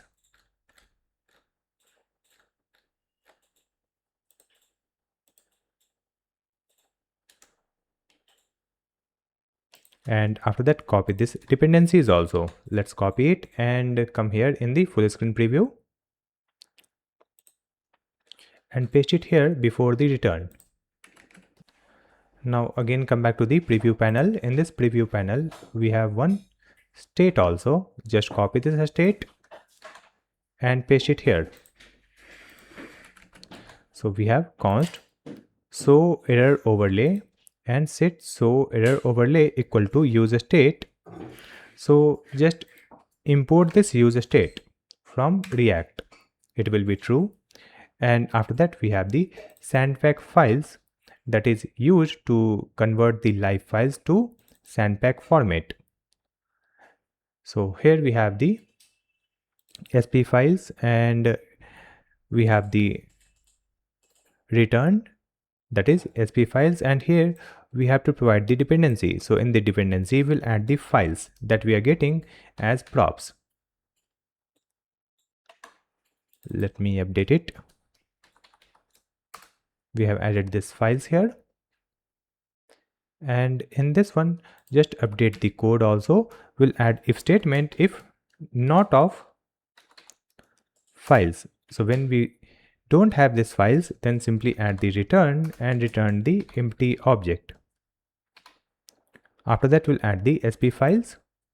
It will be path, content of object, entries, and let's add the files here. Just copy these files and replace this one.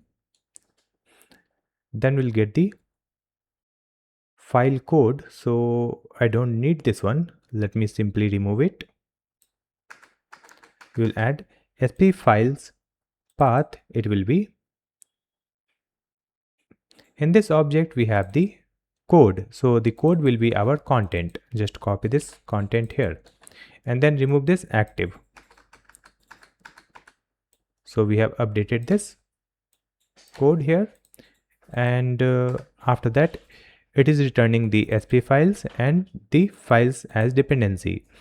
Then we have the dependencies equal to use memo. In this one, let's add the same if statement if not of files. In this case, simply add return empty object, else we'll add the return detect dependencies and provide our files. Now we have to import this function. So just import it from the utils. You can see it is imported from the utils folder, sandpack utils. Now after that, let's come here in this return. In this return, we have a div where we have to add the screen and we'll add the background and overflow. So we have updated this class name, height screen, width screen, background white, overflow hidden. Then we will provide the sandpack provider, and in this sandpack provider, we will add the template. It will be React. From here, we can remove this key. So we have the template. Then we have to add the files. So the files will be sandpack files, which is here. And after that, we'll add the custom setup. So in the custom setups, we have added dependencies, then options. So in the options, we have external resources, that is Tailwind CDN and Font Awesome CDN. And after that, here we'll add log level 0. And from here, we can remove the classes. So we have removed these classes. After that, we have to display our preview in full screen. So here we will add the class name. Let's add the class name here.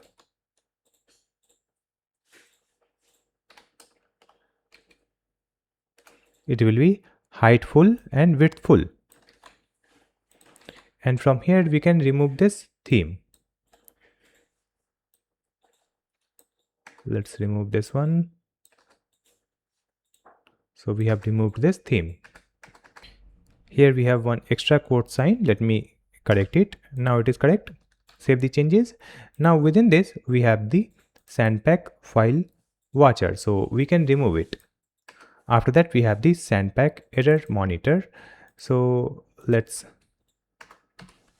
import this one also. So this component has been imported, and in this one we have provided this state.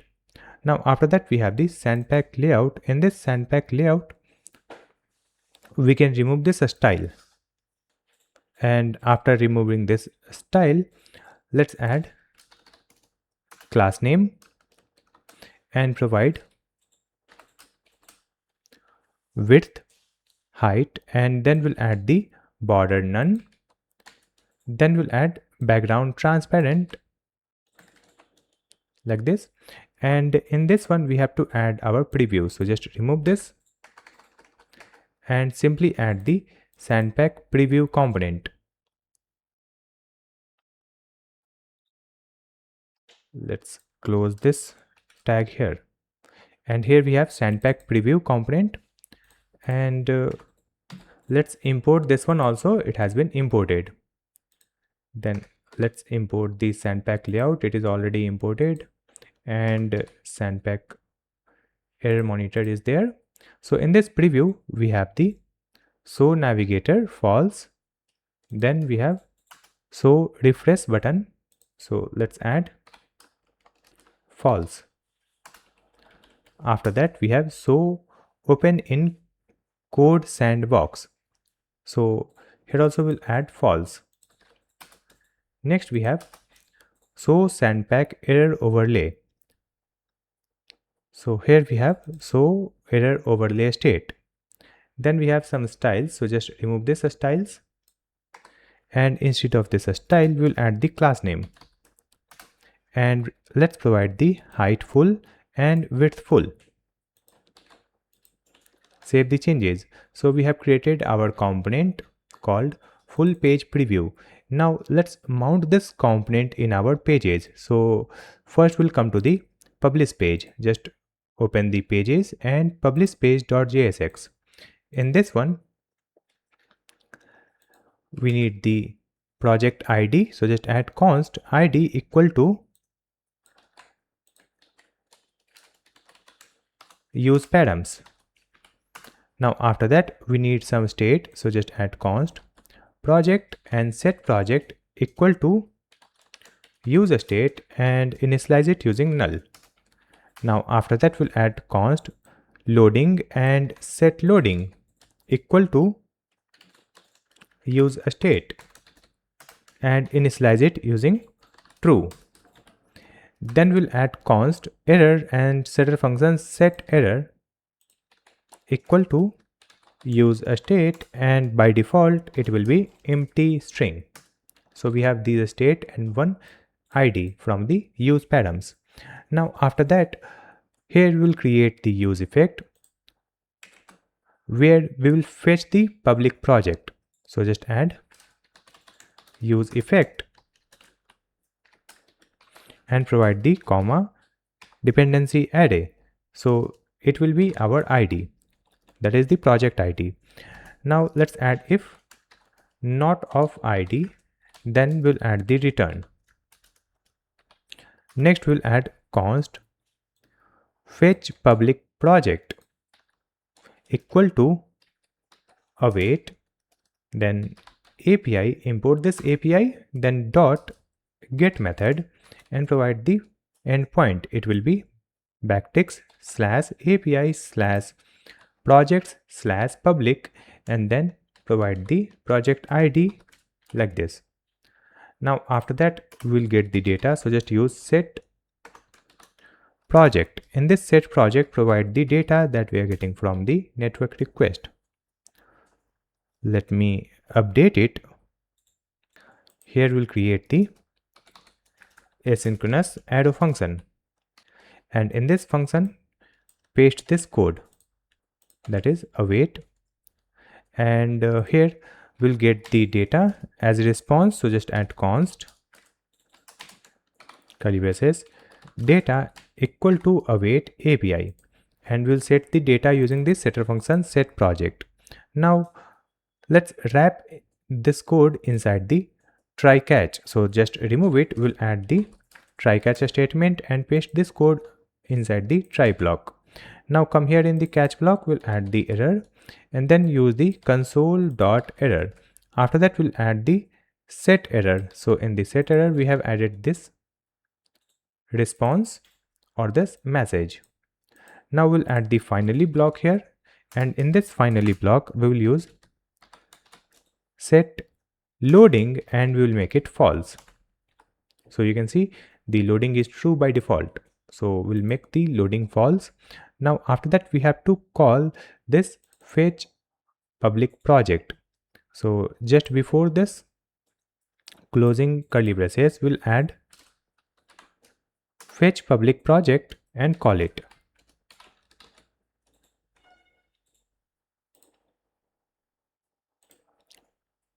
After that, just come here before this return, let's add if statement if loading. If the loading is true, in this case simply mount the loading component. So just add the return and provide the loading component. Just import this component and close this tag. Now if the loading is false, let's come here and create another if statement. Here we'll add error or not of project.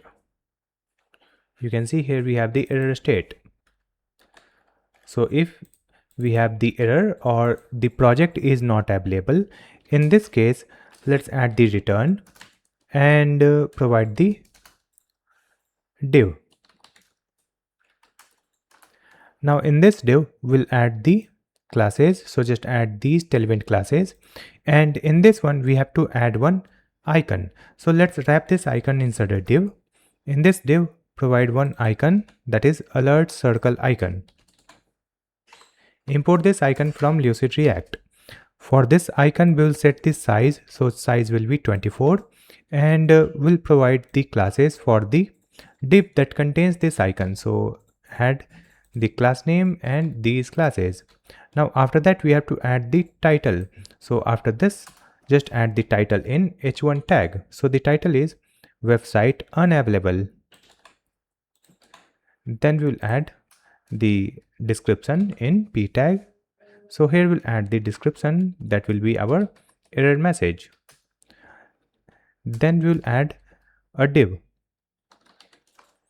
and in this div let's add the message, that is builder AI. Now let's add the classes for each. Here just add the class name for h1 tag. Then we'll add the classes for error message. So we have added these classes, and now we'll add the classes for this text called builder AI. Save the changes, and after that let's come here, we have the return. In this final return we'll return our component. So just add full page preview component. Now in this component we have to provide the files. So let's add the files, and it will be our project dot files. Save the changes. Now after that let me just come back to the web page, and let's refresh this one, that is publish/project ID.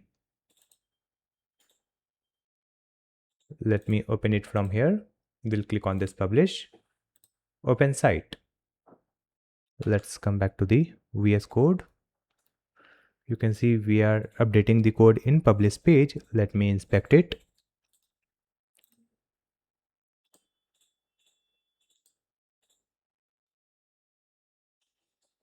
Use memo. So we have to import this use memo. Let's scroll up and open our full page preview component. Here we have the full page preview, and let's import this one. Import from React. Save the changes. After that let's clear it and refresh it. Live files is there, so we have to replace this live files from here. Let's find it. Here we have live files. So just replace this one. Instead of this live files, simply add files as dependencies. Save the changes. Let's come back. Sandpack provider is not defined, so we have to import the Sandpack provider. Sandpack preview is there. We are not getting the suggestion here for Sandpack provider, so let me import it manually. In this statement, let's add comma and provide Sandpack provider from the code sandbox / Sandpack React. Let me just come back here, refresh it. It says Sandpack layout is not defined. So just import the Sandpack layout also. Let's add the comma here and provide Sandpack layout. Save the changes after adding it. Come back here. Now you can see it is loading our website preview. So here we can see the website preview in full screen. So this is the publish page. After publishing the project, any user can see the website on this URL, that is /publish and project ID. Similarly, we'll create the preview on our preview page, which is here preview / project ID. If I refresh it, you can see we have the text called preview page. So let me update this page also. I'll come back to the VS Code and come to our publish page. Just copy the entire code from the publish page and open our preview page and update the code here. Let's replace everything and update the name. Here we have publish page, so let's change it to preview page. Let's add the preview page here and we will export the preview page here. Update this line, export default preview page, and here we'll add const preview page. Now in this one we need the ID, it is fine. Then we need the data from context, so just remove it. Here let's add const curly braces. We'll add the active project. We can preview the active project only, so just add active project as project. Then we'll add comma loading active project as loading. Then we'll add load project function and let's get it from the use app context. Use app context has been imported. Now after that, here we have the use effect. Now in this use effect we have this code, so we'll update this one. Let's clear this use effect and simply add if statement. If ID, when the ID is available, then we will add load project and provide the ID. After that, here we'll add the load project as dependency. Then we have if statement if loading or not of project.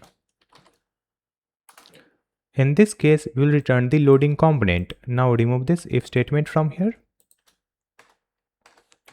and simply provide the return statement with full page preview and provide the files, and files will be project.files. Let's save the changes.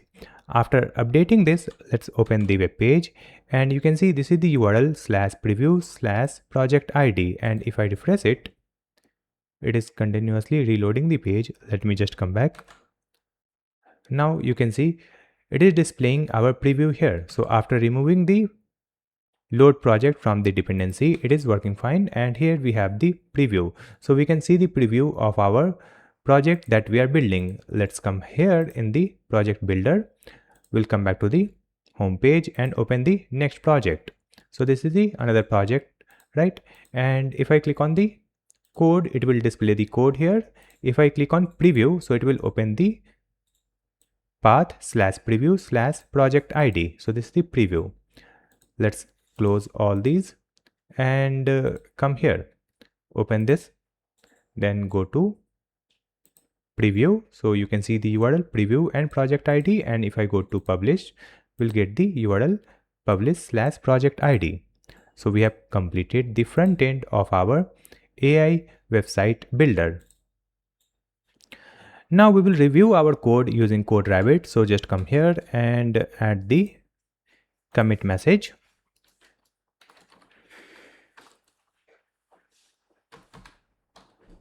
Front end completed.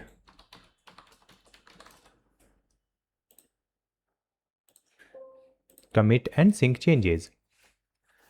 After committing the changes, let me just come back to the GitHub repo. Let's go to development branch and click on this contribute open pull request. So click on this button create pull request, and once we create the pull request, the CodeRabbit will start analyzing our code. Now you can see the CodeRabbit is running.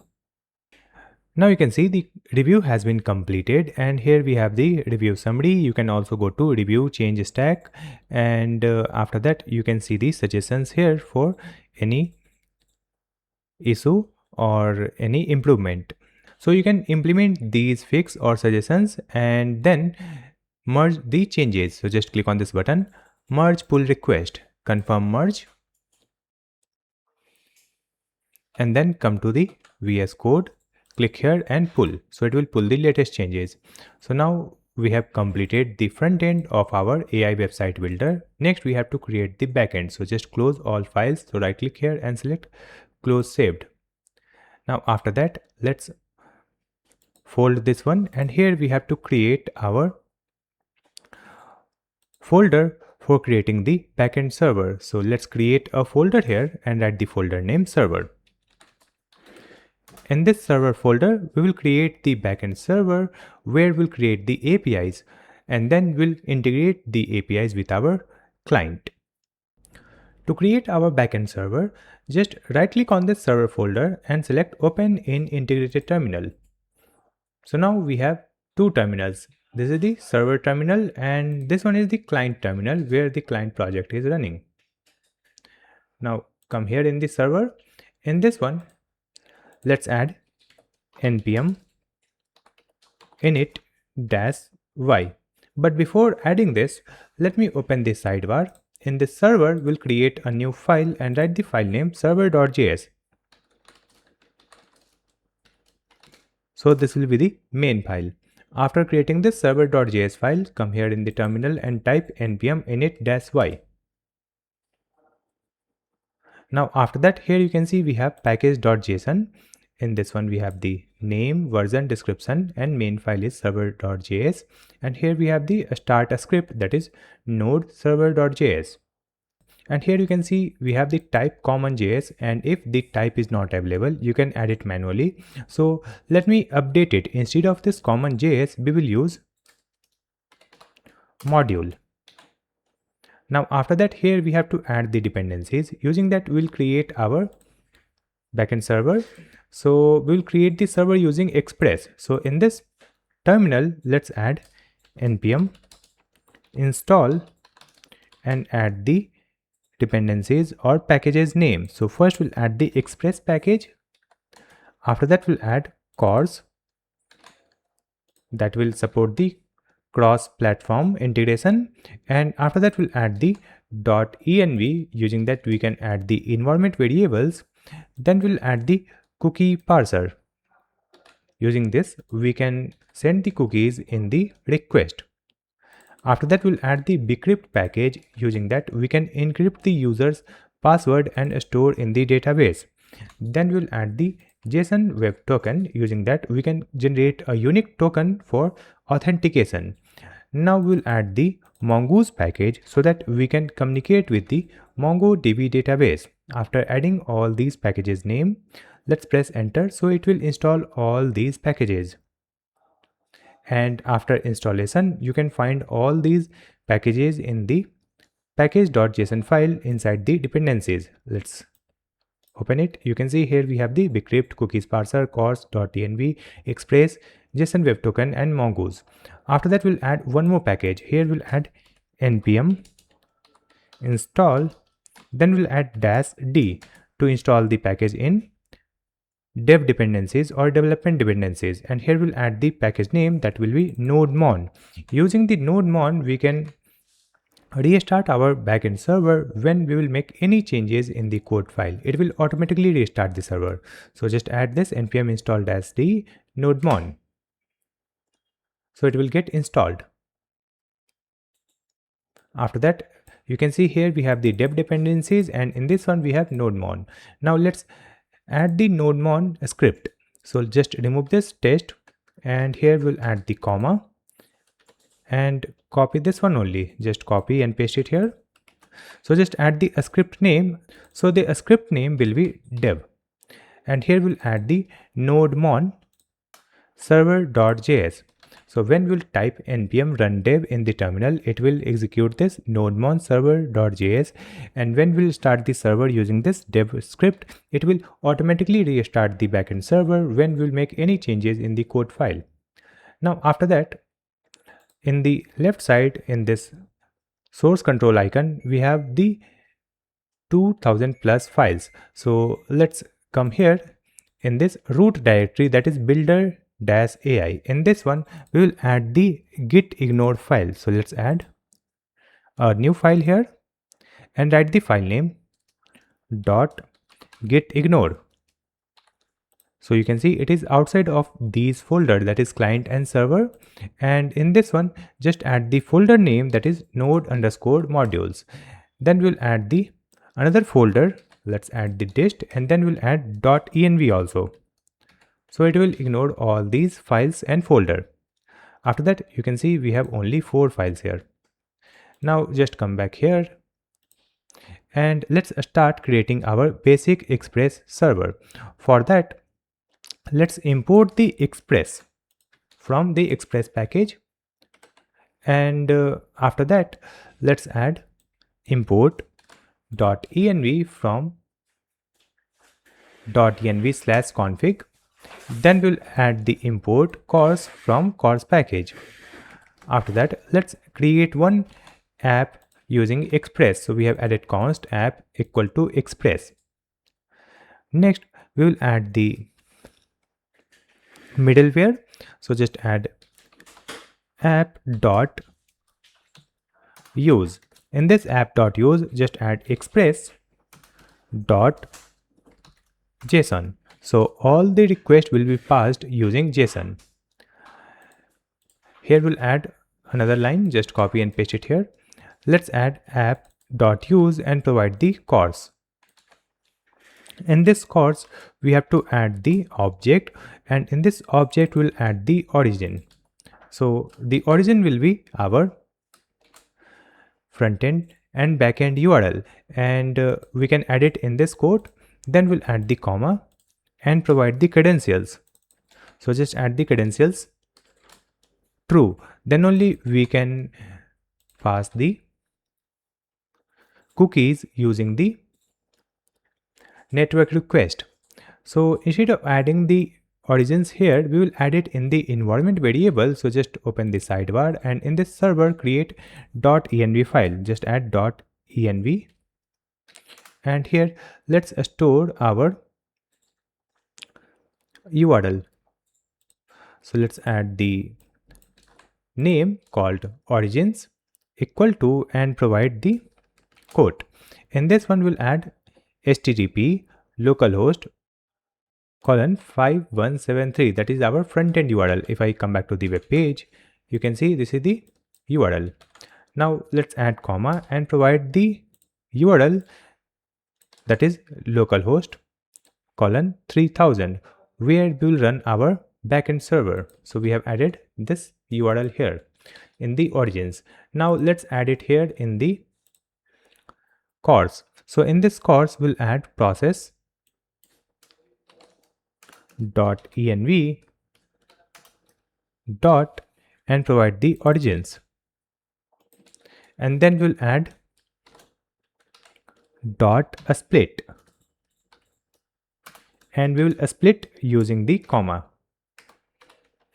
Let's come here. You can see we have added the comma here to provide the multiple origins. Now after this course, we can add the cookie parser also. So first we have to import the cookie parser. Let's add import cookie parser from cookie parser package and just add app.use and just add cookie parser here. So it will be added in all the request. After that we'll create the first route or home route. So just add app dot get method. In this get method we'll add the home path, then we'll add comma and provide a function. In this function parameter we'll get the request and response. Then we will add the response here. Simply add response dot send and add a message. So just add the message server is live. So when we'll open the home route using the get method, it will display this message server is live. Now after that, let's define the port number to run our app. So just add const port equal to, let's use process.env.port. If it is available in the environment variable, it will be used, else we'll add 3000 if it is not available. Then we will start our server. So just add app.listen. Now for this app.listen, we will provide the port number first. So just add the port, comma, and provide a function that will get executed. So in this function, simply add console.log and provide a message that will be displayed in the terminal. So just add server is running at and provide the local host and insert our port number. So just add $curly braces port. So we have created the basic Express server. Now let's start our Express server. So just open the terminal and in this one just add npm run dev.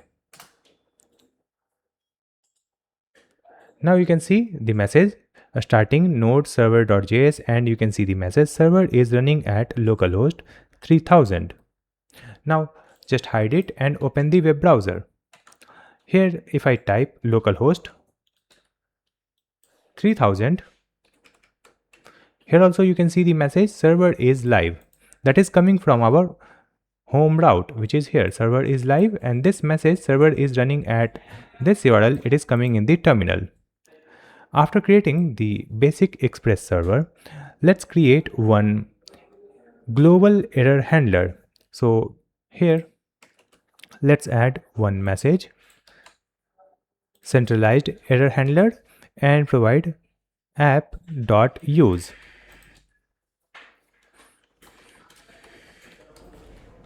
Just create a function.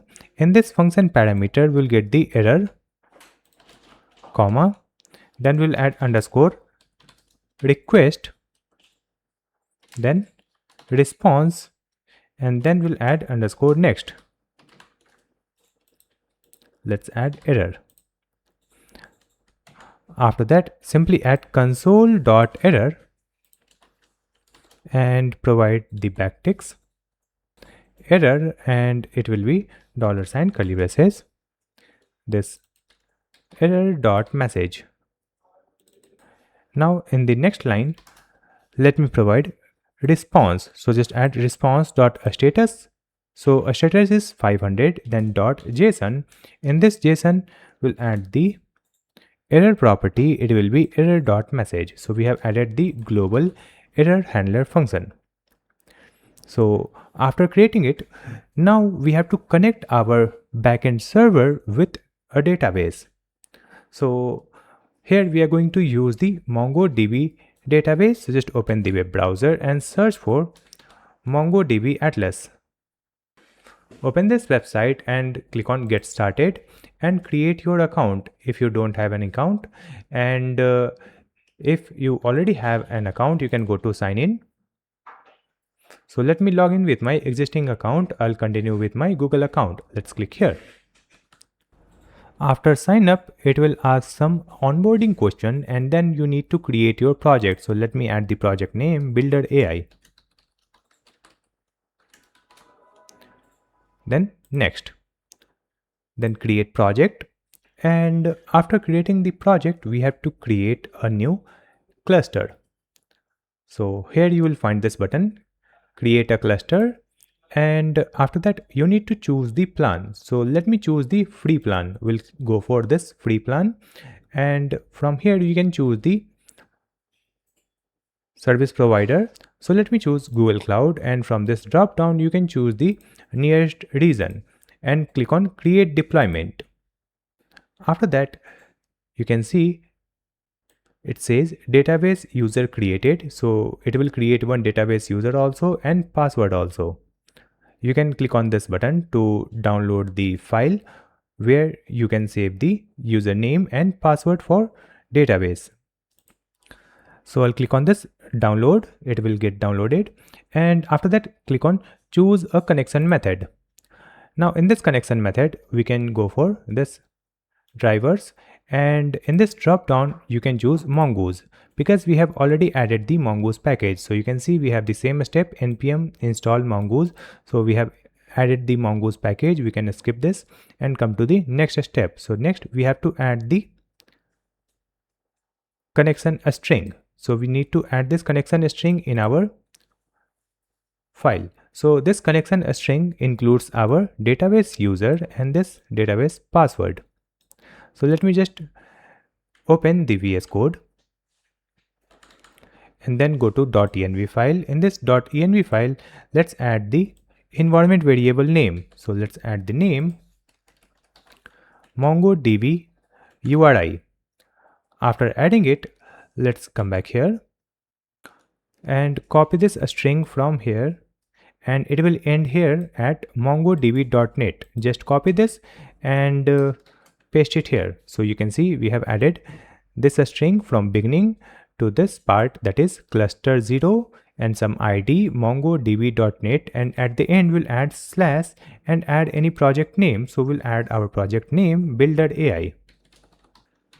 That's it. Now after adding it, save the changes, and now we'll create the configuration for our connection. So let's open the sidebar. In this server folder, create a folder called config. In this config folder, create a file called db.js. Now in this db.js, just import the mongoose package. After that, let's create one function. So just add export async function and add the function name connect to database. After that, let's add mongoose dot connection dot on. Now in this one, just add the event name connected. So we are getting one event, or we are registering one event. So when this connected event occurred, in this case it will execute this function, and here we will display a message. So just add console.log and provide the message that is successfully connected to MongoDB. Now after that, let's come here and simply add await and use the mongoose package dot connect method. Here you can see we have added connection method, and here we are using connect method. In this connect method, simply provide the connection string from the environment variable. So just add process.env dot and provide MongoDB URI from here. Let's just copy this, add it here. That's it. So we have created this function that will help us to connect with the MongoDB database. Now just come here in the main file, that is server.js file, and here we have to call that function. So after this app instance, we'll add the connect to database function and call it. You can see this function has been imported from config/db. Let's add the file name extension db.js. Save the changes.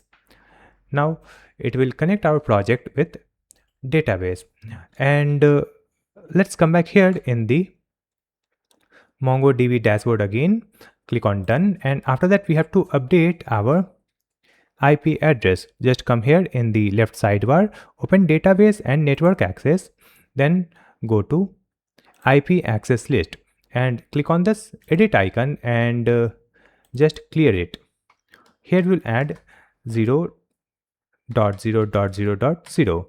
So it will allow us to connect with the database from any IP address. So you can see it is displaying the status pending. Once it is accepted or active, then we can connect with our database from any IP address. Now you can see the status is active. Let me just come back to the VS Code and let's open the terminal. In this terminal, the backend server is running and you can see the message here, that is server is running at this URL, and after that we have the message successfully connected to MongoDB. It means we have created our Express server and connected this Express server with MongoDB database. Next, we have to store the data in database. For that we have to create the models. In this project, first we'll create the APIs for user authentication. It means user can create an account or log in into existing account and the user data will get saved in the database. For that we'll create the model, and using the model we will store the data in MongoDB database. So in this server folder, create a new folder and write the folder name models. In this models folder, create a file that will be user.js. In this user.js file, let's create the model, and for creating the model, first we have to create the schema. So let's add import and provide curly braces from mongoose, and from this mongoose let's get the schema. After getting the schema, here just add const user schema equal to new schema. In this schema we have to define all the properties that we will store for this user data. So just add the name, and in this name we'll add the type. Type will be a string, and then we'll add the required will be true. To store the user data, this name field will be required. Then we'll add the email. So just add email, and then we'll add the password. So here we have added the email, type is a string, required true, and in this one we have added unique true. So the email should be unique for creating a new account. Then we have added the lowercase true, so it will store the data in lowercase, and trim true, so it will remove the extra space from the beginning and end of this email ID. Then we have added the password, type will be string and required true for adding the user data. Then we'll add the comma and provide one object. In this one, provide the timestamps true, so it will automatically add the time and date when this data was created or modified. Now after that, here we'll add a function. So just add the comment here, that is has password before saving. It means we'll encrypt the user's password before we save the password in database. So just add the user schema here, then dot pre and provide the event save. Then add comma and create the async arrow function. Now in this function, let's add if statement and provide not of this dot is modified and provide the password. Then simply add return. After that, we'll add const salt. We'll generate the salt for encrypting the password. So just add const salt equal to await, and here we will use the bcrypt package. So just import it. Here we'll add import bcrypt from bcrypt package, and after that let's add await bcrypt dot hash. Let's add await bcrypt dot gensalt and provide the digit 10. Then we'll add this dot password equal to await, then add bcrypt dot hash that will hash the password. So just add this dot password and provide the salt here. So now we'll get the encrypted password. Now after that, let's add one method here that is for compare password. So just add compare password method. Let's add user schema dot methods dot compare password equal to asynchronous function, and in this parameter we'll get the password, and after that just add return, and in the return we will use the bcrypt dot compare and provide the password, then provide this dot password. Now after that we can create the user models. Just add export const user equal to mongoose dot model and provide the model name user, then add the schema, that is user schema. So we have created the user model here, and this one we have added one compare password method, and we have added the password encryption also. Now after that we'll create the controller. Using that we can create the user account, or user can log in with the existing account. So let's come here in the sidebar. Here you can see we have the server. In this server, create a new folder and write the folder name controllers. In this controllers folder, create the file that will be auth controller. So just add a new file, auth controller .js. In this auth controller, we have to create the controller function. So just add export async function, and the function name is register. And in this function parameter, we will get the request and response, right? And next we'll create the another function, that is login.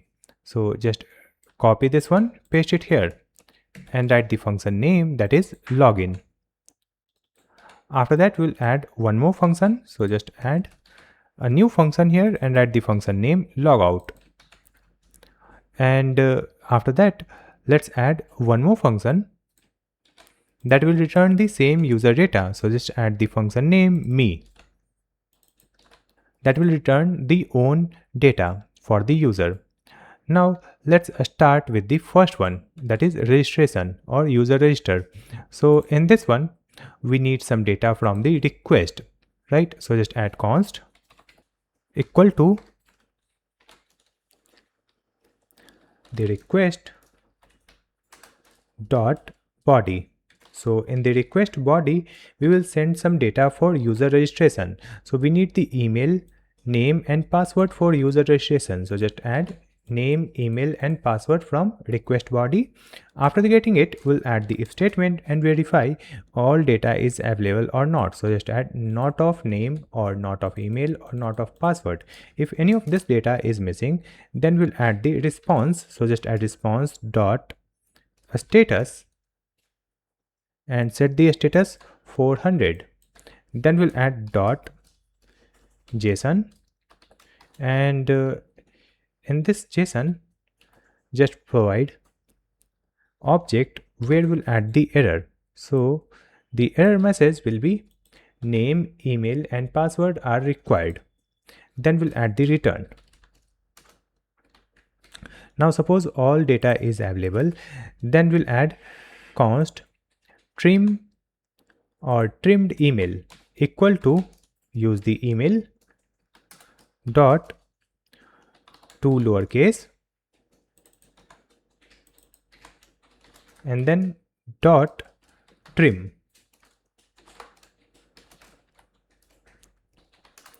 After that we'll add const existing equal to await. We will find the existing data. So just add the user model here, import the user model. You can see it has been imported from model/user and provide the file name extension .js. Now after that here we'll add user dot find one. In this find one we will add the email, because the email ID is unique. So we have added email and provide this trimmed email and we'll find the existing user. Now we'll add if statement if existing is true. It means we have the user existing with this email ID. In this case, we cannot create an account. So just copy this statement, paste it here. We'll add response.status 400, then JSON error. And the error message is an account with this email already exists, and then return. Now suppose the existing is false. In this case, we can create the user data. So just add const user equal to await and use the user model. Let's add capital U for the user model dot create method. It will create a new user and provide the name, then add the email. In the email, we will store the trimmed email. Then we'll add the password, right? So it will create a new user in the database. After creating the user, we have to set the sessions. It means we will set the cookies in the session. Using that, we will authenticate the user for every request. So for that, we'll create a new function. So here, let's add comment called helper to set cookies. Let's add const set session cookie equal to arrow function and provide the request and then provide payload. Now in this one, we'll add const, we'll generate a token.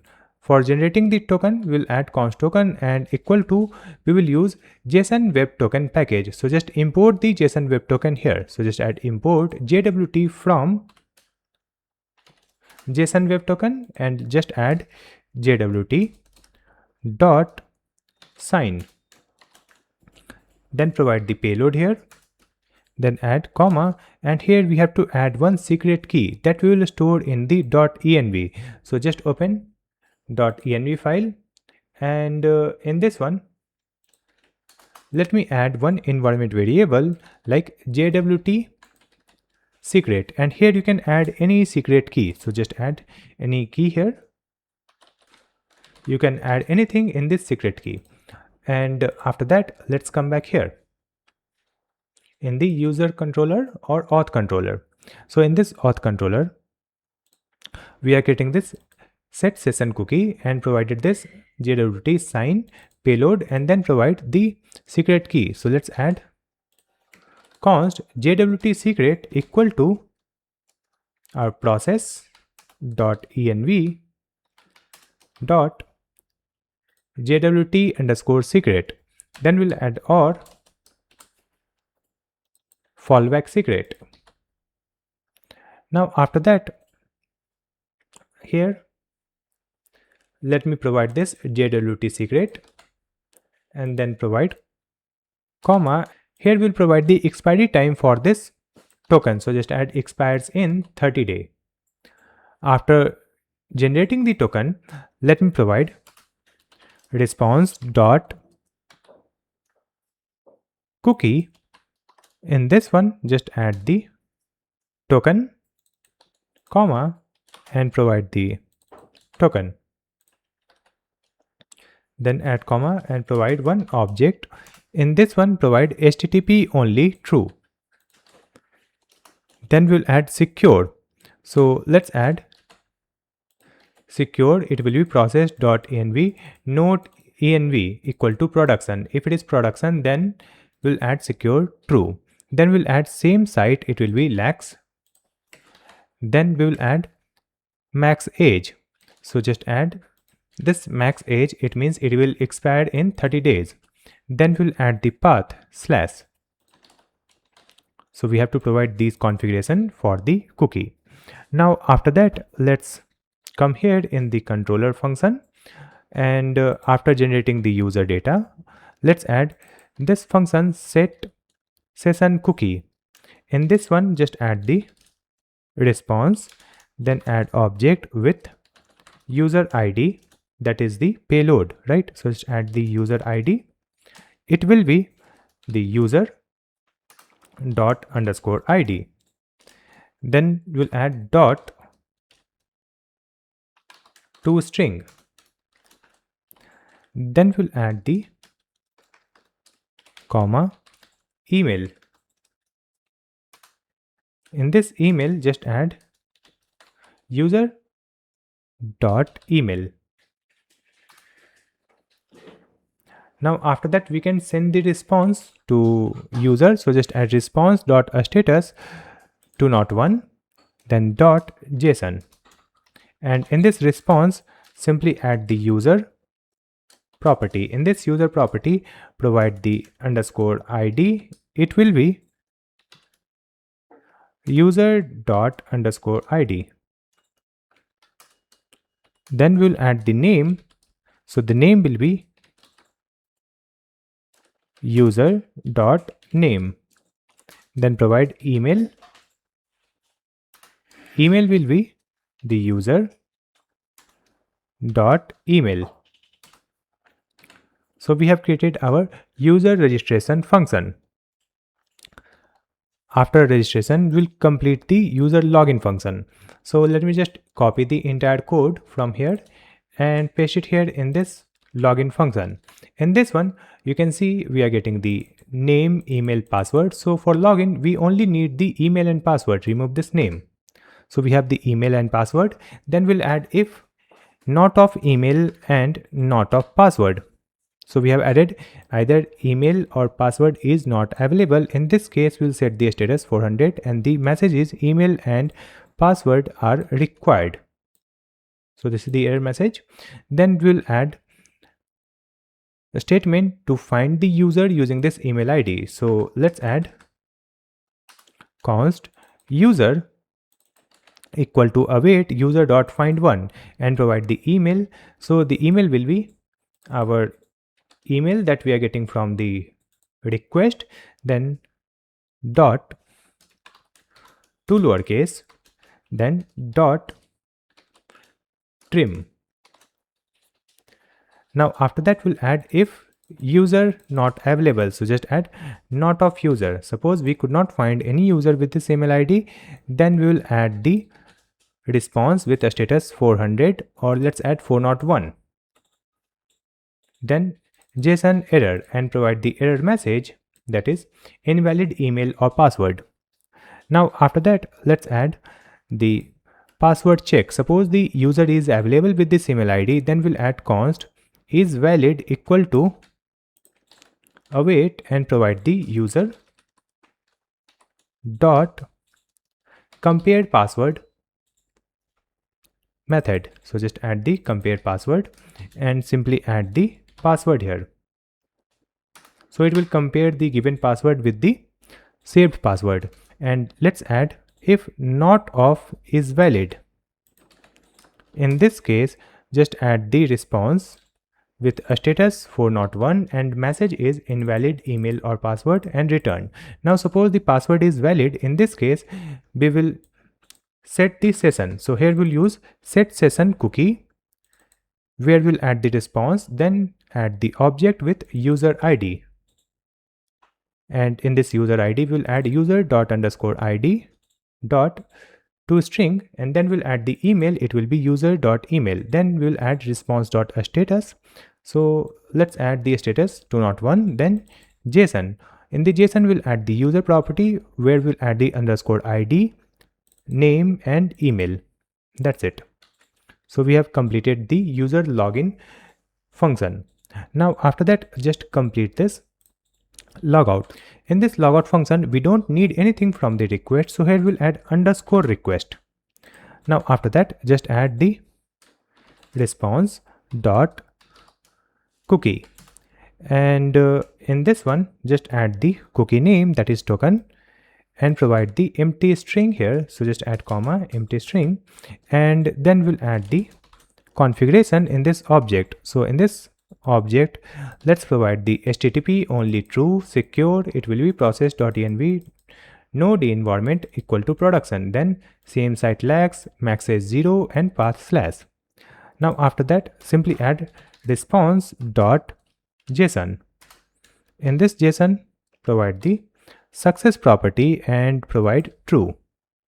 So we have created the logout function also, and after that we have the last function, that is me, that will return the user's own data. So here let's add the if statement, if not of request.user. It means we don't have the user data in the request, and this user property will be added using a middleware that we'll create after creating this controller. So here we'll add the response.status and provide the status for not one. Then we'll add dot JSON. In this JSON, provide the error message that is not authorized. So if the user property is not available in the request, we'll display this message in the return, that is not authorized, and then we'll add the return. Correct. Now suppose the user is available, so let's add const user equal to await. Then we'll add user model dot find by id, and let's add the request dot user dot user id. Then we'll add dot select, and in this select provide minus password. So it will exclude the password, and after that we'll add if statement, if not of user. Then add response.status for not for, and provide the message user not found, and then return. And finally here we'll add the response.json, and in this JSON add the user data, just add the user. Now we have to add this request.user using a middleware. So let me just create that middleware also, that will get executed before executing our controller function. Let me open this sidebar, and in this server we'll create a new folder called middleware.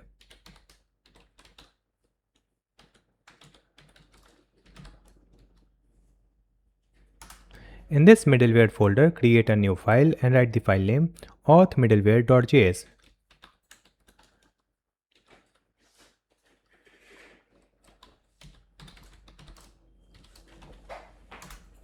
In this auth middleware, we will import the JWT from JSON Web Token, and then we'll create a function. So just add export function, and the function name is auth middleware. And in this function parameter, we'll get the request, response, and the next function. Now let's add if statement, and before that let me find the token from the request. So just add const token equal to the request dot cookies dot token. Now we'll check the token availability. So just add if not of token. If token is not available, then simply add the response with a status for not one, and provide the JSON with the error message, that is access denied, no session token provided. And suppose the token is available, then we'll add the try catch statement here, and in this try block we'll decode the token. So just add const decoded equal to JWT dot verify, and provide the token, and then provide the process.env dot JWT secret or fallback secret. Now after that, let's add the request dot user equal to decoded. So we have added the request.user property, and in this one we'll store the decoded value, and then we'll execute the controller using the next function. Now let's come here in the catch block, we'll add the error and provide response.status for not one, and then provide the JSON with the error session expired or invalid, please sign in again. So we have created the middleware that will get executed before executing our controller. Now after creating the controller and middleware, we will create the route. So let's open the sidebar, and in this server create a new folder called routes. In this routes folder, create a file and write the file name authroutes.js, where we'll add all the routes for the authentication feature. So in this one, we have to create the router. So let's add import router from the Express package, and after that just add const auth router equal to this router. Now in this auth router, we'll add different endpoint. So just add auth router dot post method and provide the endpoint path. It will be /register, and at this endpoint we will execute the user registration function. So just add register function from the controllers /auth controller and then .js. Now duplicate it. In the second one, we'll add the path. It will be /login and provide the function that is login, and import this function from the same file. You can see here we have the register from the controller. Let's update it. We will add auth controller.js, and then we'll add login from the same file, controllers auth controller, and here we have the login and register. Now just duplicate it. Here we'll add /logout, and here also we'll add the controller function that is logout. It has been imported. Now after that, let's duplicate it. Here we will change the method. It will be get method. Just add auth router dot get, and then provide the path. It will be me, and then provide the middleware, that is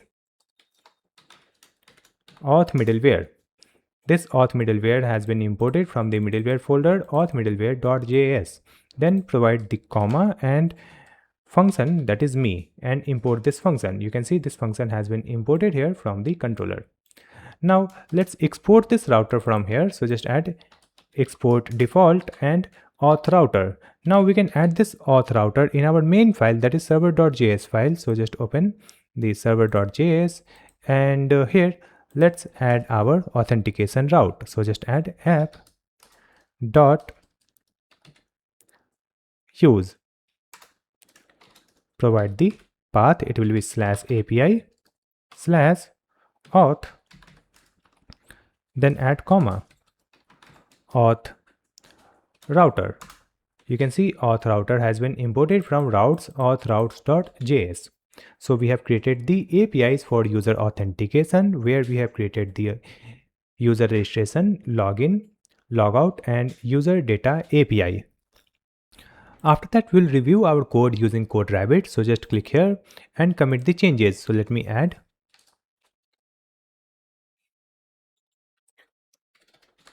backend server created with authentication feature, commit changes and sync changes. So it will commit the changes on GitHub in the development branch. Now we'll come back here in the GitHub repo and open the repository and click on this button, compare and pull request. Then create pull request. After creating the pull request, the CodeRabbit will start analyzing the code. You can see the CodeRabbit is running and it is analyzing the code. Now you can see the review has been completed. Here we have the review summary, and after that, if I scroll down, you can see here we have some critical issue in this auth controller.js, and it says remove the fallback secret. So we will keep it. Now let's come to the second one. Here we have auth controller.js. In this one, we have to update our code. Let me open this postfix. You can see we have added the request, but it will be response because in the code we are sending the response only, response.cookie, right? So just come back to the VS Code and open the auth controller, and in this auth controller you can see we have session cookie, set session cookie, and here we are using the request, but it is not used in the function. We are using the response, so just copy and paste it here. We are using response and payload. Save the changes. Now just see the next suggestion. I'll scroll down and see we have the, so in this auth middleware, in this one we have some suggestion. So what we have to do, we have to add the return, right? So let's just come back here in the auth middleware, and you can see we have if not of token, then we'll add the return and this response. Save the changes. Now just come back and see the next user.js. In this user.js, use a normal function instead of the arrow function. So just come back here and open the user.js. In this user.js, you can see we have added the arrow function, right? So let me update it. Here we'll add async function like this. Save the changes. So we have added async function, and in this one we have this dot modified. Now let's see the next suggestion from the CodeRabbit. So we have the suggestion for this server.js. In this server.js, it is suggesting to provide the await. Let's come back and open server.js, and we are calling this connect to db function or connect to database function. So before that we'll add the await and then connect to database, and after that let's see the next one. Here we have the issue for origin because we have not updated the .env file on the GitHub. Then we have server.js and do not return internal exception messages, just skip it. And now we have updated all the code according to the CodeRabbit review. Now we'll click on this merge pull request and confirm merge. That's it, and come back to the repository. Now let me just come here and click on this pull. So it will pull the latest changes. So after creating the APIs for authentication, next we have to create the APIs for the project. So that we can create the project using AI, we can create the website using AI. To create the API for project feature, we will store the project data in database, and to store any data in database, we need to create the model. So let's create the project model. So let's open the sidebar, and here you can see we have a models folder. In this folder, create a file called project.js.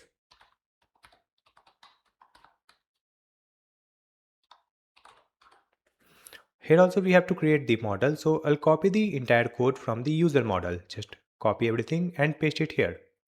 And let's update this code. So in this one, we have the bcrypt. Let's remove it. Here we have user schema. And after that, we have the user schema.pre. Remove this one and remove this compare password method also. So now it is simple. Here we have the schema from Mongoose, and we are creating the user schema. So instead of this user schema, here we are going to create the project schema. So let's add project schema equal to new schema. Now in this project schema, we have to define all the properties. So first we'll add the name. So it will be the name of project. The type will be a string, required true. Then we will add the default value. So let's add comma and provide the default. It will be untitled project. So if we are not providing the name, the project name will be untitled project. Then we have to add the description. So let's copy this one, paste it here. We will add the property name. So the property name will be description. The type will be a string, and remove this required property. and the default value will be empty string. Now after that we'll add the next property. So the next property will be files. Let's add files. I'll clear this one. So here we have files, and the type will be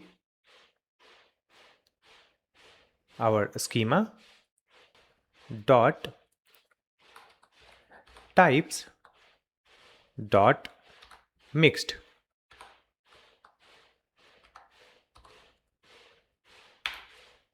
So this is the type for this files property, and then we'll add the default value here. So let's clear it and simply add default. In this default we will add the empty object. Now after that we have to add the messages. So let's copy this, paste it here. We will add the property name, so it will be messages.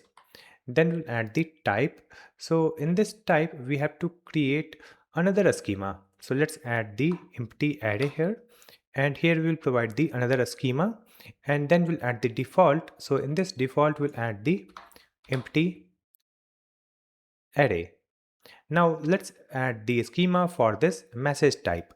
So here let's provide const schema, or let me just copy this entire code, copy and paste it here. We will change the name, it will be message schema. Now after that just provide this message schema here in this type. Correct. Now after that let's complete this message schema only. So here we'll add the object, it's already there. So in this object we'll add the first property. So the first property will be role for the message. In this role first we'll add the type, and the type will be a string. Then we'll add the enum.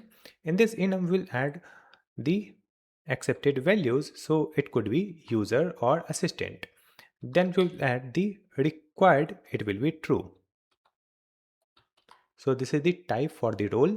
After that we have to add the message content. So the content type will be a string and required true. After this content we'll add the timestamp.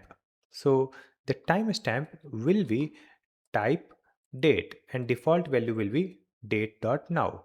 Now here we don't have to generate the ID, so just add one object here, and in this object provide underscore ID and provide false. So it will not generate the ID for this message. Now after that let's come here and complete our project schema. In this project schema we have added the name, description, files, and then messages. After that we have to add the version. So it will be project version. So the type will be number, default value will be 0. After that we have to add the owner, right? So it will be the project owner. So just add owner. In this owner property let's provide the type, and the type will be our user data, right? So just add type property. In this one just add schema dot types dot object ID, and then we'll add the reference. So let's add ref, and in this reference we'll add the user model.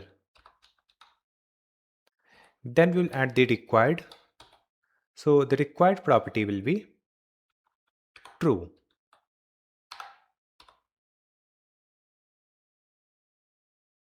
Next we will add the another property, that is published. So just add comma and provide published. The type will be boolean and default value will be false. So by default the published will be false, and user can make the project published, so it will be accessible by any user without authentication. Then we'll add the project status. So let's add a status. In this status we'll add the type a string, and then we'll add the enum. In this enum we have to add all the accepted values in array. So the project status could be pending, generating, revising, completed, or failed. Correct? Now just add comma, and here we'll add the default value for the status. So the default value will be pending. Next we will add the files planned. So let's add the property name files planned. It will be type, and in this type we have to add the a schema only. So let's add the type and provide the array like this, and then add comma default, and the default value will be empty array. And let's add the next property, that will be files generated. In this files generated, just add the object with the type. In this type we'll add the array with a string. Then we will add the default, and in this default we'll add the empty array. Next we will add current file. So in this current file, add the type a string and default value will be null. Now we will add error. In this error property, we will add the type a string and default is null. Correct? Now after that, let me complete this files planned. Type is empty array, but here we have to add the schema of the files planned. So let's scroll up. Here we'll add const planned files schema equal to new schema. In this new schema, add one object. In this object, we'll add the path. We'll add the path property, and in this path property, provide the type a string required true. So for the files, there will be a path. And after that, we'll add the description. In the description, just add the type a string and required true. So there will be a path and description for the files. Now we'll add the comma here and provide another object where we'll add underscore id and make it false. So it will not generate the id for this planned files schema. Now just add it here inside this array under this files planned.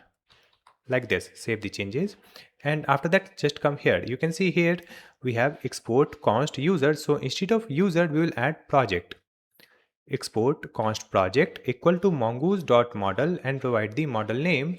So the model name will be project, and here we have to add the schema, that is project schema. So we have created the project model, and using this project model we can store the data in database. Now we can create our controllers. So let me open the sidebar. Here we have the controllers folder. In this one, create a file and write the file name project controller.js. Now in this controller file, we have to create multiple controller function for different APIs for different functionality. So here let's add one comment. We will add the comment that will be the method type or API type, and then API endpoint. So the type will be post and the path will be /API/projects, right? And let's add the description in the comment. So here we'll add the description, that is create a new project from an AI prompt. So the first controller function will be used for creating a new project using AI prompt. So let's create a function and export it. We'll add export async function and write the function name create project. Now in this function parameter, we will get the request and response like this. So right now we have created one empty function. After that, we have to create our next function. So the next function will work in the background when the project is generating. So it will update the generated project file in the database, right? So let me add the description here. That is background worker to progressive generate files and update database in real time. So let's create another function here like this and add the function name. So I'll provide the function name, that is run background generation. In this one, we will get the project ID, and after that we'll add the prompt as parameter. Now after that, we'll create the controller function here. For that, we'll add the method. It will be get and the path will be /API/projects. You can see the API endpoint is same here and here, but the type is different. It is post, it is get. Here, let's add the description also. So we will use this function to display the list of all project owned by single user. So let's add the comment, that is list all projects owned by the user, summary only, no files contents, right? So let's add the function from here. Just copy this and paste it here. Now in this previous function, you can see we have added export. So let me remove this export because this function will be used here only. We'll add async function, that's it. Now in this one, we have added export async function, and let's update the function name. So the function name will be list projects. We have added the function name here, list projects. Now after that, we'll create the another function. So first we'll add the comment. So let me just duplicate the entire thing. We will update the comment. So the first comment is the method type. It will be get and the path will be /API/projects and ID. And then we'll add the description, that is get full project details. It means we will get the complete details of the individual project. For that, we'll add the function name, that is get project, and add the request and response in the parameter. After that, we have to add the next function. So copy and paste it here. We will update the details. So first we'll add the method. It will be delete and the path will be /API/projects/:ID. And then we'll add the description, that is delete a project. So we will use this function to delete a project. So just add the function name called delete project, and here also we'll get the request and response in the parameter. Now duplicate this one. Here we will add the method. It will be put and the endpoint API projects ID and files. Then we'll add the description, that is update project files. So it will update the project file when we will edit the code manually. So we have added manual edits. So just add the function name, that is update project files. Now let's duplicate it. Here we will add the comment, that will be type post and the path will be /API projects ID and publish. So using this, we can publish any project. We can mark it as public, so it will be visible to anyone, right? So let's add export async function and provide the function name publish project, right? Now after that, we have to add one more function here. So let's add the details, that will be the method type. Then we'll add the endpoint /API/project/public and ID. And then we'll add the description, that is get a publicly published project details without auth. It means using this function, we can display the details of individual project and it can be visible to anyone who is not authenticated. So here we'll add the function name, that is get public project. So we have added all empty functions for this project controller. Now we will add the functionality in each function one by one. So let's start with the first one, that is create project. For this create project, we need a prompt and we will get the prompt from the request body. So let's add const curly braces prompt equal to our request dot body. Now after getting the prompt, let's add if statement. If let's add not of prompt. So if the prompt is not available, or type of prompt not equal to a string. In this case, just add response dot a status, it will be 400. Then we will add dot JSON with the error, and the error message will be prompt is required. And then we'll add return. Correct. Now suppose the prompt is available and the type of prompt is a string.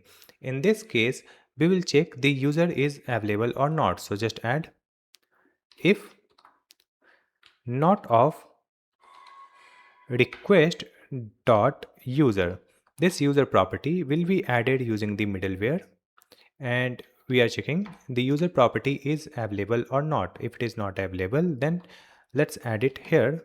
At this statement, we will provide response dot status 401, then JSON, and provide the error, and the error message is unauthorized, and then return. Now suppose the user is authenticated. In this case, we can create a project in the database with the pending status. So let's add the comment first, that is create project in DB immediately with pending status. For creating the project, we will add const project equal to await, and then use the project model. You can see we are getting the suggestion, just import it. Let's scroll up. You can see the project is imported from model/project, and write the file name extension .js. Let's move it here at the first line. So here you can see we have added await project model, then dot create method. So it will help us to create a new project in the database. Now let's add the details in this object. So first we'll add the name. So in this name, let's add planning project. Then we will add description. So in the description, let's add the prompt that we have received from the request body. Then we'll add the files. So initially the files will be empty object. Then we'll add the messages. Now in this messages, let's add the array, and in this array, let's add the first object where we'll add the role, it will be user, and then we'll add the content, and in the content we will add the prompt. Then we'll add the second message, so just duplicate it. Here we'll add the role assistant. In this one we'll add the content, and the content will be planning project structure. Now after that, add the comma here. Here we'll add the next property, that is version. So the version will be 0. Next we will add the owner, and in this owner we will add the request dot user dot user ID. Then we'll add the status, so a status will be pending. Then we'll add files planned, it will be empty array. Then files generated, it will be empty array. And then we'll add current files, so the current file will be null, and then we'll add the error null. So using this information, we will create a new project in the database. After adding this data in database, we can start generating our project. For that, you can see we have added this function run background generation. So it will start generating the project in the background, and it will store the data in the database. So let's add the commit first, that is a start background generation and call this function. So let's call it here. Now in this function we have to provide two arguments, that will be project ID and prompt. To provide it, here you can see we have the project, right? So simply add this project, then dot underscore ID, and after that we have to add the prompt also. So let's add the prompt. Now after that you can see we have the project ID, so let's convert it into a string. So just add dot to a string. That's it. Now at the end here we'll add dot catch, so it will catch all errors, and in this one we'll add the function. Now let's catch the error here in this parameter, and after that let's provide console.error.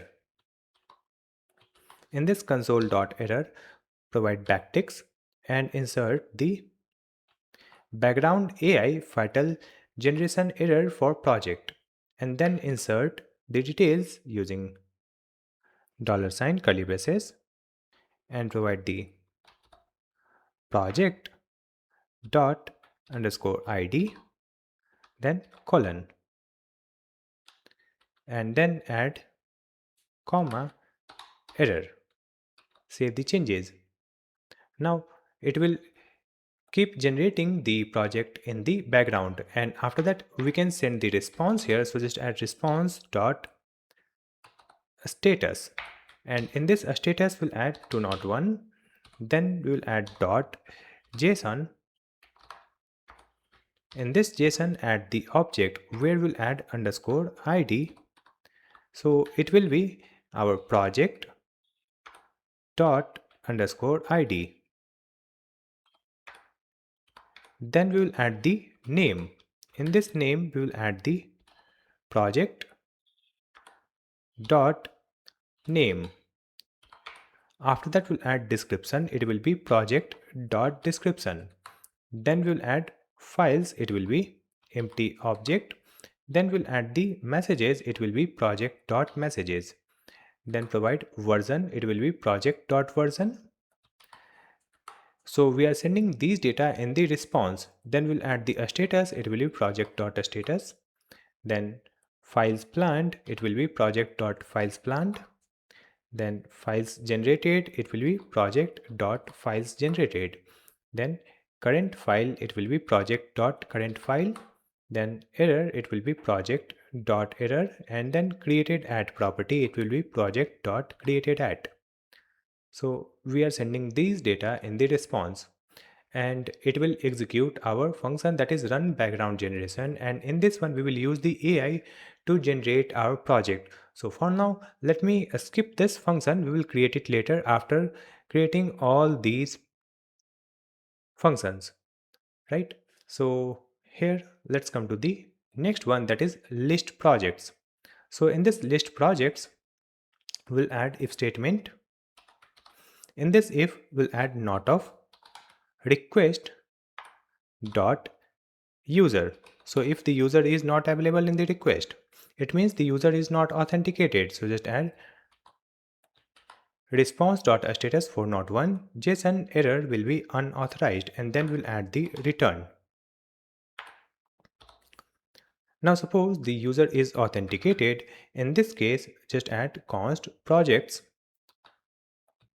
equal to await, and then add the project model dot find method.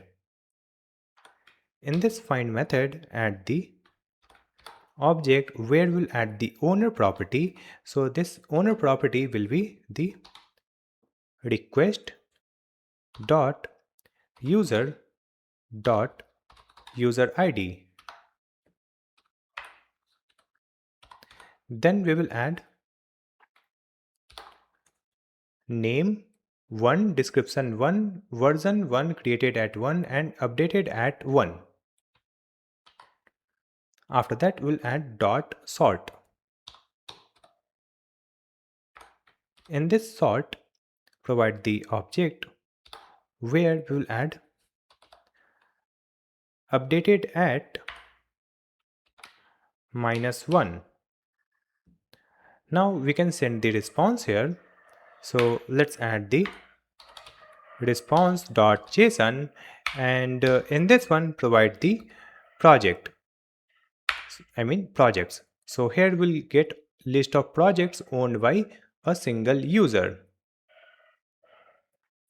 After that, let's come to the next function, that is get project. So here we'll get the details of a single project, right? For creating it, here we'll add the same if statement. Just copy this, paste it here. We will add if not of request.user, then we'll add the response unauthorized and return. And after that we have to find the project details. So just add const project equal to await, and here we will use the project model, and in this project model we'll add find one method. Now in this find one, add the object where we'll add underscore id, and in this underscore id just add the request dot params, because in this request params we are getting the id, right? So we will add the request dot params dot id, and after that we'll add the comma and provide the owner. So the owner property will be request dot user id. Now after that, let's add if statement. If not of project, if we could not find the project data, in this case just add the response.status for not for, then JSON with the error message project not found and return. Now suppose the project data is available, then we'll add const files object, it will be empty object. Then we'll add for off loop. In this for off we'll add const path and entry. Then of object dot entries, then add the project dot files. Then we'll add files object, then add the path equal to entry dot content. Now after that we can send the response. So let's add response dot json, and in this JSON let's provide the details. So I'll just come here and copy this one, copy it and paste it here.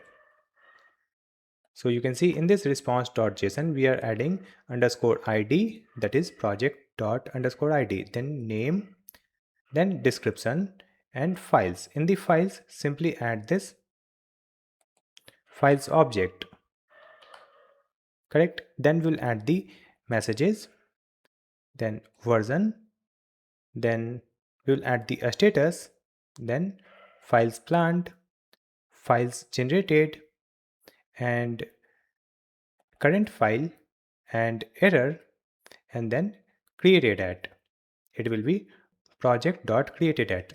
So after this error we have the created at property, it is project.created at, and with that we'll add the updated at also. So just add the next one, updated at, and it will be project.updated at. Save the changes. So we have completed our function to get the details of individual project, right? Now after that, let's scroll down and see our next function. So the next function is delete project. In this delete project, again we will check the user is authenticated or not. So just copy this, paste it here. In this delete function, if request.user is not available, then we'll add unauthorized and return. Now user is authenticated, in this case we'll add const result equal to await, and use the project model dot find one and delete. In this find one and delete, we will add the object where we will add underscore id, it will be request.params.id. Then we'll add owner, it will be request.user.user id. Now after that we'll add the if statement if not of result. So in this case, let's add response.status. It will be 404 and provide the error, that is project not found. And after that, if the result is available, in this case, let's add response.json and simply add the message, that will be success message. It will be true. That's it. So the project will get deleted. Now after that, let's come here in the next function, that is update project files. So when we will make changes in the code file, it should update the project files in the database. So here let's add const files and get this files from the request.body. After that we'll add if statement if not of files or type of files not equal to object. In this case, just add response.status 400 and error will be files object is required. Then we'll add the return. Now after that, come here and provide the if statement if not of request.user. In this case, we'll add the same message, that is request.status 401 JSON error will be unauthorized and return. Now user is authenticated. Then come here and provide the const project equal to await and use the project model. Then dot find one. In this find one, add the underscore id. It will be request.params.id.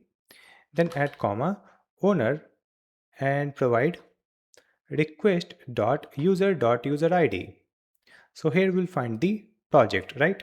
Now let's add if statement if not of project. So if the project is not available, in this case, just add the message, that is request.status 404 and the message is project not found and return. And suppose the project is available, in this case, let me add the comment, that is rebuild project files map with content and hashes. So let's add const new files will be empty object. Then we'll add for of const path and content of object.entries and provide the files. Now in this for, we'll add the if statement if type of content is equal to a string.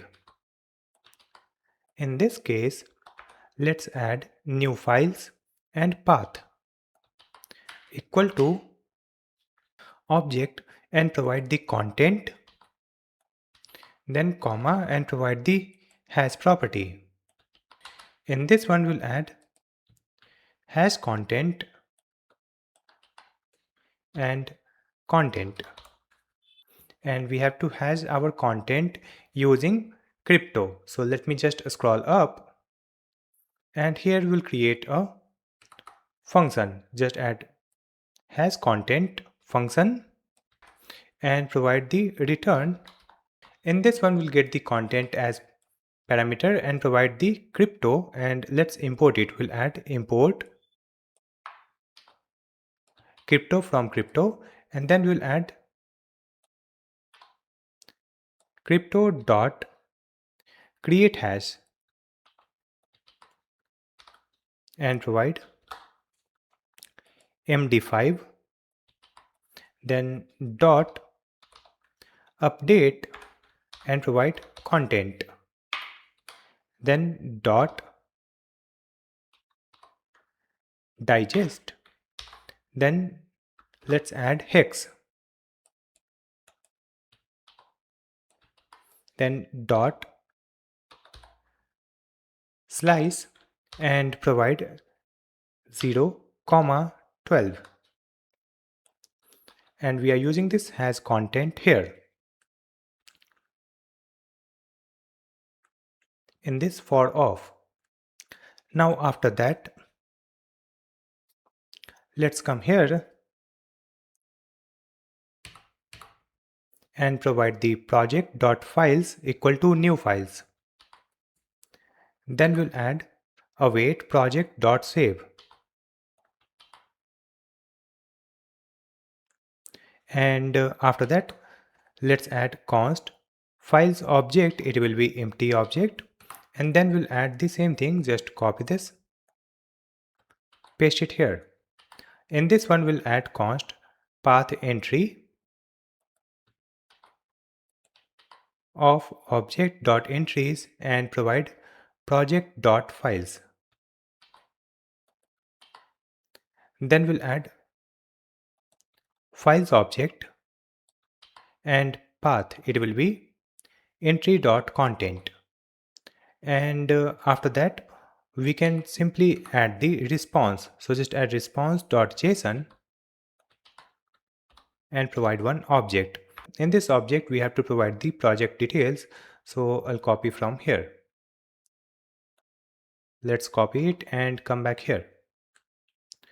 In this one, we are providing underscore ID. It is project._ID, then name project.name, then description, then files. So the files will be files object, then messages, then version, and after that we can remove these details. Simply add created at and updated at. Save the changes. So we have created this function, that is update project files, when we edit the code manually, right? Now after that, you can see we have the next function, that is publish project, right? So in this one, again add the same statement for user authentication check. We'll add if request.user is not available, then we'll add response.status for not one, and the message is unauthorized and return. Now suppose the user is authenticated, then we'll add const project equal to await and use the project model. So just add project dot find one and update. Now in this one, add our first object. In this one, just add underscore ID. It will be request.params.id. Then we'll add owner. It will be request.user.userid. We have to update the status, right? We have to update the published property, right? So you can see we are providing the method find one and update, and it will help us to find the record. Then we'll add comma and provide the next object where we'll add published property and make it true, so it will be publicly available. And after that, let's add the next object where we'll add return document and provide after, so it will return the updated document, right? Now after that, here we'll add the if statement if not of project. It means we didn't get the project after update, right? So in this case, we'll add response.status for not for, and then we'll add the error message, that is project not found. Let me add it inside the curly braces. And if the project is available after update, then we'll add response.json with the success true, and we'll add the published property. It will be project.published. That's it. Save the changes. So we have created this function. Using that, we can publish a project, right? Now after that, we have to create this function, that is get the details of the publicly published project. So here we'll get the entire details of the project, and it will be visible to all users without authentication, right? So in this one, we'll add const project equal to await project dot find by id, and we'll get the id from request params and id, right? Here we are not checking the authentication. Then we'll add the if statement if not of project. Suppose we could not find the project using this, ID provided in the params. Then we'll add response.status 404 and the error message is project not found and return. Then we'll add another if statement, copy and paste it here. We'll add not of project dot published. Suppose the project is available but published property is false, right? Then we'll add response.status 403 and in the error message we'll add project is not published yet. It means the project is available but it is not public, right? Now suppose it is public. In this case we'll add const files object will be empty object and then we have to add the for of. So just copy the for of loop from here. Let's copy this one, paste it here. Let's add const path entry of object dot entries, then project dot files. If, let me remove this if, simply add this files object path equal to entry dot content, and after that we can send the response, right? For sending the response, let's just copy the statement from here, copy this response.json and paste it here. Now in this one we'll add underscore id, it will be project id, then name, description and files. Then we'll add the version, that's it, underscore id, name, description, files and version. Save the changes. So we have created this function. Using that we can return the details of published project so that any user without authentication can view the published project. After creating these controllers, we will create the API routes. For that we have to create the route file. So in this routes folder, create a new file and write the file name project routes.js. In this project routes, we have to create the router using Express. So just add import router from Express. And after that, let's add const project router equal to router.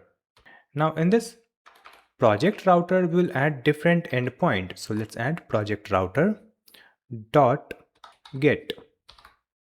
And in this one, we'll add the endpoint. You can see we have added the type get and provide the endpoint. So just add the endpoint for this last one. You can see here we have the last controller, that is get public project. So the endpoint will be this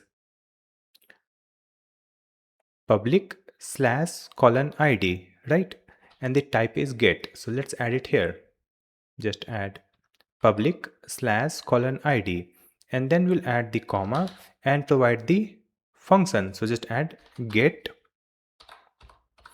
public project and it is imported from the controllers project controller file. Just add the file name extension.js.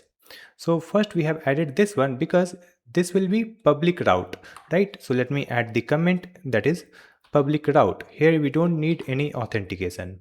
And after that we have to add the other routes where we have to add some authentication, right? Let me show you that. We'll add project router and then we'll add the method dot post. So we'll add the method post and then we'll add the endpoint. So let's add the endpoint, it will be slash, and then we'll add the controller, that is create project. So just add the create project, it has been imported here. You can see this is the endpoint and the method is post, then we will use the create project. And in this one we have to add the middleware so that only authenticated user can access this route. So instead of adding the middleware here, we can add the middleware just before this route creation. So here just add this project router dot use, and in this use method we'll add the auth middleware. So you can see auth middleware is imported from middleware auth middleware.js. Now after this auth middleware use, we'll create other routes and these routes will be protected. Let me add the comment here, that is protect all following routes. So now whenever we'll create the new route, below this one all the routes will be protected. It means first it will execute this auth middleware, then only it will execute the controller, right? So here we have added the first one. Let's add the next one. So just copy this, that is project router, and then add dot get. We'll add project router dot get and the path will be slash. Then we'll add list projects. So list projects has been imported. When we'll hit this route using get method, we'll get the list of projects by individual owner. Now just copy this, paste it here. We will add project router dot get and then colon id, that is the project id. Then it will give the details of individual project. So just add the get project controller. It has been imported here. Now duplicate it, and here we'll add the method delete, and for this delete we'll add the endpoint slash colon id and provide the function, that is delete project. Now just duplicate it. Here we'll add the type put, and then we'll add the path. It will be colon id slash files, and then we'll add the function, that is update project files. Let me just come back here in the controller. You can see we have this function called update projects files and the method type is put, correct? Now come here in the routes and duplicate this one. So in the next one we will add the type post, and in this post we'll add the path. It will be colon id and publish. So we will use this route to publish a project. So let's add the function publish project. So we have added all the routes here, and after that let's export this router from here, that is project router. So just add export default project router. That's it. Next we have to add this router in our main file, that is server.js file. So let's open server.js, and here let's add app.use,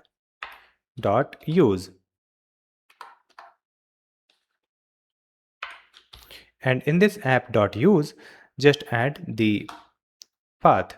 So the path will be slash api slash projects. Let's add this slash also, slash api slash projects, and then we'll provide our router. So let's add project router. So you can see the project router has been imported from routes folder project routes.js file. So we have created the endpoint for our projects where we can create a project, we can display the list of projects, we can get the individual project data, we can delete the project, we can update the files, we can publish the project, and we can get the data of published project. Now we have to complete the functionality of this run background generation. It means we will generate the project or generate the website using AI. So we have to implement our AI feature. To add the AI functionality, first we need the keys for AI APIs. So let me just open the web browser and search for OpenRouter. We will use the OpenRouter keys. After that, let's sign up here, and after sign up you will come to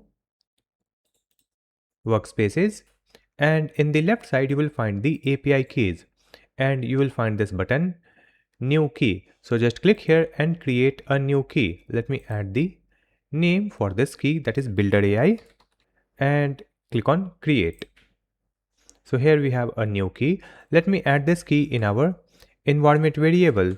So let me open .env file here. In this env file, we will add one environment variable name. So just add OpenRouter API key. and paste this key from OpenRouter, copy and paste it here. After that, we have to provide the model. So let's add the another environment variable, that is OpenRouter model. And to get the model, let's come here and let's go to home page. And after that, click on this models from this navigation bar. And here we will search for free. So it will display the free models. And here we have the list of free models. So we are going to use this Cohere. Let's click on this one. So this is Cohere North Mini Code Free. And let's add the model name in our environment variable.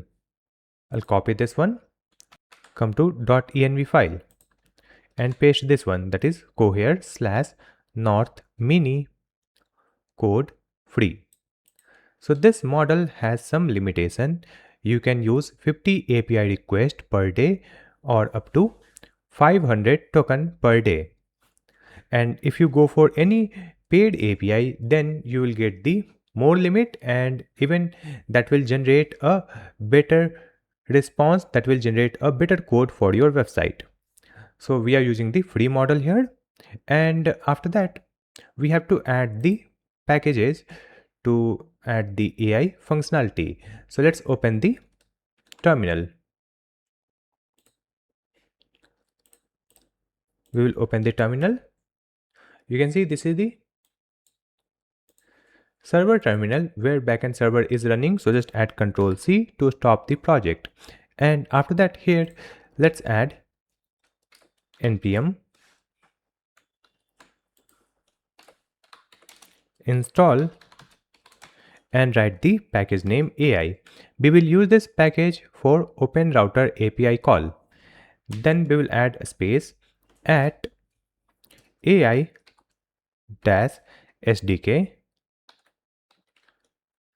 / OpenAI.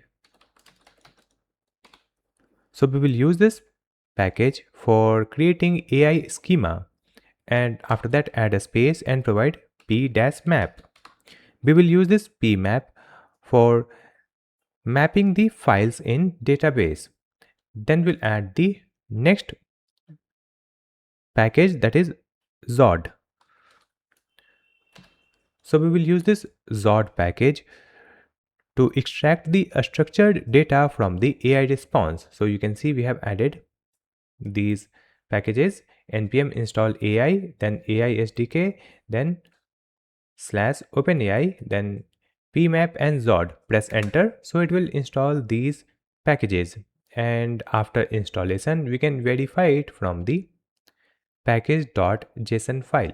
Let me open package.json. Here you can see we have these packages: pmap, Zod, AI, and AI SDK OpenAI. After adding it, let's start our project again. So in this terminal, we'll add npm run dev. So it will start our backend server again. You can see the message in the terminal: successfully connected to MongoDB and server is running. Now let's hide this terminal. And in this one, we'll add some assets. So let's come here in the downloaded file, that is the downloaded asset. In this one, you will find the server. In this server, we have services folder. In this services, we have 4 files, that is code validator, then content normalizer, diff, and prompts. So just copy this services folder from here and open our project folder. Then go to server, and in this server, simply paste this services.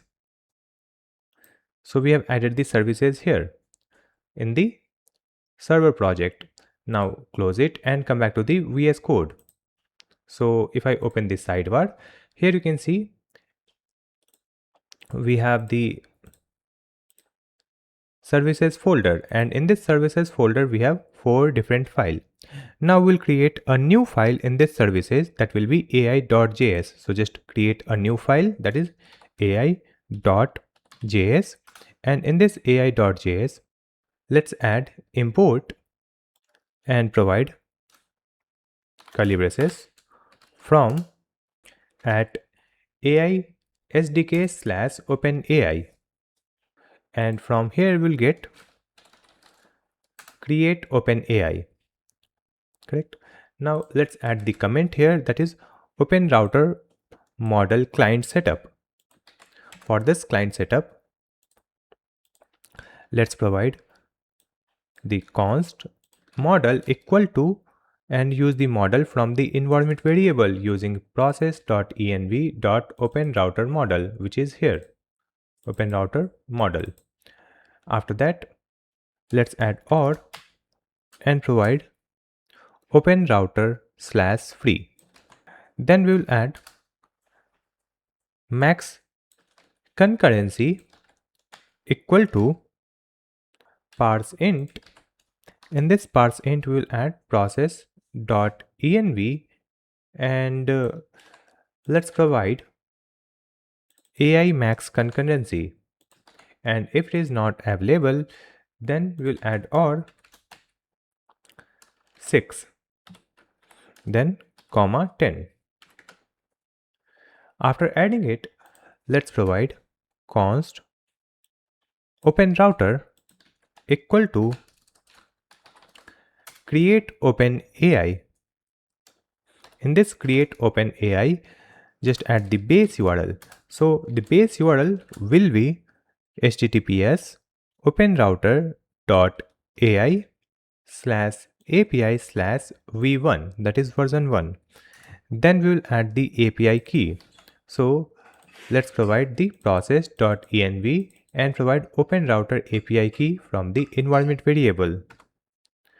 Now after that, we have to create the model here. So just add const model equal to OpenRouter, and in this OpenRouter provide our model. That's it. Now we will create our function. Using that, we can generate the project.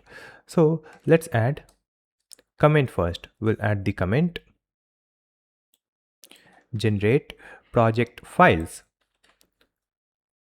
Then we have added plan first, then build the files in order with fallback retries. It means first it will generate the plan, then it will build the files one by one, right? So let's add the function and export the function. So just add export async function and write the function name generate project. So it will generate a project, and in this project it will plan the files and then generate the files one by one.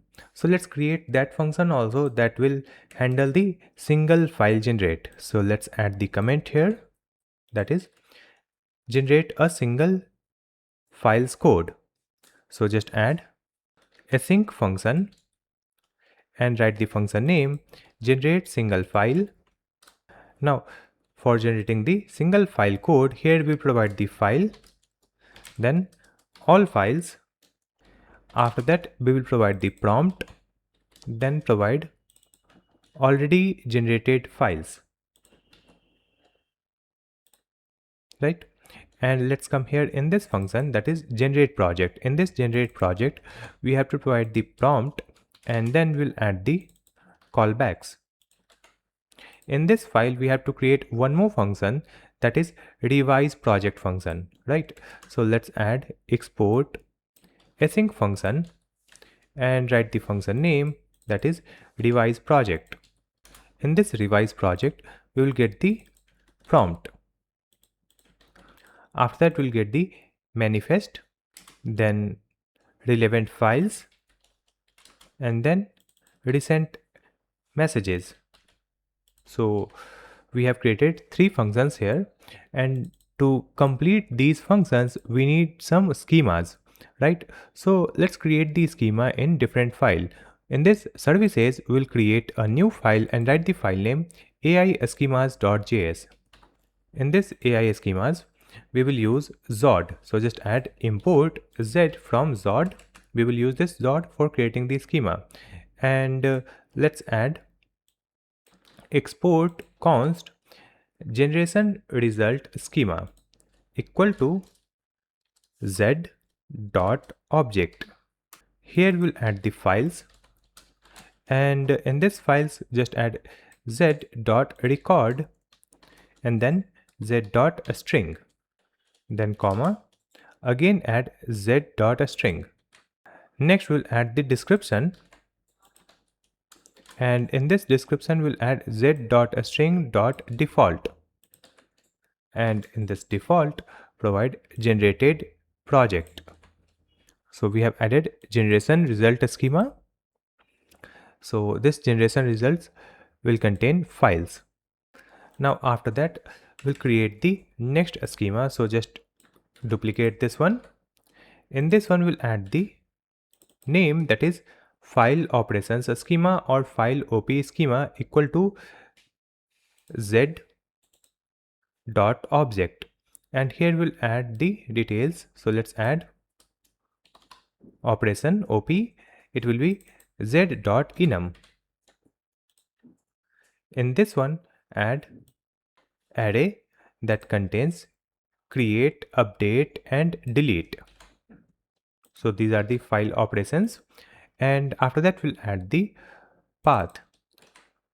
So we have added the path here, and in this path let's add z dot string.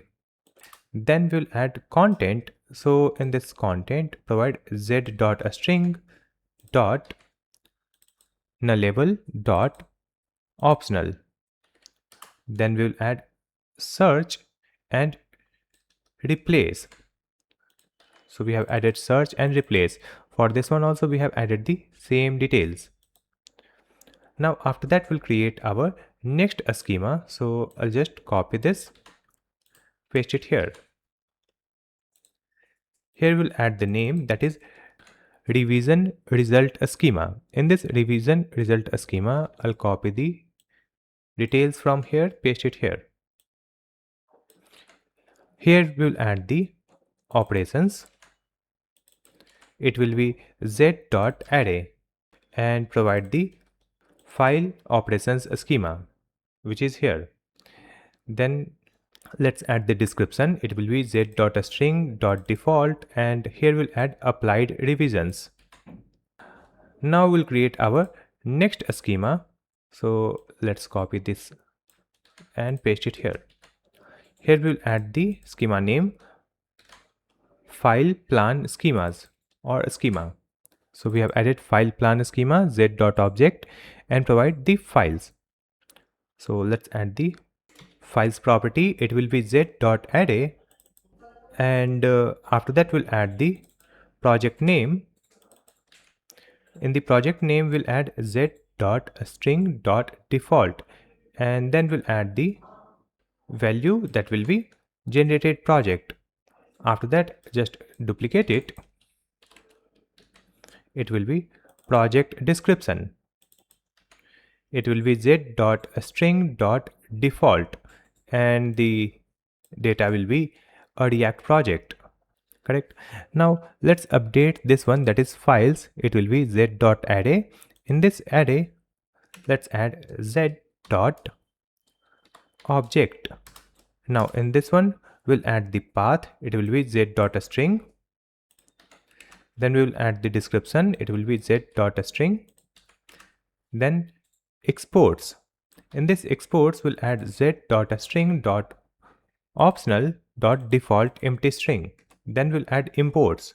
In this imports just provide z dot array. It will be z dot string dot optional dot default empty array. So we have created the file plan schema, and after that we have to create our last schema, that is file code schema. So I'll just copy the simple one, just copy this and paste it here. Add the schema name file code schema, then add code. It will be z dot string. That's it. So we have created all these schemas. Let me show you one by one. Let's fold it. So here we have generation result schema, file operation schema, revision result schema, file plan schema and file code schema. After that, we can come back to our AI file, that is ai.js. Now we'll come to this ai.js file, and in this one we'll start creating this generate project function. So in this generate project function, let's add the comment, that is phase 1, that is plan. So in the phase 1 we'll plan the project. So let's add the message in console also. We will add console.log and provide a message in backticks, that is AI phase 1 planning file structure for, and provide the prompt, and in this prompt add the slice. So it will display only 80 character when we add 0 and 80, and at the end we'll add this dot. So this message will be added in the console. Now after that, let's add const object as plan equal to await, and here we will use the generate object, and we will get this generate object from AI. Let's scroll up. You can see generate object has been imported from the AI package. Now in this generate object, add one object where we'll add the model, then add schema. In this schema, just add file plan schema from the schema file. You can see it is imported from the AI schemas file. So let's add the file name extension also, that is .js. Now let's come here, add the comma. After this schema, let's add system. In this system property, provide the file plan system, and let's import it from the file that we have provided in the services, that is this prompt. Let's open it, and after that if I start typing this, we are getting the suggestion. So you can see it is imported from the prompts.js. After that, let's add prompt. So we will add backticks, plan a React website for, and provide our given prompt. So just add prompt. Then we will add the next property, that is max retries, it will be 2. Now we'll add if statement if not of plan dot files and find. In this find method, add the arrow function will get the first file or individual file, and then we'll add file dot path equal to /app.js. So in this case, we'll add plan.files.unshift and simply add the path. It will be app.js using the slash. Then we'll add the description. So the description is main application entry point.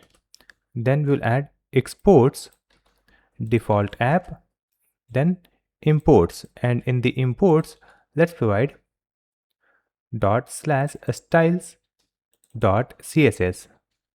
Now we will duplicate this if statement, just copy and paste it here. So in this second if statement, we'll add not of plan.files.find, it will be path equal to /style.css. So we have added a styles.css, then plan.files.push, and provide path, that is a styles.css. Then we'll add the description. So we have added the description, that is global CSS, Google font import, keyframe animations, utility classes. Then we'll add exports, it will be none, and import, it will be empty array. Now after that, here we'll add if. In this if, we'll add the callbacks dot on plan, then just add await, and here use the callbacks dot on plan and provide the plan. After that, we'll add console log here. So just add console.log, and in this console log, just add the backticks and provide AI phase 2 generating. Then add the plan.files.length, that will be total number of files, and then we'll add files in parallel concurrency, and then we'll add max concurrency. After that, just add this parenthesis and colon and provide $ curly braces. Here just add the plan dot files dot map, get the individual file, and after that it will return file dot path, then add dot join, and in this join we'll add comma and space. That's it. So we have added this console log, and after this we will add const files. It will be empty object, then provide let pending files equal to plan dot files dot map. In this map we'll add the individual file, and after that add the parenthesis, curly braces, a spread operator, and this file. Now we'll add max retry rounds, it will be 2. Then we'll add for loop, we'll add let round, it will be 0, then round less than equal to max retry rounds. Just copy and paste it here. Then round plus plus, that is round increment, and then we'll add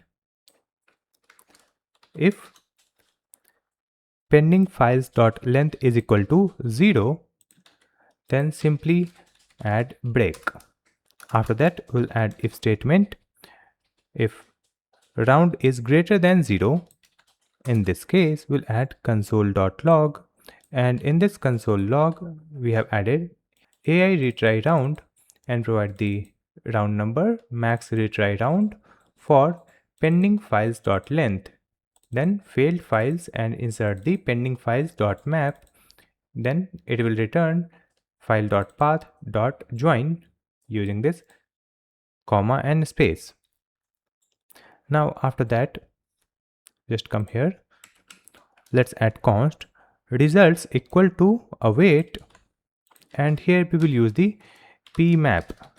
Let's import it. We are not getting the suggestion, so we will import it manually. Let's scroll up here, just add import pmap from p-map. We have already added this package. Now after that, scroll down. Now in this result we'll add await pmap, and then let's provide pending files comma asynchronous arrow function. Here we'll get the file as parameter, and after that here we'll add the try catch statement. Now in this try we'll add if callback dot on file start, then just add await callbacks dot on file start, then add file dot path.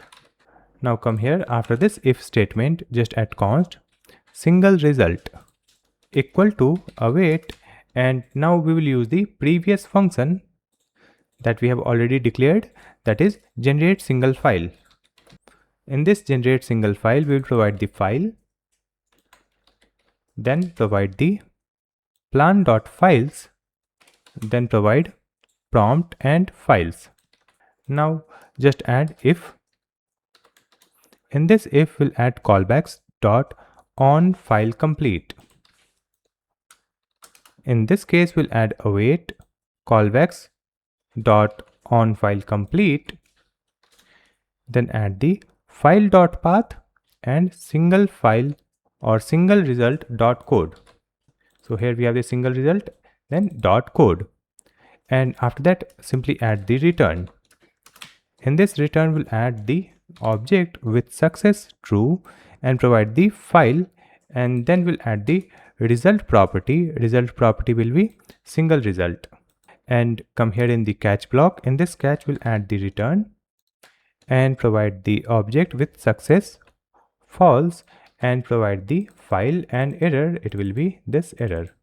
Now after that, here we'll add comma and provide concurrency. It will be max concurrency. Now after that, here let's add const failed files. It is empty array. Then we'll add for of, just add const entry of results. Then provide if entry dot success. In this case, we'll add const path and code equal to the entry dot result. Then files path dot starts with slash. If it is true, then path, else / plus path equal to code. Now we'll add the else statement. So just add the else. In this else, just add the console.warn, that is the warning. So we have added this warning, and after that we'll add the failed files dot push and just add the entry dot file. Now after that, here we'll add the pending files equal to failed files. Now after that, just add the if statement here. If pending files dot length is greater than 0. So in this case, let me provide const failed paths equal to pending files dot map and provide the arrow function with a single file. Then it will return the file dot path. After that, we'll add dot join, then add comma and a space. Then we'll add one message in console, that is console.error, like this. And after this console, just add if statement if pending files dot sum and provide the arrow function with individual file dot path is equal to app.js. In this case, here we'll add const extension ext equal to file dot path dot split, and we'll split using dot. Then just add dot pop and dot to lowercase. Now after that, let's add if extension equal to css. In this case, just add files file dot path equal to backticks and insert /star. Then insert the file description and generation failed. Please retry. After that, we'll add the else statement. In this else statement, just add the files file dot path is equal to and provide the a string. So we have added this string, and here we'll add the text called import React from React, like this. Then we'll add plus. In the next line, we'll add backticks and provide this comment: this file could not be generated, please retry. Then plus. In the next line, just add backticks and provide purpose. It will be file dot description, then plus.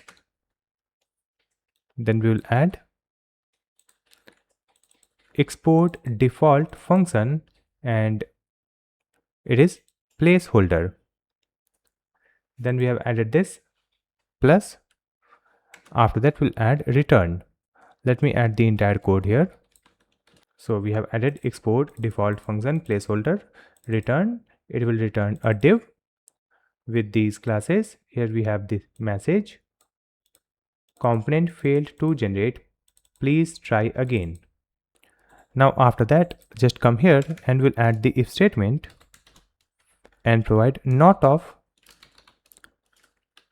files app.js. So in this case just add throw new error and the error message is AI did not generate app.js entry point. And after that just add the return here. In this return let's provide files and description. In this description we'll add the plan dot project description.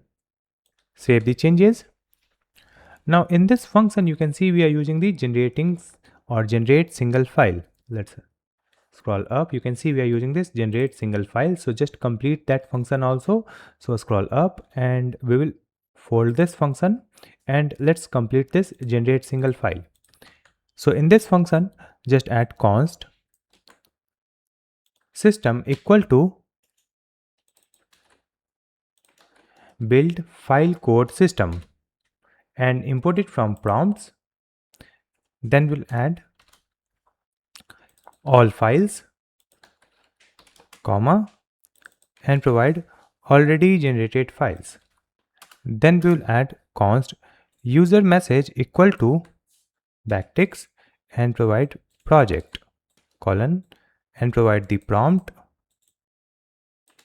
And after this prompt provide write the complete code for, and then we'll add the file.path. Then add the purpose and it will be file.description. Then we'll add console.log. It will be AI creating file and the file.path. After that just add const object equal to await, and here we will use generate object. Just add the generate object and it is already imported from AI package, right? And in this one provide the model, and after the model we'll add the schema. So in this schema just add file code schema. Then we'll add system. Then we'll add prompt, that is the user message, and then we'll add the max retries. It will be 2. After that here we'll add let code equal to normalize content and get this normalized content imported. Let me open this normalize content or content normalizer.js file. Here it is. After that if I start typing, you can see we are getting this suggestion to import it. And if I scroll up, you can see it is imported from the content normalizer.js. Let's come back here. So we have added let code equal to normalize content and simply provide the object.code. Here we have the object and in this one we have the code. Now after that we'll add if code.trim.length is equal to 0. In this case just add throw new error and provide the message generated code is empty after normalization. Now let's add the comment here, that is apply post generation validation and autofix, right? So here we will use the validator code. If I open the services, here we have the code validator.js. Open this one and then let's add it here. So here just add const validation equal to validate and fix code. Just import it from the file and in this one provide the code. Then we'll add the file.path, then provide object with all planned files. It will be all files. Then we'll add code equal to validation.code. Now we'll add if validation.warnings.length is greater than 0. In this case, we'll add console log and provide validator code adjustments for and file.path, and then we'll add the warning and join using dash. Now after that, let's add another console log here. So just add console.log, and here we have AI created file and file.path and code.length characters. Then we'll add the return statement here. So just add the return and simply provide the object with path. It will be file.path, and then we will add the code also. Save the changes. So we have created the functionality to generate our project using AI. Now you can see we have the third function, that is revise project. So let's complete this function also. So in this one, just add const context parts equal to empty array. Then we'll add context parts dot push and provide the string here. So we have added current project files manifest. Then we'll add context parts dot push, and here we'll add this string. After that, we'll add for of. In this for of, we'll add const file of manifest. It will be context parts dot push and provide backticks with $ curly braces file dot path space, and let's add parenthesis that contains file dot hash comma file dot size b. Now after that, we'll add context parts dot push and provide this a string. Now we'll add the if statement here. In this if, just add object dot keys and provide relevant files that we are getting as parameter, and then we'll add dot length is greater than 0. So if we have the relevant files, in this case we'll add context parts dot push and provide the file contains for reference. Then we'll add the for. So let's just copy this and add it here. We'll add for of and const path and content of object dot entries and provide relevant files. Then we'll add context parts dot push and provide the backticks. In this backticks, we'll add this n and path. Then we'll add the content. Now after that, here we'll add another if statement. In this if statement, we'll add recent messages dot length is greater than 0. We are getting the recent messages here as parameter. So in this case, just add these statements, copy and paste it here. That is context parts dot push and provide this string. And after that, we'll add for const msg, that is message of recent messages dot slice and provide -3. Then we'll add context parts dot push and provide backticks with $ curly braces and insert the message dot role and message dot content. Now after that, let me close this curly braces here. Now to correct, here we'll add context parts dot push, provide backticks and provide the message revision requested and add the prompt. Then we'll add console.log and provide the message from AI revising project. Then we'll add const object as raw parsed equal to await, and here again use generate object. Now in this generate object we will add the model, then we'll add the schema. In this schema just add revision result schema and import it from the schema.js or AI schema.js. Then we'll add the system. In this system we'll add revise system from the prompts.js. Then we'll add the prompt. In the prompt we'll add context parts dot join and provide \n. Then we'll add max retries, it will be 2. Now let's add the if statement here. In this if we'll add raw parsed and array dot is array raw parsed dot operations. In this case we'll add raw parsed dot operations equal to raw parsed dot operations dot map, and let's add the arrow function and provide the individual operation. And here we'll add if statement.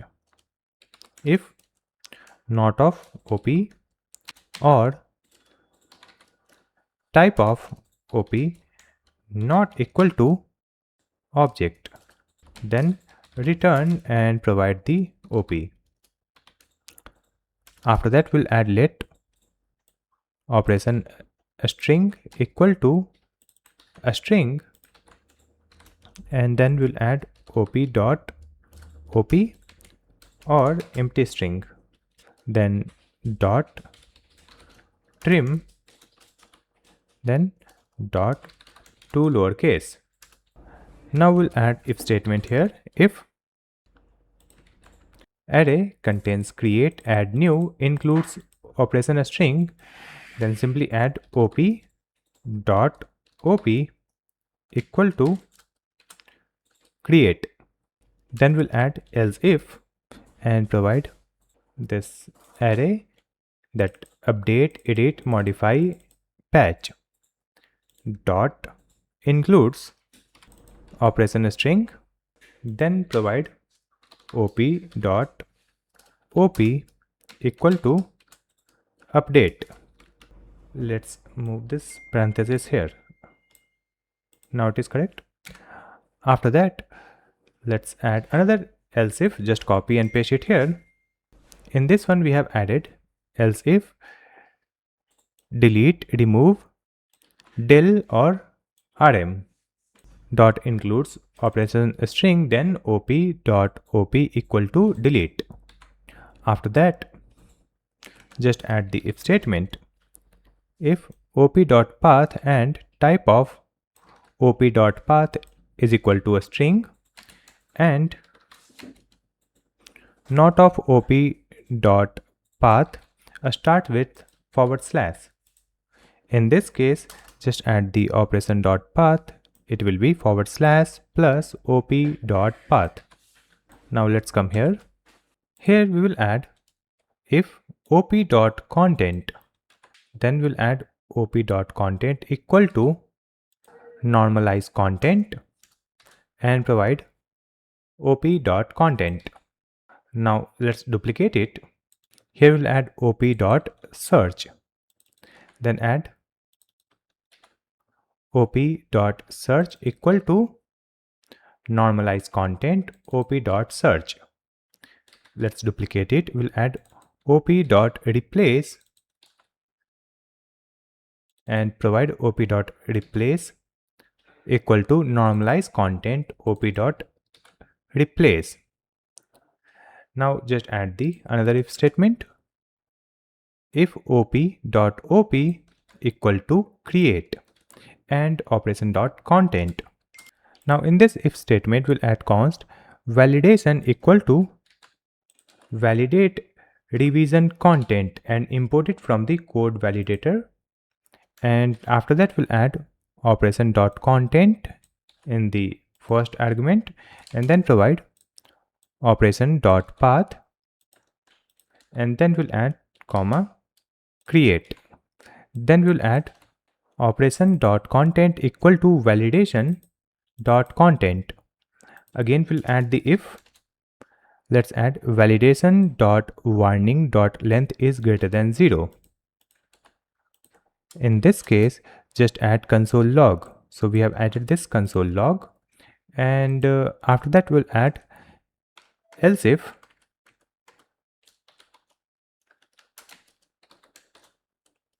In this else if we'll add operation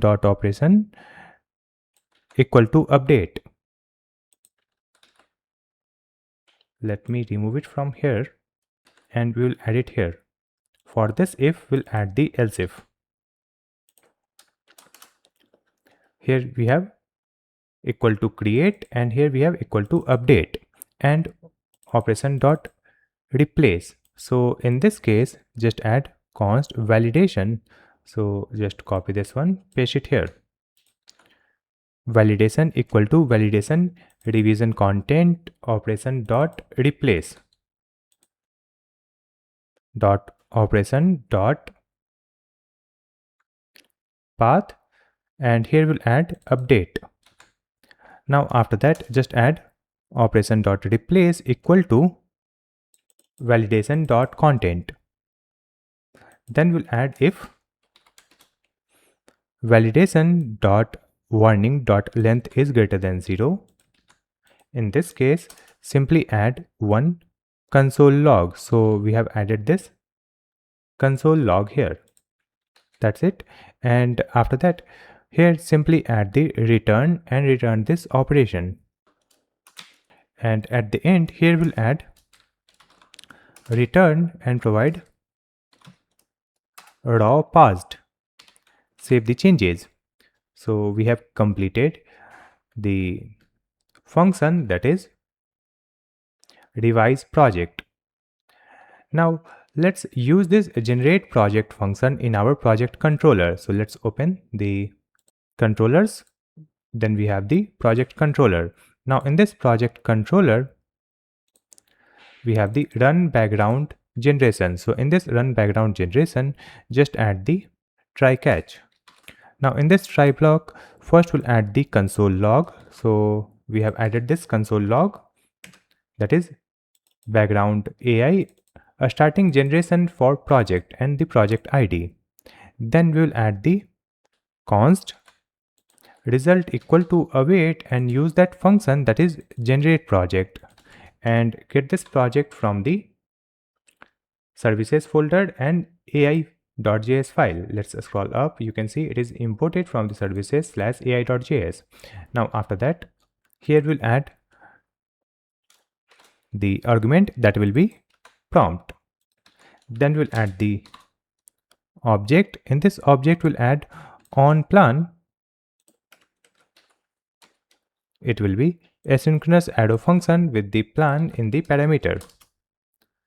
Now here we'll add the console log again. So we have added this console log and provide the const file list equal to plan dot files dot map. In this map add the arrow function, get the individual file. Here we will add the backticks. In this backticks we'll add dash backslash file dot path, then colon file dot description, and after that we'll add dot join, and in this join add backslash n. Now we'll add await project model dot find by ID and update, and provide the project ID to find the project, and then we'll add the object that will update the data. So just add the name property. In this name property, add plan.project name or generated project. Then we'll add the status, it will be generating. Then we'll add files planned, it will be plan.files. Then we'll add $push object, and in this object just add the messages. So just add the messages, it will be role assistant. Then add the content. So in the content, let's provide planned website structure and then file list. Then we'll add the timestamp, it will be new date. Now after that, let's come here. Here we'll add on file start. It will be asynchronous arrow function with the path in the parameter. Here also we'll add the console log. Let's add it here. And after this console log, we'll add await and simply use the project model dot find by ID and update. In this one, we'll add the project ID, comma, and provide one object where just add the current file, it will be path. Now after that, let's add the comma here and provide on file complete. It is also asynchronous arrow function. Here we'll get the path and code. Here we have on plan. After this on plan, we have on file start and then on file complete. Now in this on file complete, again we'll add one message in console. So just add console.log and then we'll add const project equal to await and use the project model dot find by ID and provide the project ID. Now after that, let's add if project. If the project is available, in this case, just add project.files equal to the project.files or empty object. Then we'll add project.files path equal to object that contains content, it will be code. Then hash content.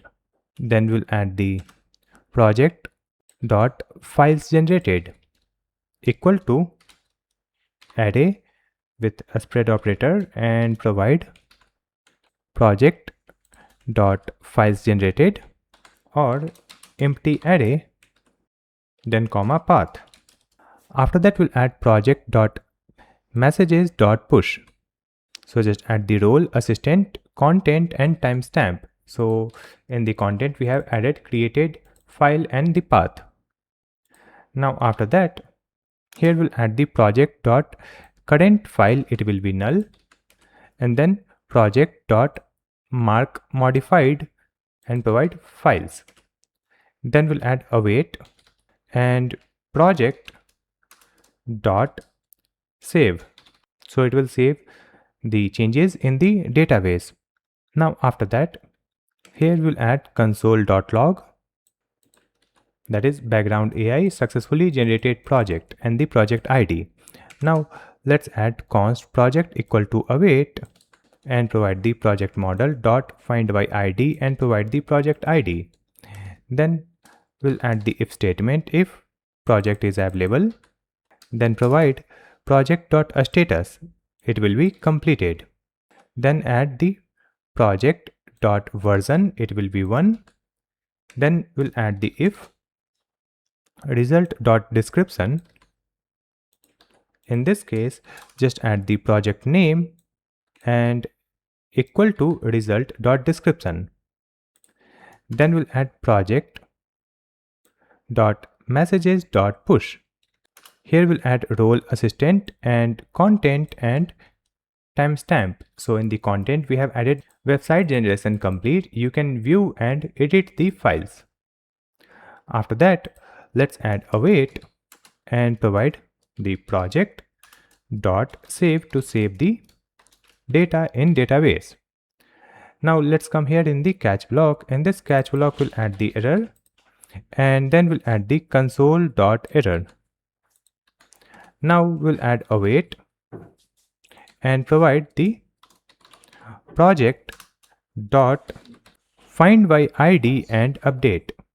Here we'll provide the project id, then comma, and provide one object here. In this object we'll add the status failed and the error will be error.message, and then we'll add the $push and provide one object, and here just add the messages. In this messages, let's add the role, assistant, and then we'll add the content and timestamp, and the content is generation failed and the error.message. That's it. So we have completed our function, that is run background generation. Now we can generate the content in the background when we enter the prompt. Now after that we have to add the functionality for the chat. It means we can enter the prompt in the chat to revise the website or again edit the website. For that we'll create a separate file. Now let's create the chat controller. For creating the chat APIs, using that we will update our generated project. So just open the controllers folder. In this one, create a new file and write the file name chatcontroller.js. In this one, we have to create a controller function. So first let me add the method type. It will be post and the path will be /API/project/:id and chat. Then we'll add another comment, that is send a revision prompt and return updated project. So let's create and export the function here. So just add export async function called chat. Here we'll get the request and response. Then we'll add const and we'll get the prompt from the request body. So just add the request.body. And here we will get the prompt. Now we'll check the prompt is available or not. So just add if not of prompt or type of prompt is not equal to string. In this case, simply add response.status 400 and we'll add the error message, that is prompt is required, and return. Now we will check the user is authenticated or not. So let's copy this, paste it here. I'll provide if not of request dot user property. In this case, we'll add a status 401, then JSON with the error message, that is unauthorized, and add return. Now suppose the prompt is available, then the user is authenticated. After that we have to find the project. So just add const project equal to await and then add the project model. Just click here to import it. You can see project model is imported from the models folder project file. Just add the file name extension .js. Now here just add find one. In this one, let's add the underscore id. It will be request.params.id. Then we'll add the owner property. In the owner property, just add the request.user.user id. So it will find the project. Now just add if statement if not of project. Suppose we could not find any project. In this case, just add response.status 404 and the error message is project not found and return. Now let's add one comment here. Suppose the project is available, then we'll add comment set a status to revising and save user prompt immediately. So just add the project dot status equal to revising. Then we'll add project dot messages dot push, and here we'll add the object with role user, and then we'll add the content, and the content will be our prompt. Then we'll add the timestamp. It will be new date. After that, save the changes in database. So just add await project.save. Next, we'll add the try catch statement here. So let's add the try catch. In this try block, just add one comment, that is build compact manifest that contains path, hash, size instead of sending all code. So we have to create a function for building the manifest. So just scroll up and here we will create that function. So just add export function and function name is build manifest, and here we provide all files. So just add the files. Now in this one, let's add const manifest equal to empty array, then for of. In this for of, we'll add the array with path and entry. Then we'll add object dot entries and files. Then just use the manifest dot push and provide the object with path.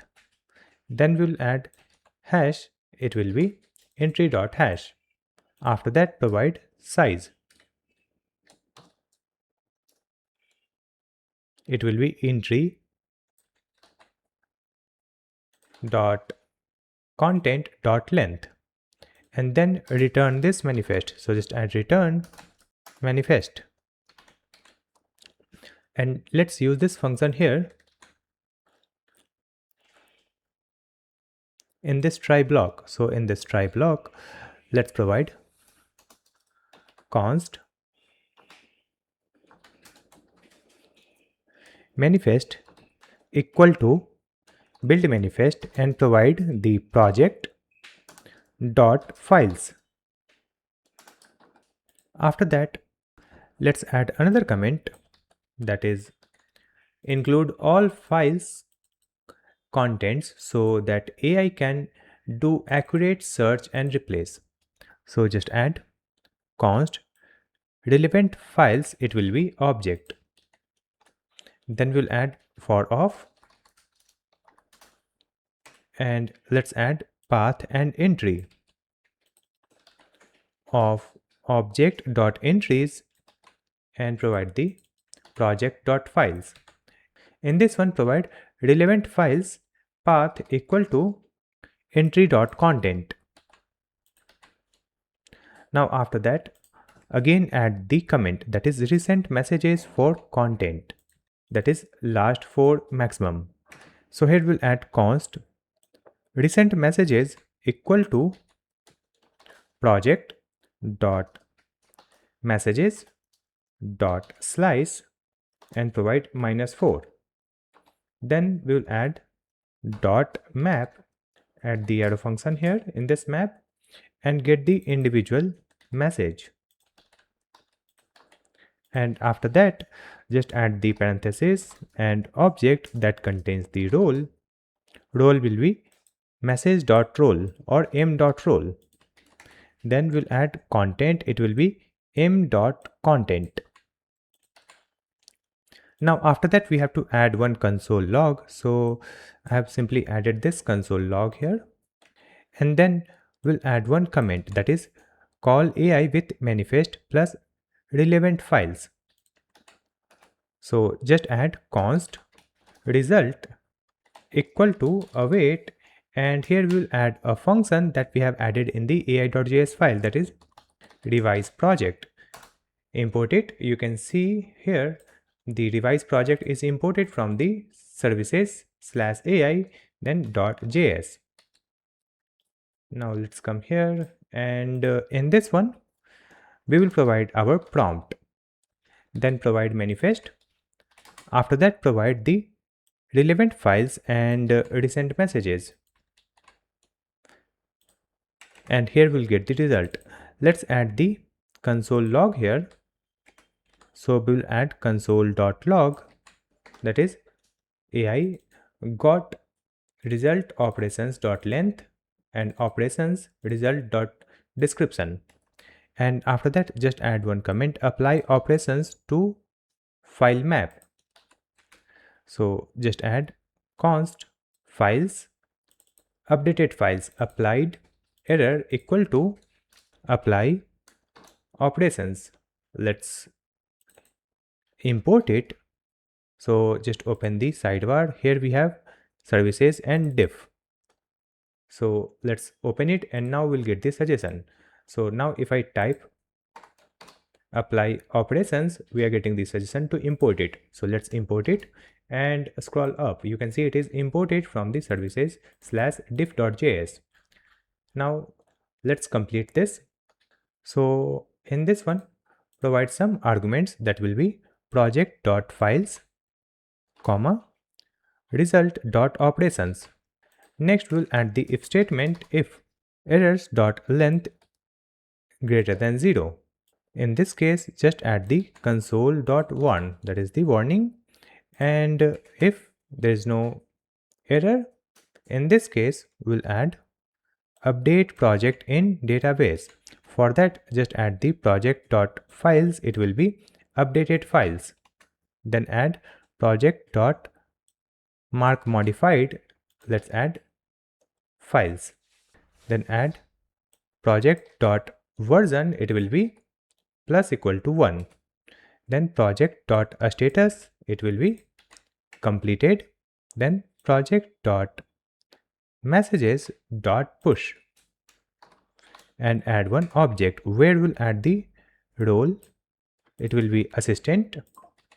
Then we will add the content. In the content, we will add result.description plus error.length is greater than 0. Then we'll add some operations failed, else we'll add the empty string. And after that, we'll add await and provide the project.save. Now let's come here in the catch block, but before that, here in this try block only, we will add one comment, that is return updated project. For that, just add const files object will be empty object and provide the for of. So in this for of, we have added the const path entry of object.entries project.files, and files object path, it will be entry.content, and then we'll add response here. So just add response.json and add the object. So in this object, we'll add underscore id, it will be project._id, then name, it will be project.name, description will be project.description. Then let's add the files, it will be files object. After that, we have to add the messages, it will be project.messages. Then add the version, a status, applied, and errors. Then we'll add the AI description, and here just add result.description. Now come here in the catch block, here we'll get the error, and then add the console.error. After that, we'll add project.status and we'll mark the status completed. Then let's add await project.save. Then add response.status, it will be 500, and provide the error message, that is error.message or failed to process revision request. That's it. So we have completed this chat controller, and after that we have to create the route for this chat feature. For that, let's open the sidebar, and in the routes we have the project routes. So just open it, and here before this export project router, let's add the comment, that is chat, and for this chat we'll use the project router and dot post method. In this one, add the endpoint, that will be /:id, then /chat, and then we'll add the function, that is chat. Let's import it. So you can see the chat function is imported from the controllers chat controller.js. Save the changes. So now we have completed all our APIs. So we have completed the backend server. Let me commit these changes on GitHub, and we will review our code using CodeRabbit. So just click here and add one commit message.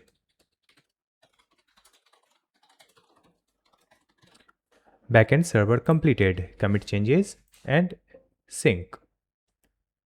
After that, let me open the web browser and we will open the GitHub repo. Here we have this button, compare and pull request. Then click here, create pull request. And once we create the pull request, the CodeRabbit will start analyzing our code. Now you can see the CodeRabbit is running and it is analyzing our code. Now you can see the CodeRabbit has reviewed our code, and here we have the review summary, and after that you can see the CodeRabbit is suggesting some changes for different code files. So you can see, so we have to update the project controller.js file. In this one we have one critical issue, and here it is suggesting to remove this statement. It means we have to remove this if statement and directly provide this file's object path entry content. So let me update it in our code file, and you can see the file name project controller.js and line number 245 to 250. So just come back here and open controller project controller and then come to the 245. So here you can see we have the if statement. So we have to remove this if statement and directly provide this files object path entry content. Save the changes and let's see the next suggestion. So scroll down and see the suggestion for the next file. So here we have the suggestion in package.json. So we can skip this one, it is minor. And after that you can see here we have the major issue in project router or project routes.js. So in this one we have missed this forward slash. So just come back to the VS Code, then open the routes project routes.js, and you can see here we have the project router.get, and here we have to add this slash. Just update this one and save the changes. Now we'll come back here and see the next suggestion or bug fix. So here we have the ai.js file. In this one we have the critical issue, so it is suggesting this fix. So we have to correct this spelling for validation. Let's come to ai.js file and open the line number 235. So just open services ai.js and 235. Let's update it. It will be validation dot warnings dot length. It is correct. And after updating it, let's scroll down. You can see we have some major issue in the AI schema. So in this one we have the unused file import.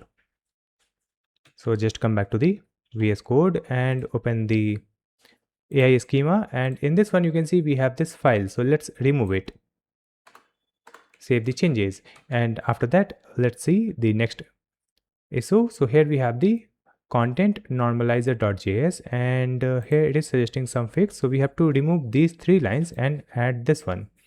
So I'll just copy it and open our content normalizer.js file and come to line 27. Here you can see we have these comments and code, right? Let's verify it again. So we have to replace all these 3 lines and add the new code. So we have updated it. Let me just come back. Here we are getting some warning in this content. Let me revert the code. So we have to remove this code and add the code from here. So let me just update this last statement. We will leave the comment as it is. So in this one you can see here we have this expression. Just copy it and update it here inside this replace. Now save the changes. Let's remove this extra parenthesis, save the changes. So we have updated this code also. Now scroll down and see the next critical issue in this diff.js. So here we have to update the code. We have to add the import statement, import crypto. So just copy this one and open the diff.js, and here at line 1 we will add import crypto from crypto package. Save the changes, and after that you can see we have some suggestion in this diff only. Here it is suggesting to replace this code in this line. So just copy this one and come to diff, scroll down, and here we have this code. Let me verify it. It is in 75, 78, right? So here we have the line number 78. Let me replace this one. Save the changes. Now after that, you can see we don't have any other suggestions. So we have updated our code based on the CodeRabbit suggestion for bug fix. After that, let me merge these changes in the main branch. So just add merge pull request, confirm merge, and let me just come back here, then click here and click pull. So it will pull the latest changes.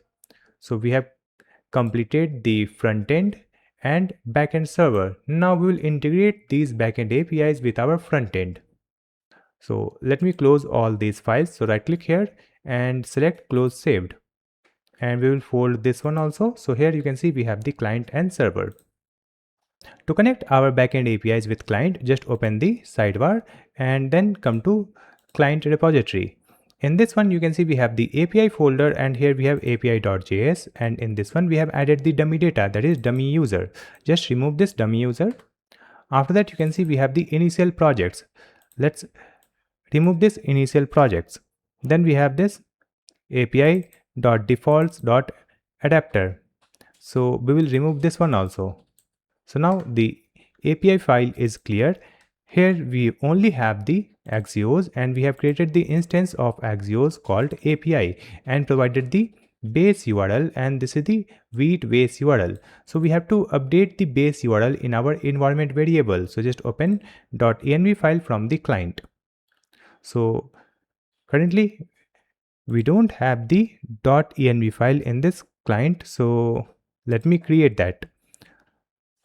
In this client we'll add new file with the name .env, and here we will add the environment variable with the name wheat base URL, and in this one we will add our backend server URL. So you can see the backend server is running at localhost 3000.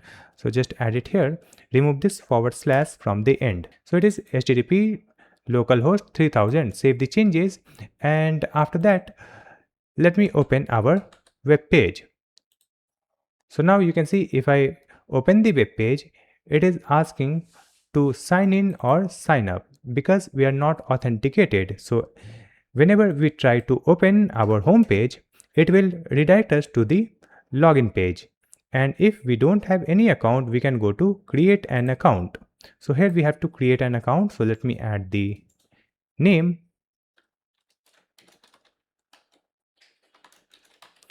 GreatStack. Then we'll add one email ID. So let's add the greatstack@example.com, and here we'll add the password. Then sign up. After sign up, we can see our home page, and on this home page you can see we don't have any previous project. So we can create a new project here. For that, here we have to add a prompt. So here we'll add a prompt. Using that we can create a new website. Let's add the prompt, create a portfolio website for a web developer, and after that we'll click on this send icon. So after adding the prompt, it will open the project builder page. At the top you can see we have this path builder / project ID, and in the left side you can see we have the chat. So in this chat we have our prompt, and after that you can see the AI response, that is planning project structure. And in the main content area you can see planning architecture and building production ready React code base. And we have the loading animation. So we have to wait for few minutes to generate our website. After a few minutes, you can see here we have the another response in the left sidebar, which is the chat area. And here we have the message AI agent is building, and here you can see the progress. Here we have the list of files, that is total number of files is 9, and it is creating the first one, that is app.js, and the first one has been created now. And here we have the list of files, that is the file and folder structure. And in the left side, if I click on this files, here you can see we only have the app.js because only app.js is created for now, and it is creating the other files one by one. So we have to wait for a few minutes. Now you can see our project has been generated. Here we have the beautiful portfolio created using AI. Let me scroll it. You can see it is a single page website where we have the features, then testimonial. Here we have the contact section, and we have the footer also, right? And after that, let's go to code. So it will display the code also. We can manually edit this code and it will be auto saved in our database. If I go to left side in the files, here you can see the entire file structure and folders. So here we have the app, and then components. In the components we have these files like contact, features, footer, header, hero, and projects and testimonials. Let me open the hero.js. In this hero.js, you can see we have the text. So let me update this text. Here we have the name. Hi, I am Alex. So let me change it. Hi, I am Avinash. And after that, you can see it is updating the content on our website. And we can see the live preview also. Let's click on this. Open preview. So it will open a new tab, and you can see the full screen preview. So right now it is a private project, only you can see this, right? And if I make it public, let's click on this, publish, and now it is a public project and anyone can see this project using this link. Let me open this link in new tab. So this is the live link and it is published project, so anyone can see this project without authentication. Now after that, let's see the next button, that is export. So we can click here to export this entire code. So you can see we will get a zip file that contains all the code files. So we have created our portfolio website using the AI prompt. And let's come here in the chat, and if you want to modify anything using the AI, then you can enter the prompt in this text area. Enter the prompt like I want to update the contact, I want to update the footer, right? And it will update the particular section only. So we have completed our project, that is AI website builder.